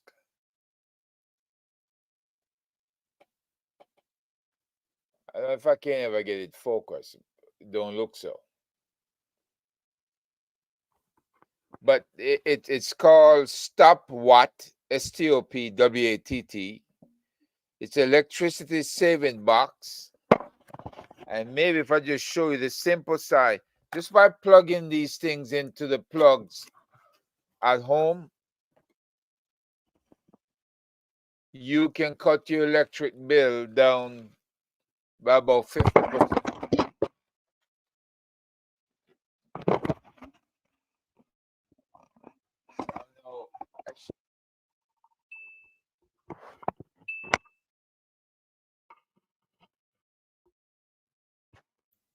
Can't hear you, Herb. Isaac. Okay. I mean, we got way off base with No, man, I kind of see, man. It was necessary though, and apart from, I'm mindful of the time as well. So we can. I think it's probably best to roll it over to next week. next week. Yeah. So you might want to open back the lines or something. All right, no problem. All right, folks, the phone line is being opened right now, so we're gonna take some calls, and don't hold back. Give us your honest appraisal of what's going on. If you have, give us your opinions, and if you have solutions to some of the problems that seemingly intractable problems, then provide them. I tried. My apologies. Mm-hmm. The thing, Ratty, is Mark is not in performance right now. Mark is not the lead when it comes to government business. So you can't judge or adjudicate Mark as the leader of the opposition. He has to be in position and be performing for you to adjudicate how well he and his cabinet is doing. All right, we have 1,362 devices on the program now, and so just want everybody to know that. Okay, here we go. Yes, caller. Welcome to Reason with Rattigan. Everybody to know that. Good evening. Please go ahead. Yes, Mr. Rattigan. Good evening again, and to your Mr. Rattigan. Turn down your device. Turn down your device. Let me turn I can it hear on. it in the background. Yeah, it's my device. Okay, sir. I'm in agreement with a lot of stuff that you guys are saying. Here is the thing. We all talk about it, especially the young lady calling expressed her problem. I faced that problem in Jamaica too. I couldn't get money. Nobody will invest in anybody and their ideas. I'm going to give you a short story about something. You see those inverters and stuff like that? Yes. Back in the 70s, I had an idea about the inverters. And I was referred by the Prime Minister, Mr. Manley, to the SRC. They virtually kicked me out, saying, I don't know what I'm talking about. I need to go to school.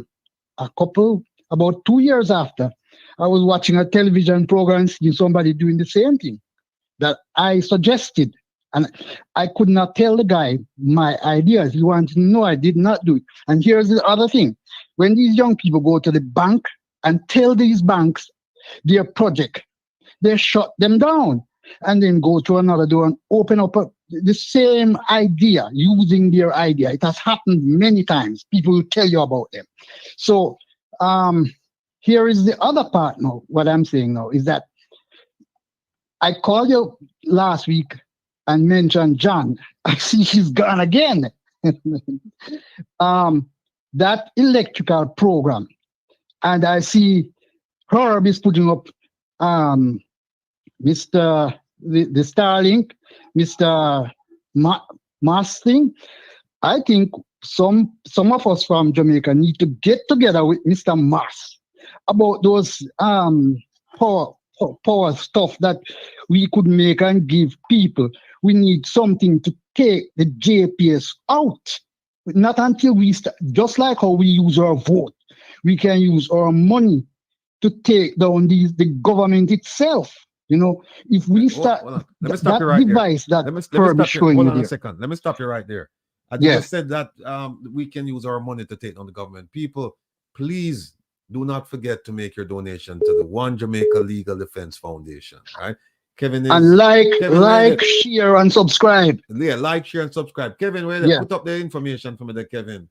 Yeah. Hold on, I think I did. But go ahead, sir. Yes. So what I'm proposing is that all these things, Herb has a lot of information. When I look, I don't find those information. But these people who have been, when I was back in the 80s, I was being told about these grants coming from Europe all over the world, and I never see any of it, right? I'm not saying they're not there, but we need some new people to come up to represent the people, because like John, we need them different people, because the people who usually control those things, and I think what the young lady was trying to say to you is that she's trying to access a program that is supposed to be funded by the World Bank, and they are not giving any loans. They cut her off. You know, the requirements are not what maybe the World Bank or whoever asked them to do. They make their own rules. They get the money. Okay, here's another thing. I remember going to CAS. There was a scholarship there, and money was being granted by Britain. And the money was for people who used to teach and doing business education. But that money was not given to the people. They took all the money and lump it in one thing. As the same thing they did with the National Housing Trust. We are all too familiar with everything that concerns. They break the law. We don't have no true. That's why I told you before that we need to set up things like these politicians or MPs getting money. They should not be getting that money to spend. We need agencies. All right. Yeah, well, you made some good points, and let me try and address some of them. Yeah. Let me try and address some of them. So thanks for calling. Listen. Okay, keenly. I'll listen. All right. Okay. Caller, go ahead, please. Yes, so born here, man. So born. How are you, sir? I'm all right. Hey, how you doing? Question, in regards to the Constitution and the right of the Constitution. Is there a government right now that we have, that exists, that we would look at how they're running their country, running their government, and decide we want to copy or reverse engineer what we're doing to match what they're doing, so that is so satisfactory to their people? You mean the Constitution you're talking about? Yes. Yeah. There are lots of constitutions globally. Lots of them are very well written. The problem is implementation. How are the provisions All right, implemented? I got you. All right. I got you. All right. Okay, cool. All right. Let me grab a call. We have to talk to, but let me grab this caller from Fort Lauderdale. All right. All right. Yes, caller, go ahead, please. Mr. Rattigan. Yes, sir. Thank you for what you're trying to do for Jamaica. And I want to say thanks to your the people that are on your on the panel. And am I live, Mr. Rattigan? Yes, sir. I want to know why no one asked Mark Golding about garrisons. Why Jamaica still have garrisons and why his constituency is in a garrison. All right. All right. That, We'll answer that question. and I heard he has some financial links to St. Lucia. I don't know about that. Some accounts over there. All right. Let me talk to you. Let me hang up now and then I'll talk to you about the garrison thing and all that stuff with Mark. All right. And this financial issue. Or okay. All right. Okay. All right. Thank you, sir. All right. Caller, go ahead, please. Hey, good night. How are you? I'm fine, thank you, sir. Okay. Yes, man. I'd just like to say something about that thing. The Governor General you had with Mark. What you said about the power that he have. You know, I'd like you to get back to Mark and tell we have to look into that. But I don't think no one man should have so much power. I don't think no one man should have such power. Because if you have those power, you can do anything. It may not happen now, but it will happen. And you know what, caller? That's the point I was trying to make. That's a question I actually asked him because he had said earlier that he would transfer those powers from the Governor General to a president. Now, the Governor General answers to only one person, and that's the king. No, the president in Jamaica wouldn't be answerable to anybody. So to no one at all. Exactly. And that's what I'm afraid of, investing all of that power in one person. So I was basically what I was trying to do is to get him to revisit the thought and see if there's some way that he could come up with an idea of apportioning the power across the government so that no one person would have all of that power. Yeah, no one person should have. Hello? Yes, I'm listening. Yeah, no one person should have that amount of power. I don't believe. You're just starting something, so you just have to be very careful. You have to try and do the right thing because if you make a mistake, then that person who are in charge will take disadvantage of that power. Right. You notice how Trump tried to do things, but at the end of the day, there was a policy there that he couldn't go over. He couldn't go over the leader of the army, because the leader of the army tell the American people, okay, you don't want yourself. You guys are in good hands, right? So we cannot give no one man so much power. I agree you have with to go revisit it, man, and deal with it. All right, my brother. Take care of yourself. Okay, thank you. All right, bye-bye.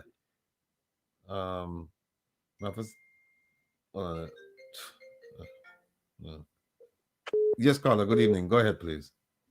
Hello, good evening, Mr. Rattigan. Yes. Listen, my question is for Uncle Herb. Uncle Herb, I know this question may be out of left field and off topic, but I wanted to understand what your sentiments are on the missing children in Jamaica. Do you think that this is perhaps some type of human trafficking, organ harvesting, something of the lines going on? It's just so many young children missing. Even the other day we heard of that young, I think she was 8 years old, she got her throat slit. No updates from the JCF in regards to the woman they arrested. Just kind of like mediocre responses from the JCF, but more so on a broader picture, what is going on with the amount of children just going missing? I think her name was Jasmine Dean is one that stands out. And there's many others that I may be not remembering the names directly right now, but just wanted to understand your thoughts on that. All right, hold on. Thanks, Scholar. Thanks. Hold that thought there, Herb. Caller, go ahead, please. Good night, Mr. Rocky, Isaac, Lennon, and Mr. Nelson. Yes, sir. A couple years ago, I come up with the idea, right? I said, if solar wasn't so popular in Jamaica, but I was saying to myself, if the government can get some people from overseas who know about the solar, right? Like you get 20 people from overseas and you have one person out of the 20 everybody teach a class of 25 how to install solar, wind turbine, etc. And I said, you know what, get the raw material from overseas.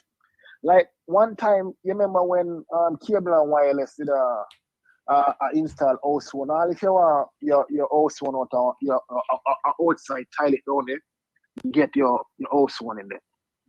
Come in now, set up the right across Jamaica.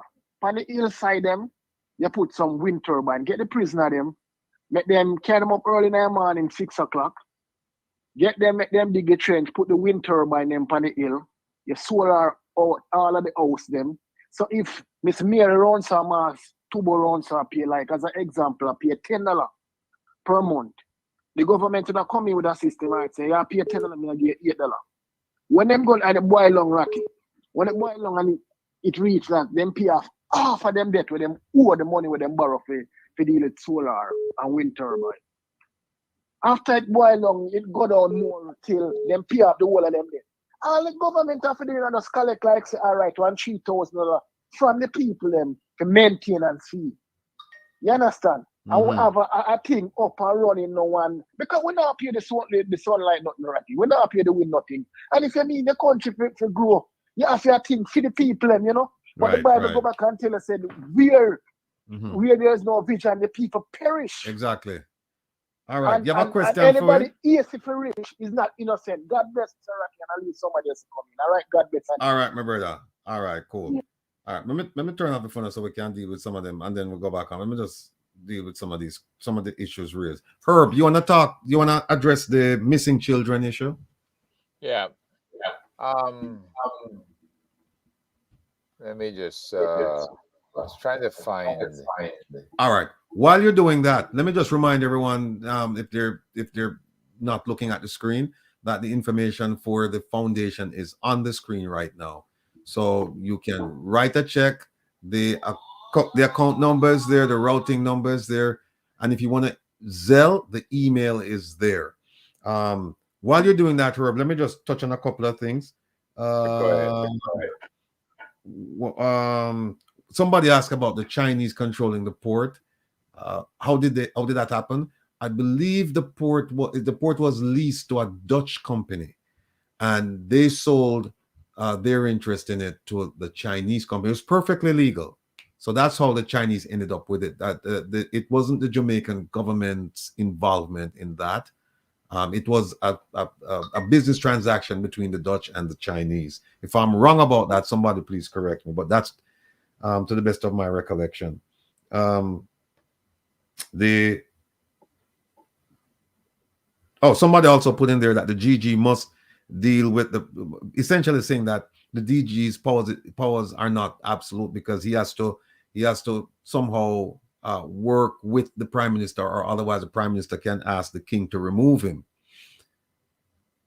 Technically, yeah, the prime minister could ask the king to remove him, but do you think the king would listen to this prime minister? Because remember, this was the same prime minister who embarrassed the king's son and the king's daughter-in-law when they were in Jamaica. Said it's time for us to move on, and they were surprised by the comment. So I don't think the king is gonna take too kindly to the prime minister asking him to remove the governor general.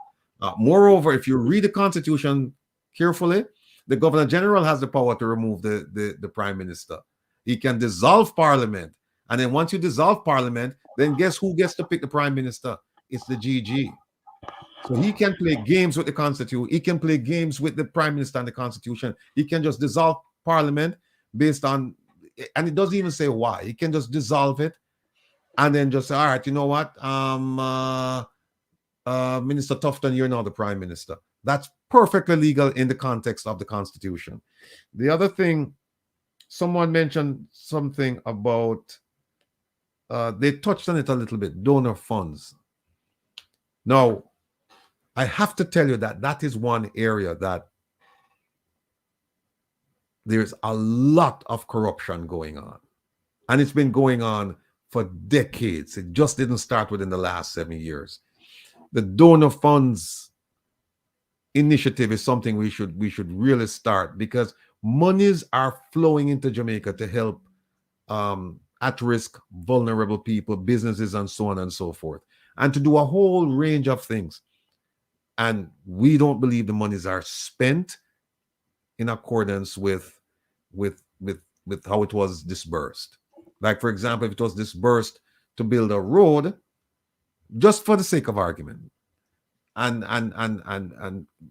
based on the standards, the road should have like 5 inches of barber green or asphalt, then it all of a sudden it now has 2. All right, and the rest of the money is gone. And then a year from now, the road mash up, and we have to get more money to fix the road. And I'm just giving that as an example. I'm not. It's not necessarily true that we get money from overseas to build roads, but I'm just giving you an example of how monies can come in to do certain things, and somehow the projects never get built properly. So one of the things I've done, I've reached out, and it's just this week, I reached out to the government, and I'm making inquiries now about donor funds received by Jamaica over the last, I don't remember if it's 7 or 10 years. And I reached out to the entity in Jamaica that's responsible for receiving and disbursing all donor funds. So it's going to be interesting to see the response as to how much money came in, from whom, and for what purpose. Because the next questions will center around, or the next series of questions will center around, okay, was the money used for the purpose for which it was provided, it was disbursed? So folks, keep your eyes on that one, the donor funds issue, because a lot of money coming to Jamaica to help develop the society, and that money, we don't know how the money is spent. We don't have a proper accounting, so I'm asking for a proper accounting. So Herb, you want to talk about the missing children? Yes. Every year we compile statistics on those children that go missing from Jamaica.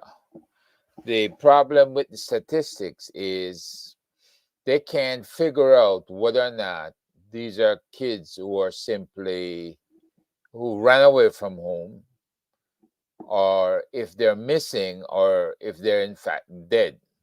And of course, Ratty, they don't even add them to the list of people who have been killed, male or female, right? They just say that they're missing. Then they keep them missing all year long, 5 years or whatever.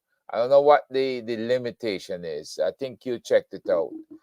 And there's ISAT might be able to say, what is the limitation and how long you can keep somebody listed as missing, right?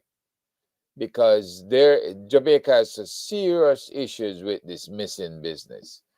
Kids come up missing, you don't know where they are, and in fact, they've been targeted by their own friends in school who tells the traffickers that, hey, this person is having problems at home. They are having problems in their communities.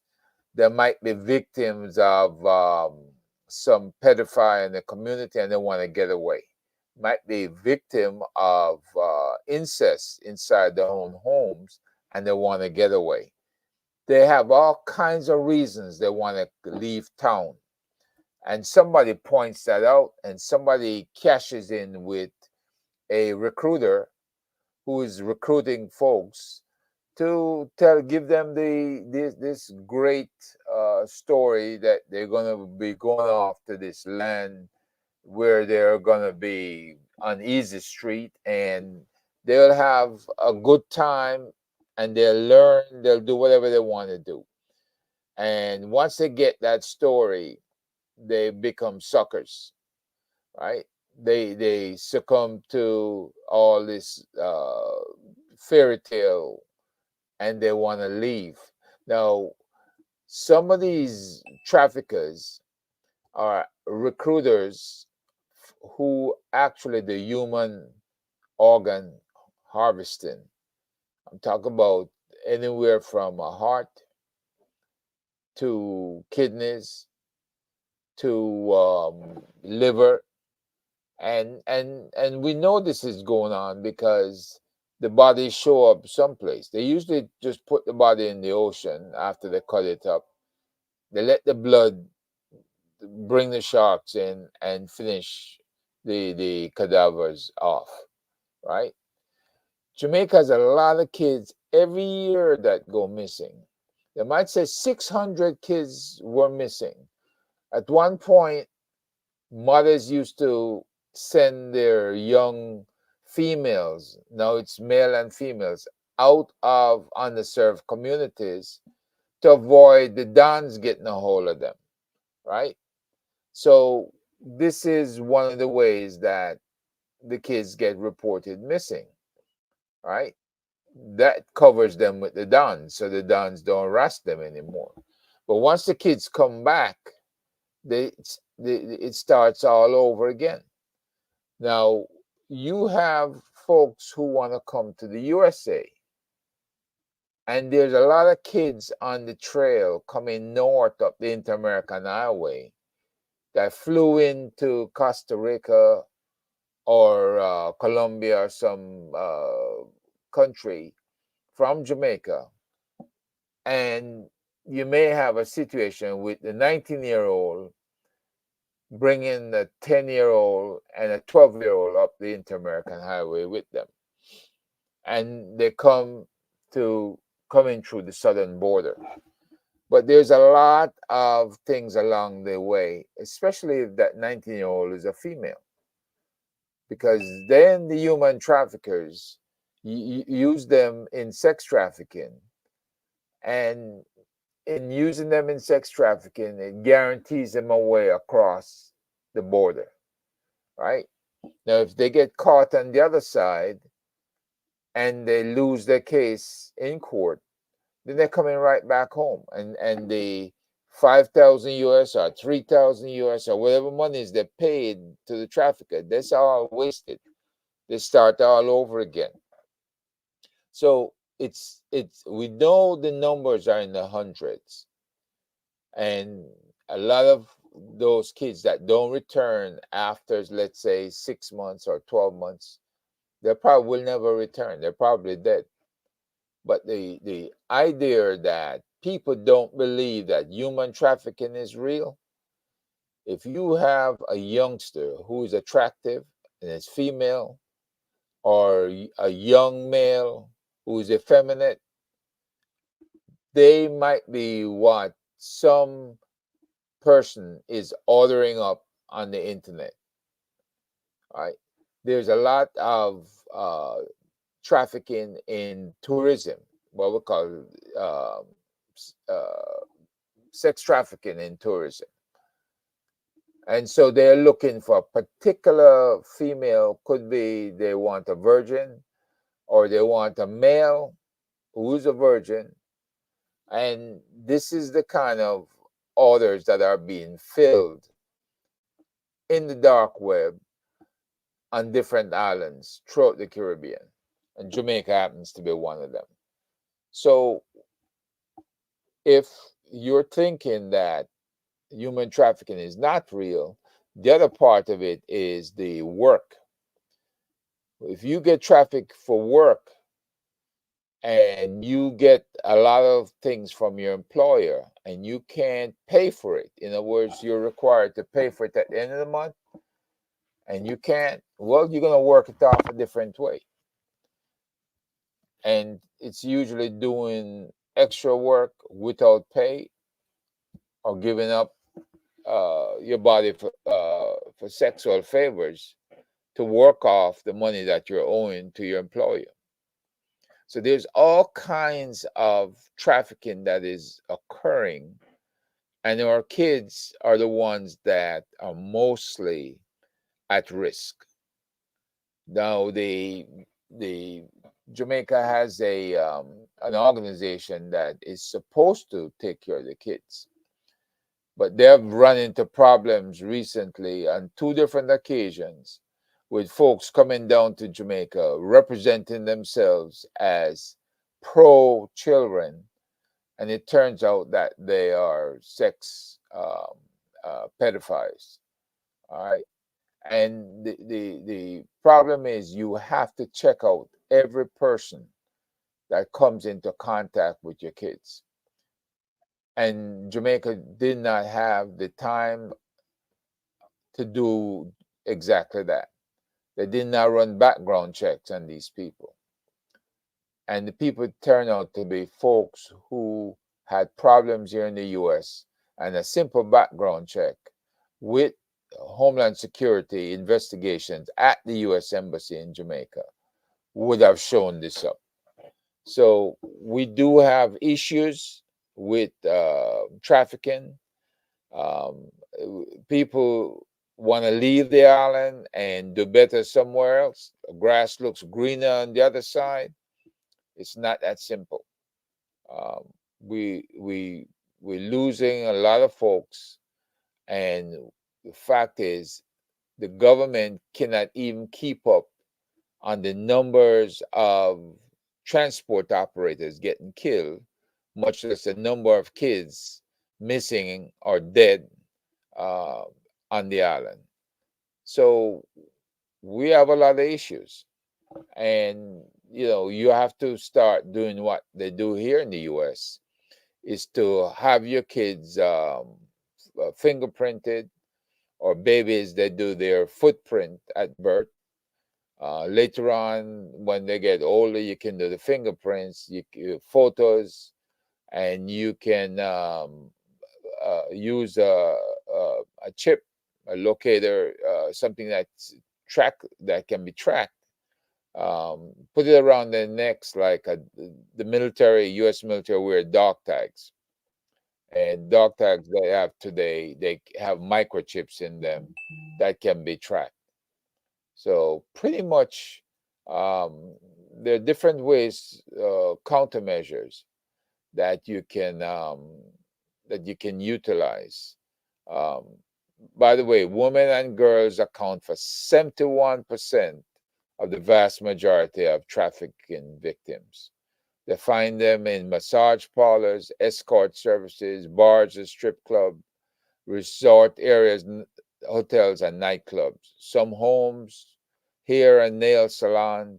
They engage in agricultural work, drug sales and cultivation, restaurants, commercial sex area, pornography, making dirty movies, or they end up as beggars on the street.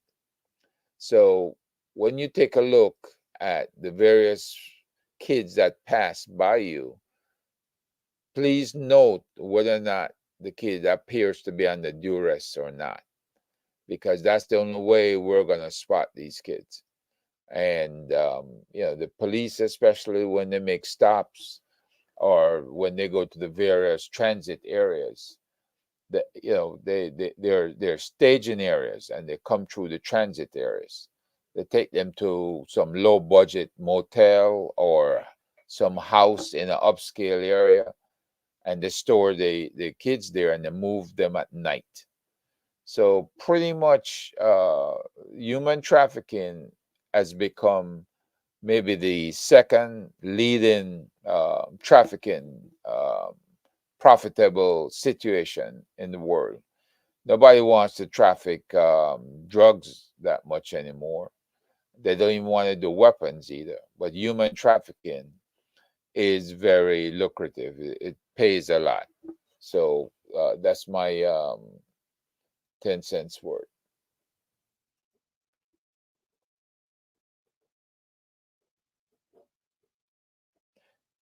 Will? Mute your mic, Will.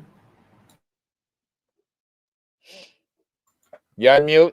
It's Kevin, yeah. Kevin, come back. Yeah, Kevin had to take off. But anyway, the One Jamaica Legal Defense Foundation information was just on the screen. I'll put it up again so that folks, you can look at it, but you need to make your donation. There was something else. Oh, the telephone line is now open. And we're going to close off at around 8 o'clock tonight, which will give us, it will be about 47 minutes from now. We'll end like 1 hour earlier than last week and the week before. So if you have any burning issue, it doesn't have to be about what we've discussed already. It could be on any topic. We're versatile around here. So you can ask us anything about anything. And if we don't know the answer, we'll be honest enough to tell you that we don't know. But we have our resident analyst here and researcher, Herb. So by the time we can tell you that we don't know, he'll put it in the private chat and we'll know. So go ahead and ask any questions you want to ask, you know. Whether it's about the prime minister, the leader of the opposition, the government, the opposition, crime, health. All right, here we go. First one. Yes, caller. Thanks for calling. Go ahead, please. Okay, so here's my question, and let's just follow up because, you know, one of the burning things for me is the whole thing of, like, everybody has, multiple callers and people have said about, you know, getting industries. So I know ISAT is all for the orange. So since you're all for the orange ISAT, I don't know if there's a way for you to get in touch with Mark Golden and let him know that I'm going to declare it when he becomes the next prime minister, because I just cannot take any more Andrew. So when he becomes the next prime minister, can he make sure that's one of his goals is to make sure that he has implemented in Jamaica for renewable energy, meaning for each parish have at least one high school that we have that is trained to make solar panels, have training for at least one high school for every parish. So that one high school would be responsible to, say, provide solar panels to that particular parish. If we have solar panel under control, then we could go to the next and say, okay, how do we make the batteries, the lithium batteries or whatever else? But we have to start somewhere. So can he look into that? Just like in the US, where you have schools that are geared towards, say, nurses or people that's going into medical profession, have schools that are geared towards the things that we need in order to become a better Jamaica. We are sick and tired of JPS, and JPS is the biggest monitor in any household as far as a bill outside of a mortgage. Right. And it's so unpredictable.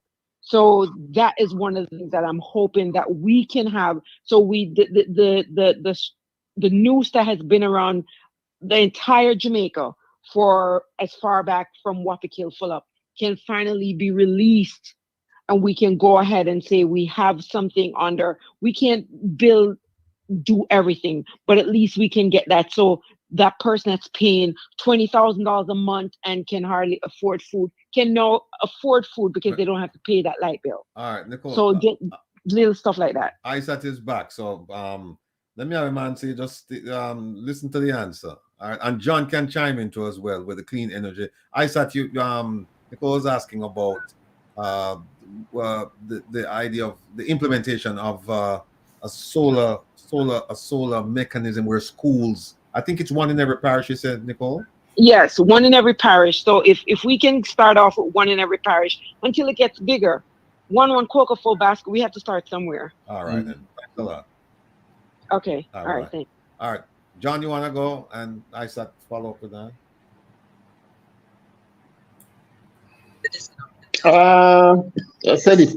For me, it's quite straightforward, as I said, but solar pays for itself within 3 years, doesn't it? According to what Philip Paul said. So, yeah, we need to produce industries here, yeah, most definitely. But I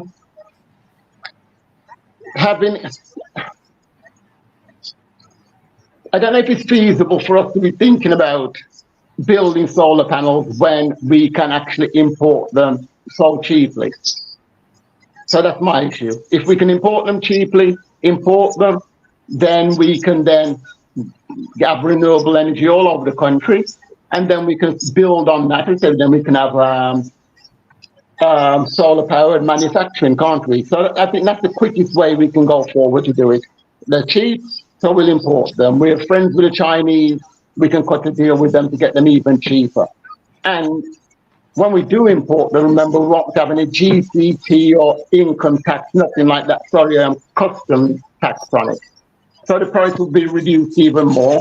And then if we implement the system via the universities as well and train people, then we've created jobs, haven't we? So we can do it even cheaper and better that way.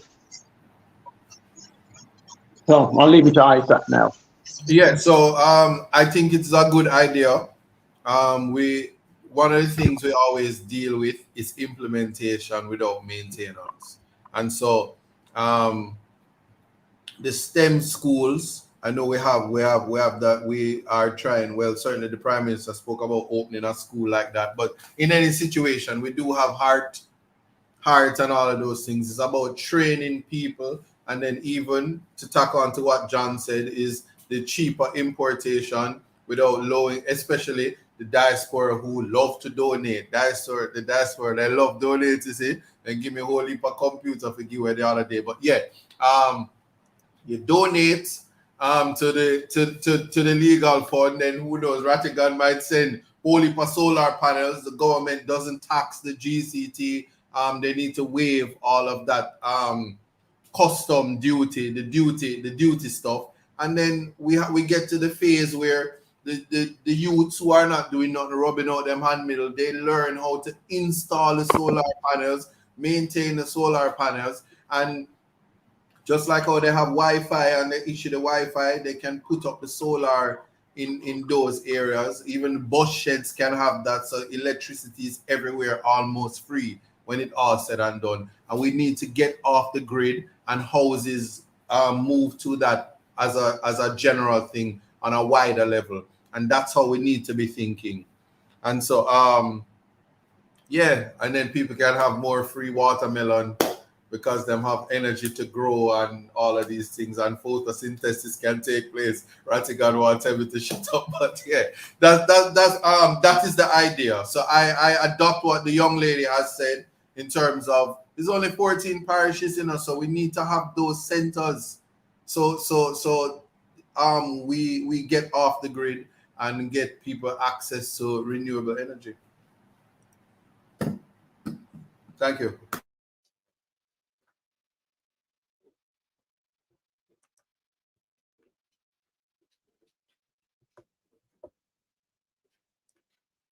Remember to Will. If it's not monetized, can you not do it like on YouTube where you could get, insert commercials into it, and then you could use that as a form of fund for the One Jamaican Fund? Just have spots for commercials, since the videos, it's extensive, could not be a way of getting some money. And another thing that I've noticed in your thumbnail, it's labeled Tuesdays at 5 to 7. So maybe you want to look into that. So that's just my 2 cents. If you could monetize the video, could that be a form of income that you could get for the One Jamaican Fund? Thank you.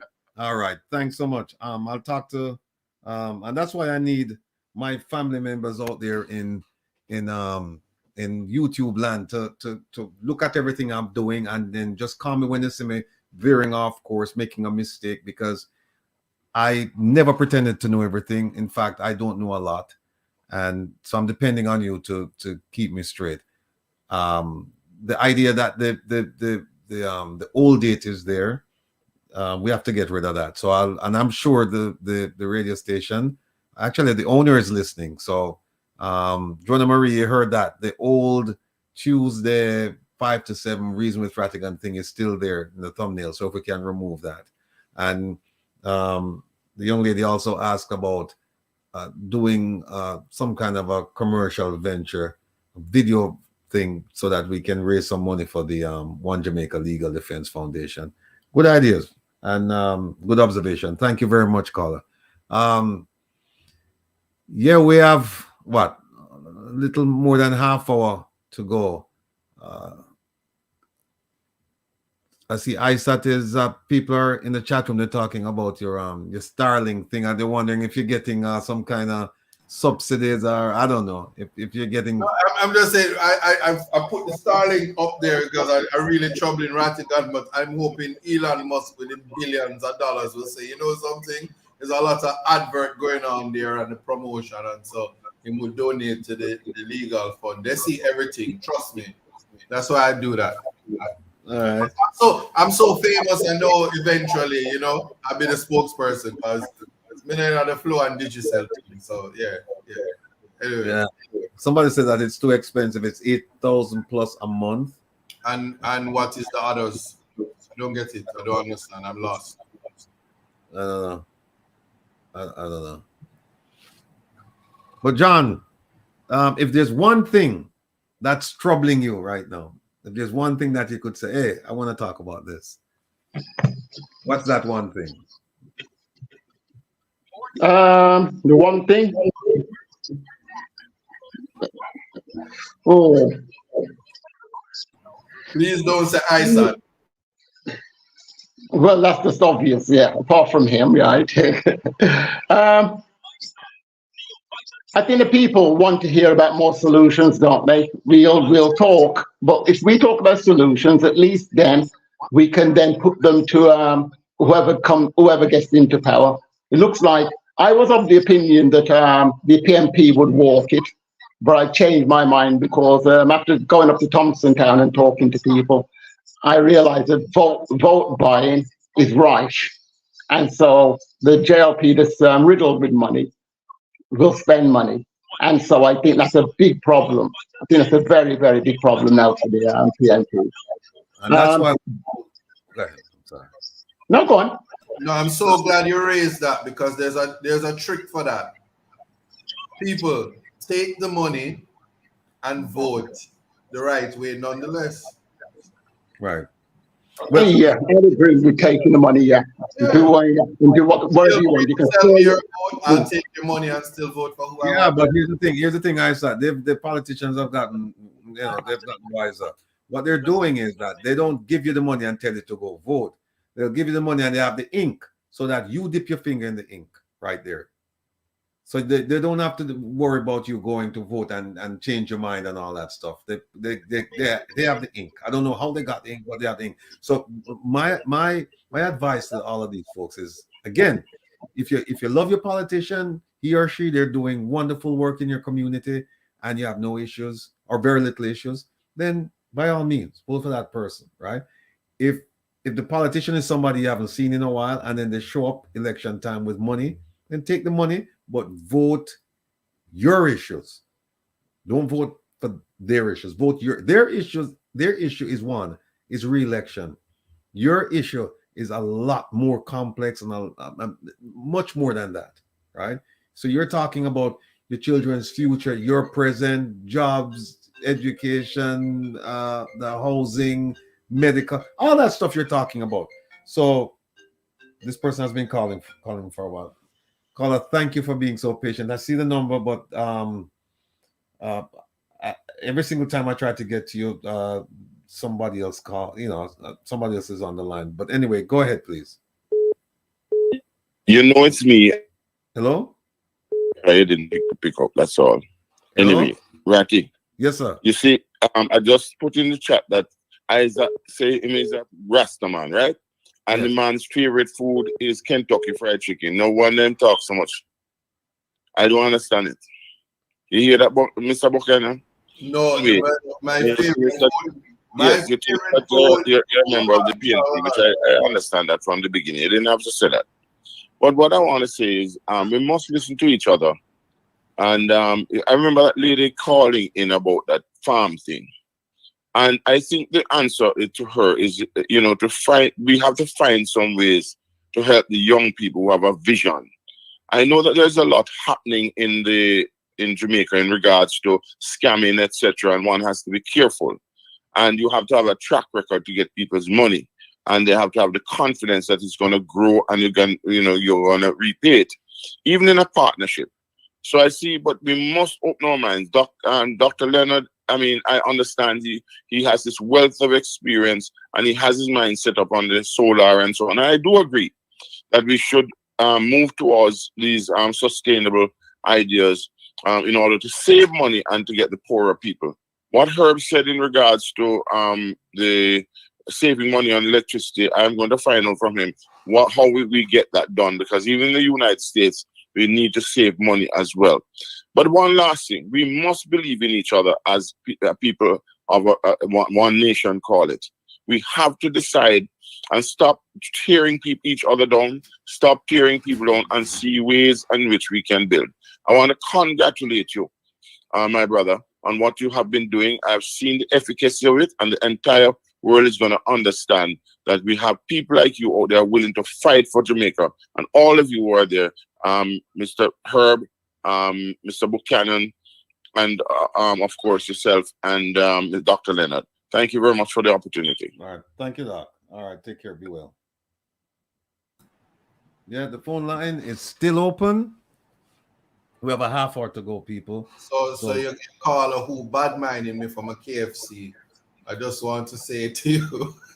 I just want to say to you, KFC is my favorite food to buy on the road. But as a man who knows to make cereal and oats, you know, and blend up my sustenance, so means that a weak jelly back week, man. You understand? It's just that your cheat meal must come from KFC because the Colonel have him secret herbs and spices and recipes. And so if you want to buy me out, just buy me a bucket of chicken and you get my vote, Mr. Politician, man. I thought you were gonna tell us, you know, to cook, not flip burgers, but you know to cook a long meal, right? Listen, I'm still in the boiled egg stages. I'm not getting that. Anyway. All right, we have a call coming from Yonkers, New York. Caller, go ahead, please. Thank you for calling. Hello, Mr. Rattigan. Yes, ma'am. Oh, God, I'm so glad I got you. I've been trying to reach you for months. Really? I've been here for months.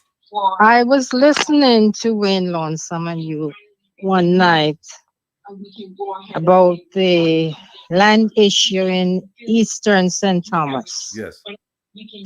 And I would like to inform you that I have a bigger issue in Western St. Thomas. And I would really like to talk to you with my cousin, because this is in regards to the Blue Mountain Coffee property. Oh, okay. And I know. I think Herb is aware of that issue as well. Well, to be honest with you, I am on my fourth lawyer. Let me turn down the TV. I'm listening to one of your programs. I'll tell you what you do. You see that email? Let me put the email up for you. You see that email right there? I see on the TV. Oh, hold on a minute.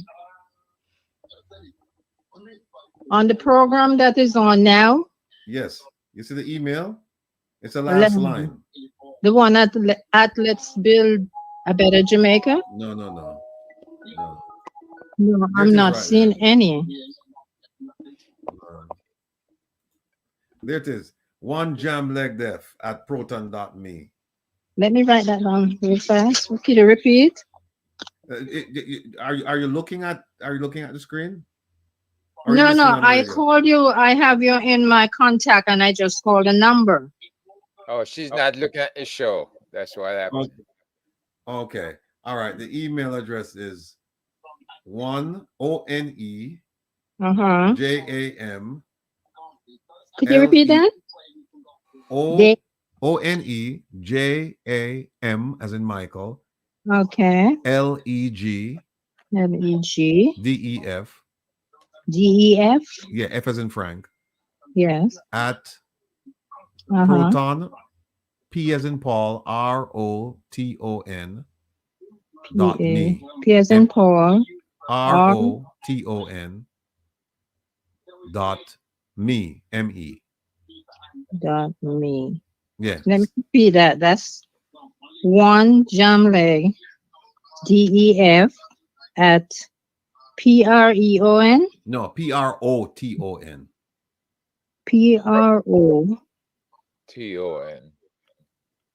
PROTON. Yes. Okay, I got it. Oh my God, I'm so happy.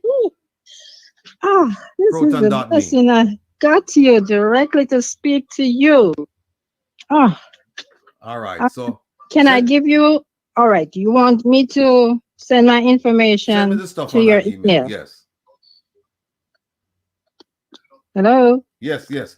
Send me the information at that email address. All right, I will. All right. And I'll also send my phone number. All right. Take care now. Thank you very much. Have a blessed weekend. Same to you. Bye bye. Yeah, let me move this. Yeah, there we go. Herb. Yeah. Same question to you. What's on your mind? We have what 27 minutes. What's the issue of the day for you? Well, the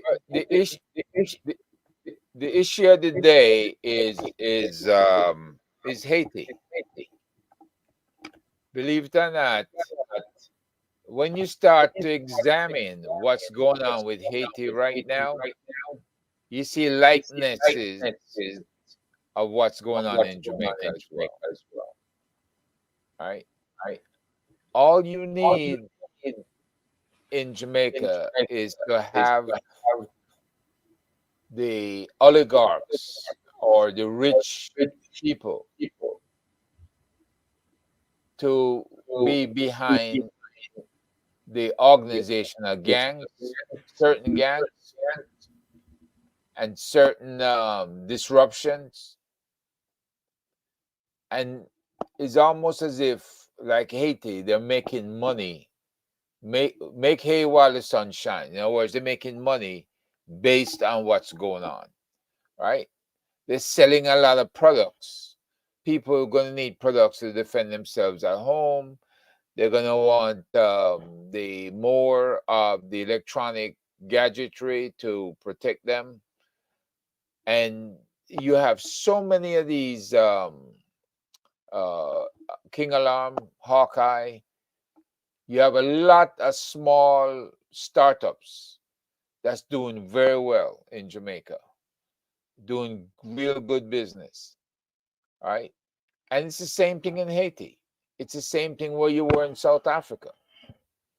You had more private security than you had the public police officers, because they think private security is more to their liking, and they feel better protected with private security. But the problem is, people are making money based on the kind of disruptions they themselves are causing. What we got to find out in Jamaica is who is behind these disruptions. We don't know yet, but people will show their hand eventually. And a lot of our people that come up missing, as you would say, it's because of the same people that do the dirty deeds that cause people to leave home, right?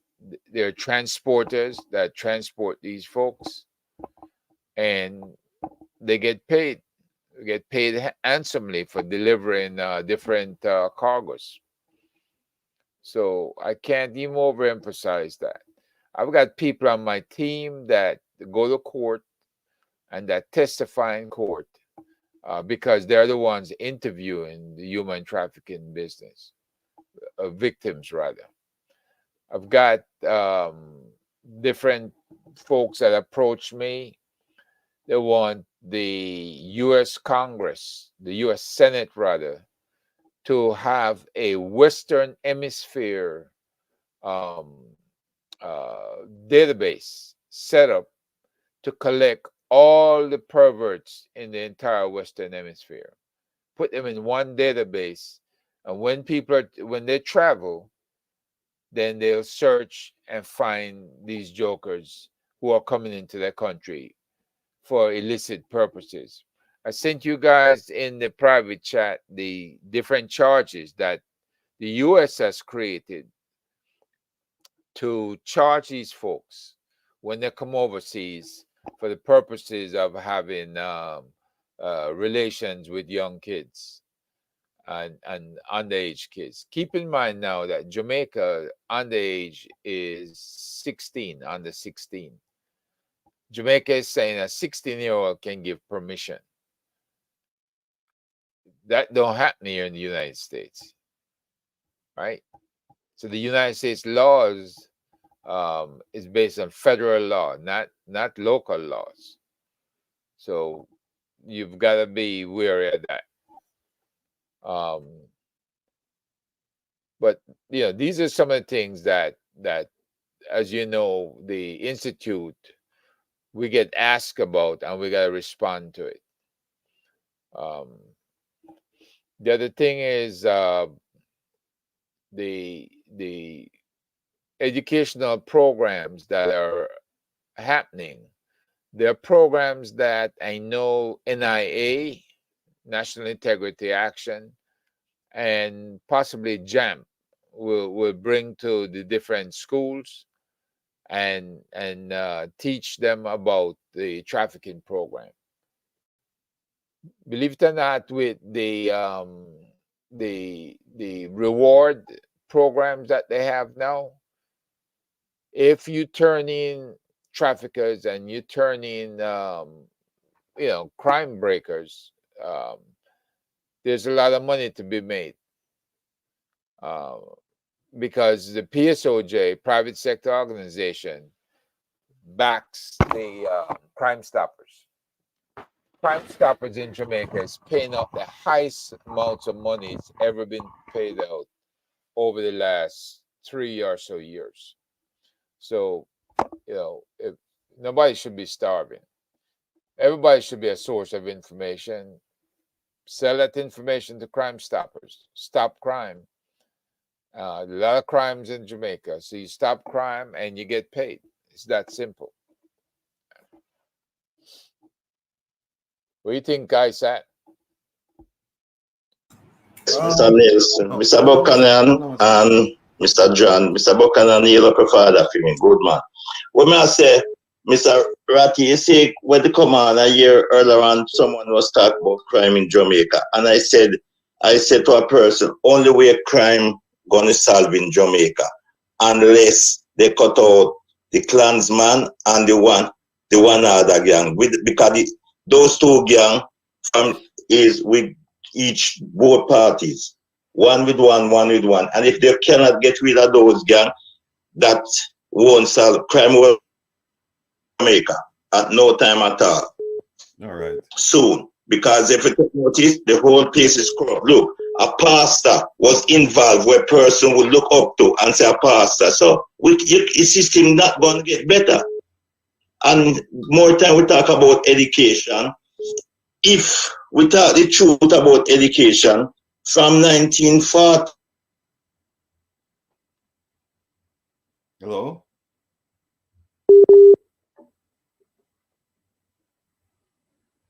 Hello? You hear me? Yeah. Hello? You hear me? Uh-huh. Not hearing me? Hold on. Yes, we're hearing you. Hello?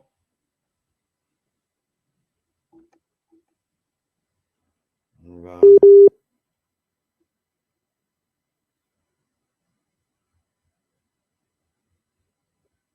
All right. I'll take one more call and then just shut it down.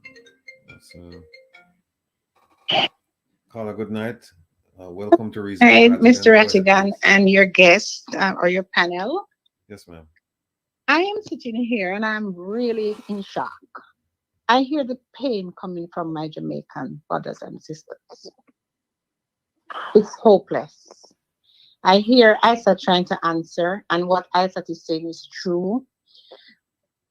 We cannot continue like this, Mr. Rattigan. There is no hope. There is no hope for Jamaicans. There is nobody to turn to. How can we solve the problem? The thing is that we have to vote. At this point in time, we have got to go vote. Everybody needs to go vote.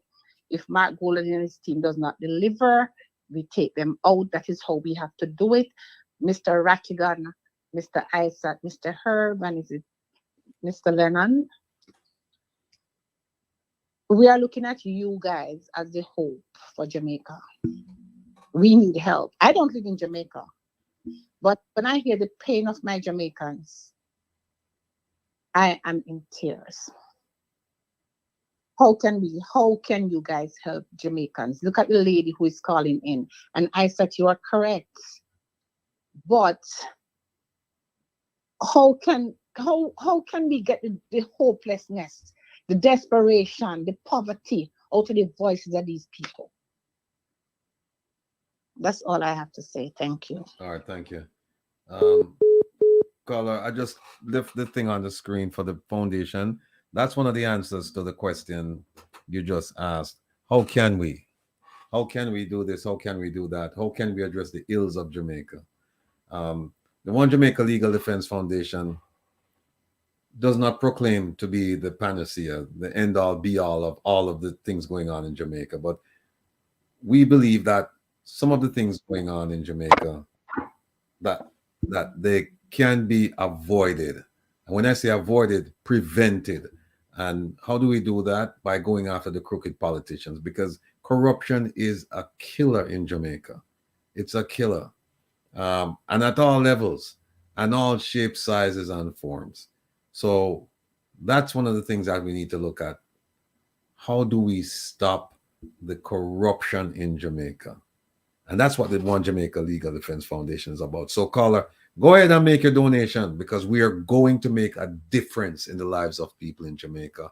And by extension, the lives of people living here, because a lot of us here would like to go home and retire. But when we look at the conditions there, when we look at the safety and security issues, when we look at the medical issues, plus the other issues, we decided, some of us, to go retire somewhere else, some other country in the Caribbean, or I know people who have retired in Africa. They said, no, just about anywhere is better than Jamaica. I don't agree with them. And that's why I'm trying to make a difference so that they'll be convinced to come home. So there is information on the screen.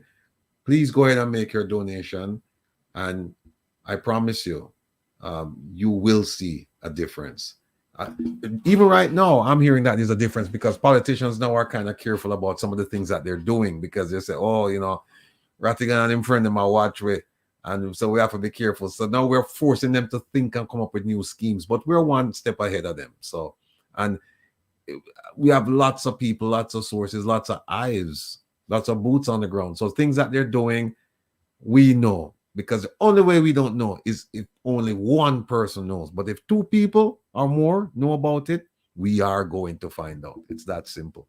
So let me take this off and bring back everybody. We have 15 minutes. Isa, the question is now posed to you.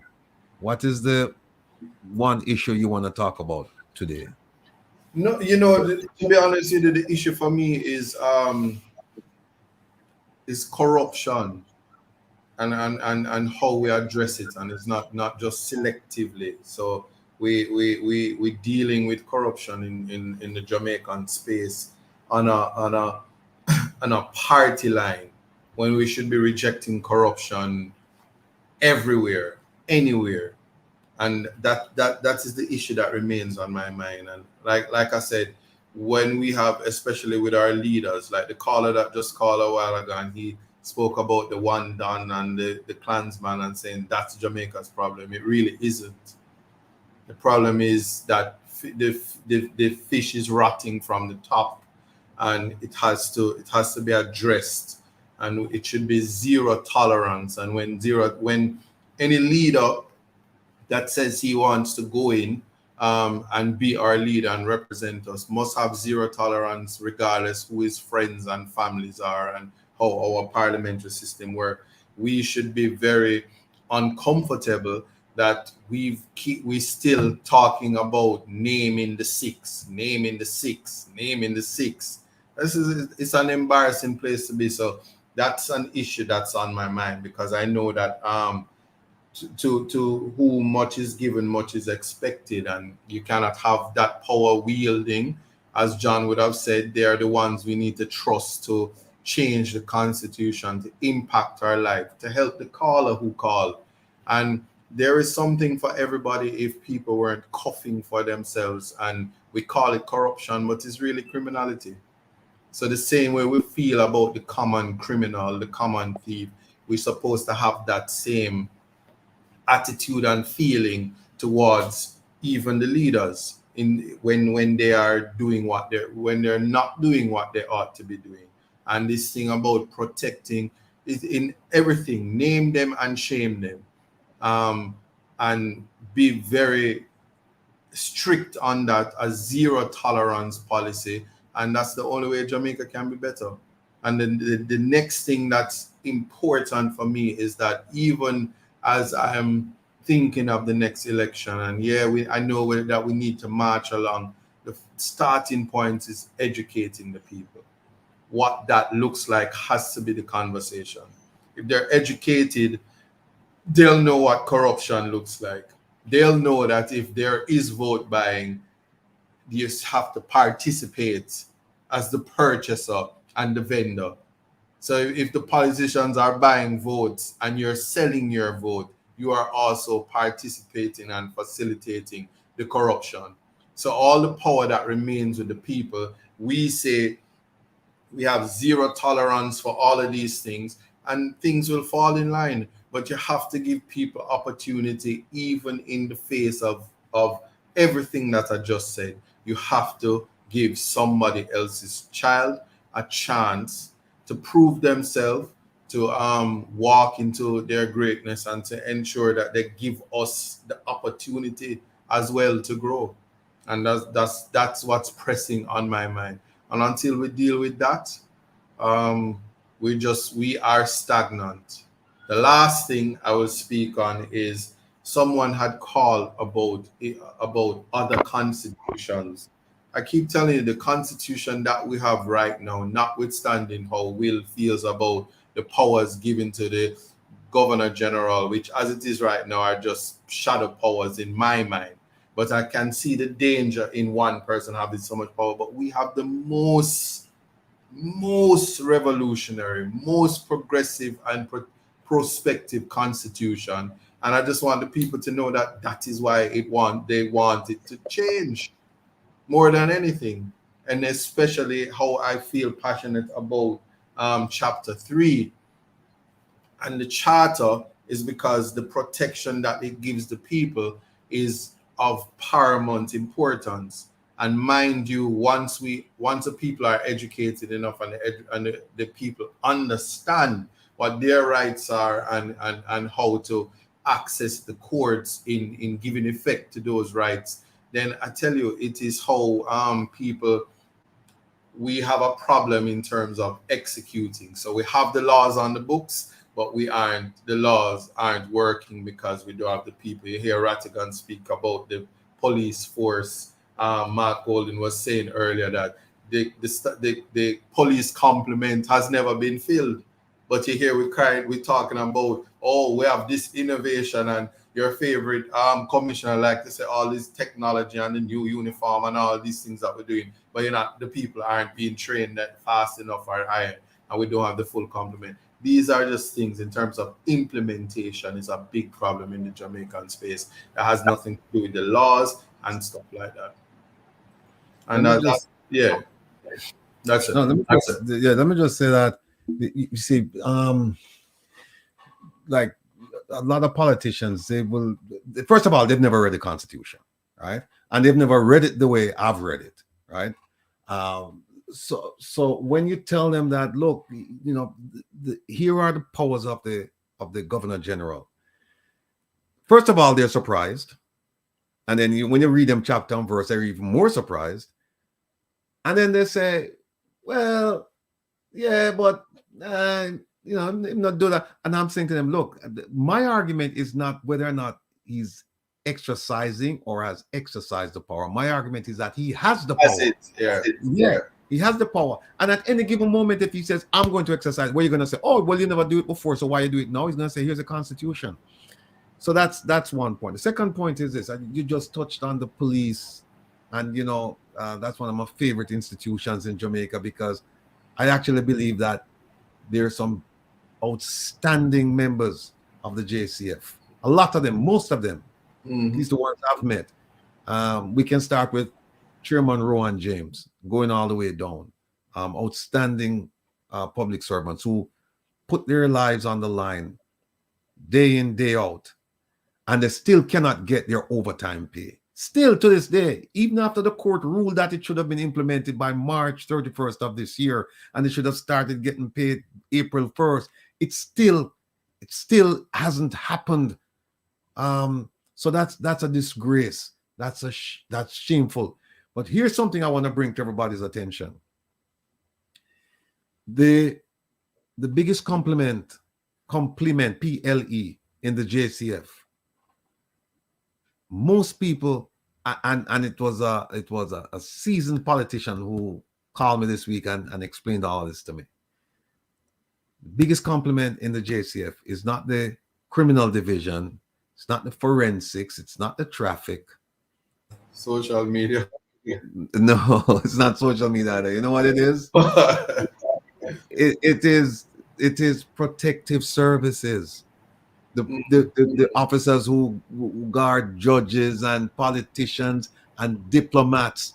I forgot the number that he gave me, and he said, "Look, they're already not up to full speed. They're not up to full complement with the number of people that they should have, and they've taken all of these people, right, offline to protect judges and so on and so forth." And it was brought to my attention that a judge, for example, they give a judge one. Now think about it. What can one cop do to prevent somebody from attacking a judge if they're really intent on doing it?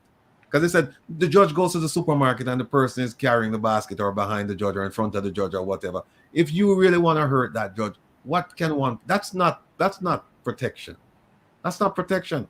So this politician, and I won't name any names, was making the argument that take those policemen away from those services and then have contracts with private security companies. Now, I have a little problem with that already, but since they don't have the complement to do it, then this is a viable solution.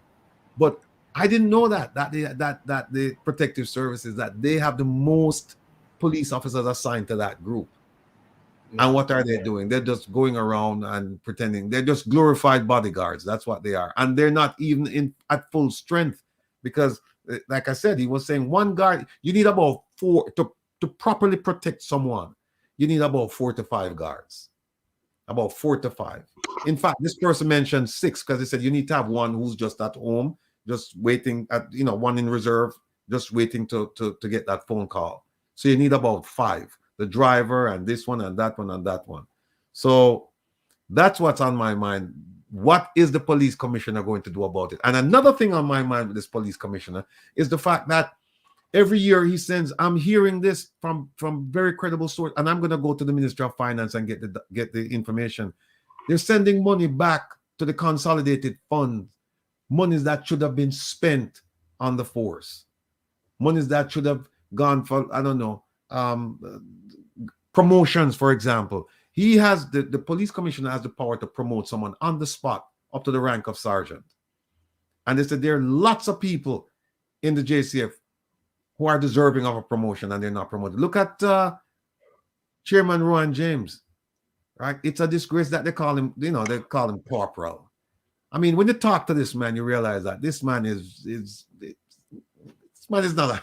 he's not a corporal. He doesn't speak like a corporal. He doesn't act like a corporal. He doesn't think like a corporal. This man should be, if not the commissioner, he should be in the high command or whatever they call it up at headquarters. That's where he should be. This man is brimming with ideas. He's a reservoir of ideas. And somewhere they're not tapping into him and say, okay, help us to make this better. Help us to do this. Help us to do that. No, they're not, because of egos. Egos, and because of friendships, and so we need to get rid of all of those dead weight of sitting in the high command, including the police commissioner, because he has no clue, no idea what he's doing. And like Minister Kamina Johnson-Smith, he too should go. I'd have to get her in, right? People in the comments, I was looking at the time and I said, if I'm paying her name, never call, but then I'm going to pay. And thank you, save me some money, Ratty. I think I said right at the beginning. He started with Kamina at the beginning of the show. He had a good 10 minutes spot talking about his girlfriend. I just needed to know that it was on his mind. Me, He set up a tripwire for you, Ratty. he did it. He went and he started talking about the police, and it was a perfect entree to go there, right? Me not talking about Minister Kamina Johnson Smith. I have one response to that. That will never happen. I have to talk about her. All right. So, gentlemen, look, have a great rest of the weekend, whatever is left of it. We have Saturday night. And I said last week somebody in the chat, they said, hey, play one of ISAT song. I tried to play it and I messed up the program. I tried to play it and so it got yeah. So I don't have you on the playlist tonight. And not next week, the week after I'll have you. So I'll have to tell her tonight. She's gonna be disappointed. But you have some big fans that hang out with me in the wee hours of the morning. So, and by the way, John drops by occasionally. I know I said you haven't been there. Herb has a long day and he's busy with his wife, so he has to, But John stops by occasionally, And I haven't heard from you. I'm going to stop in. I'm gonna check it out. I gotta check it out. It's just that curfew, We're living on the curfew and this thing, All right. Well, look, folks, it's been great. We had a great talk with Mark Golding. I hope he'll come back. I trust he'll come back. I know he'll come back. Next week we're gonna have Mr. Firebrand. That's my name for him. Senator Tavares Finson. He'll be here next week, and we're gonna try and see if we can get the mental health professionals as well. I hope to do a full program with them so that we can really dig into the issue of mental health, because it's real, it's present, and it's affecting a lot of people, a lot more than we care to think. So, gentlemen, thank you for joining me again. Viewers, listeners, thank you. And tune in tonight, midnight, Reggae Global Radio with the Rebel. Gentlemen, see you soon. Herb, I'll see you tomorrow. And John, I know you'll join me later. ISAT, I expect you to be on. I'll be on. All right. So take care now. All right, brothers. All right. Have a good one. All right.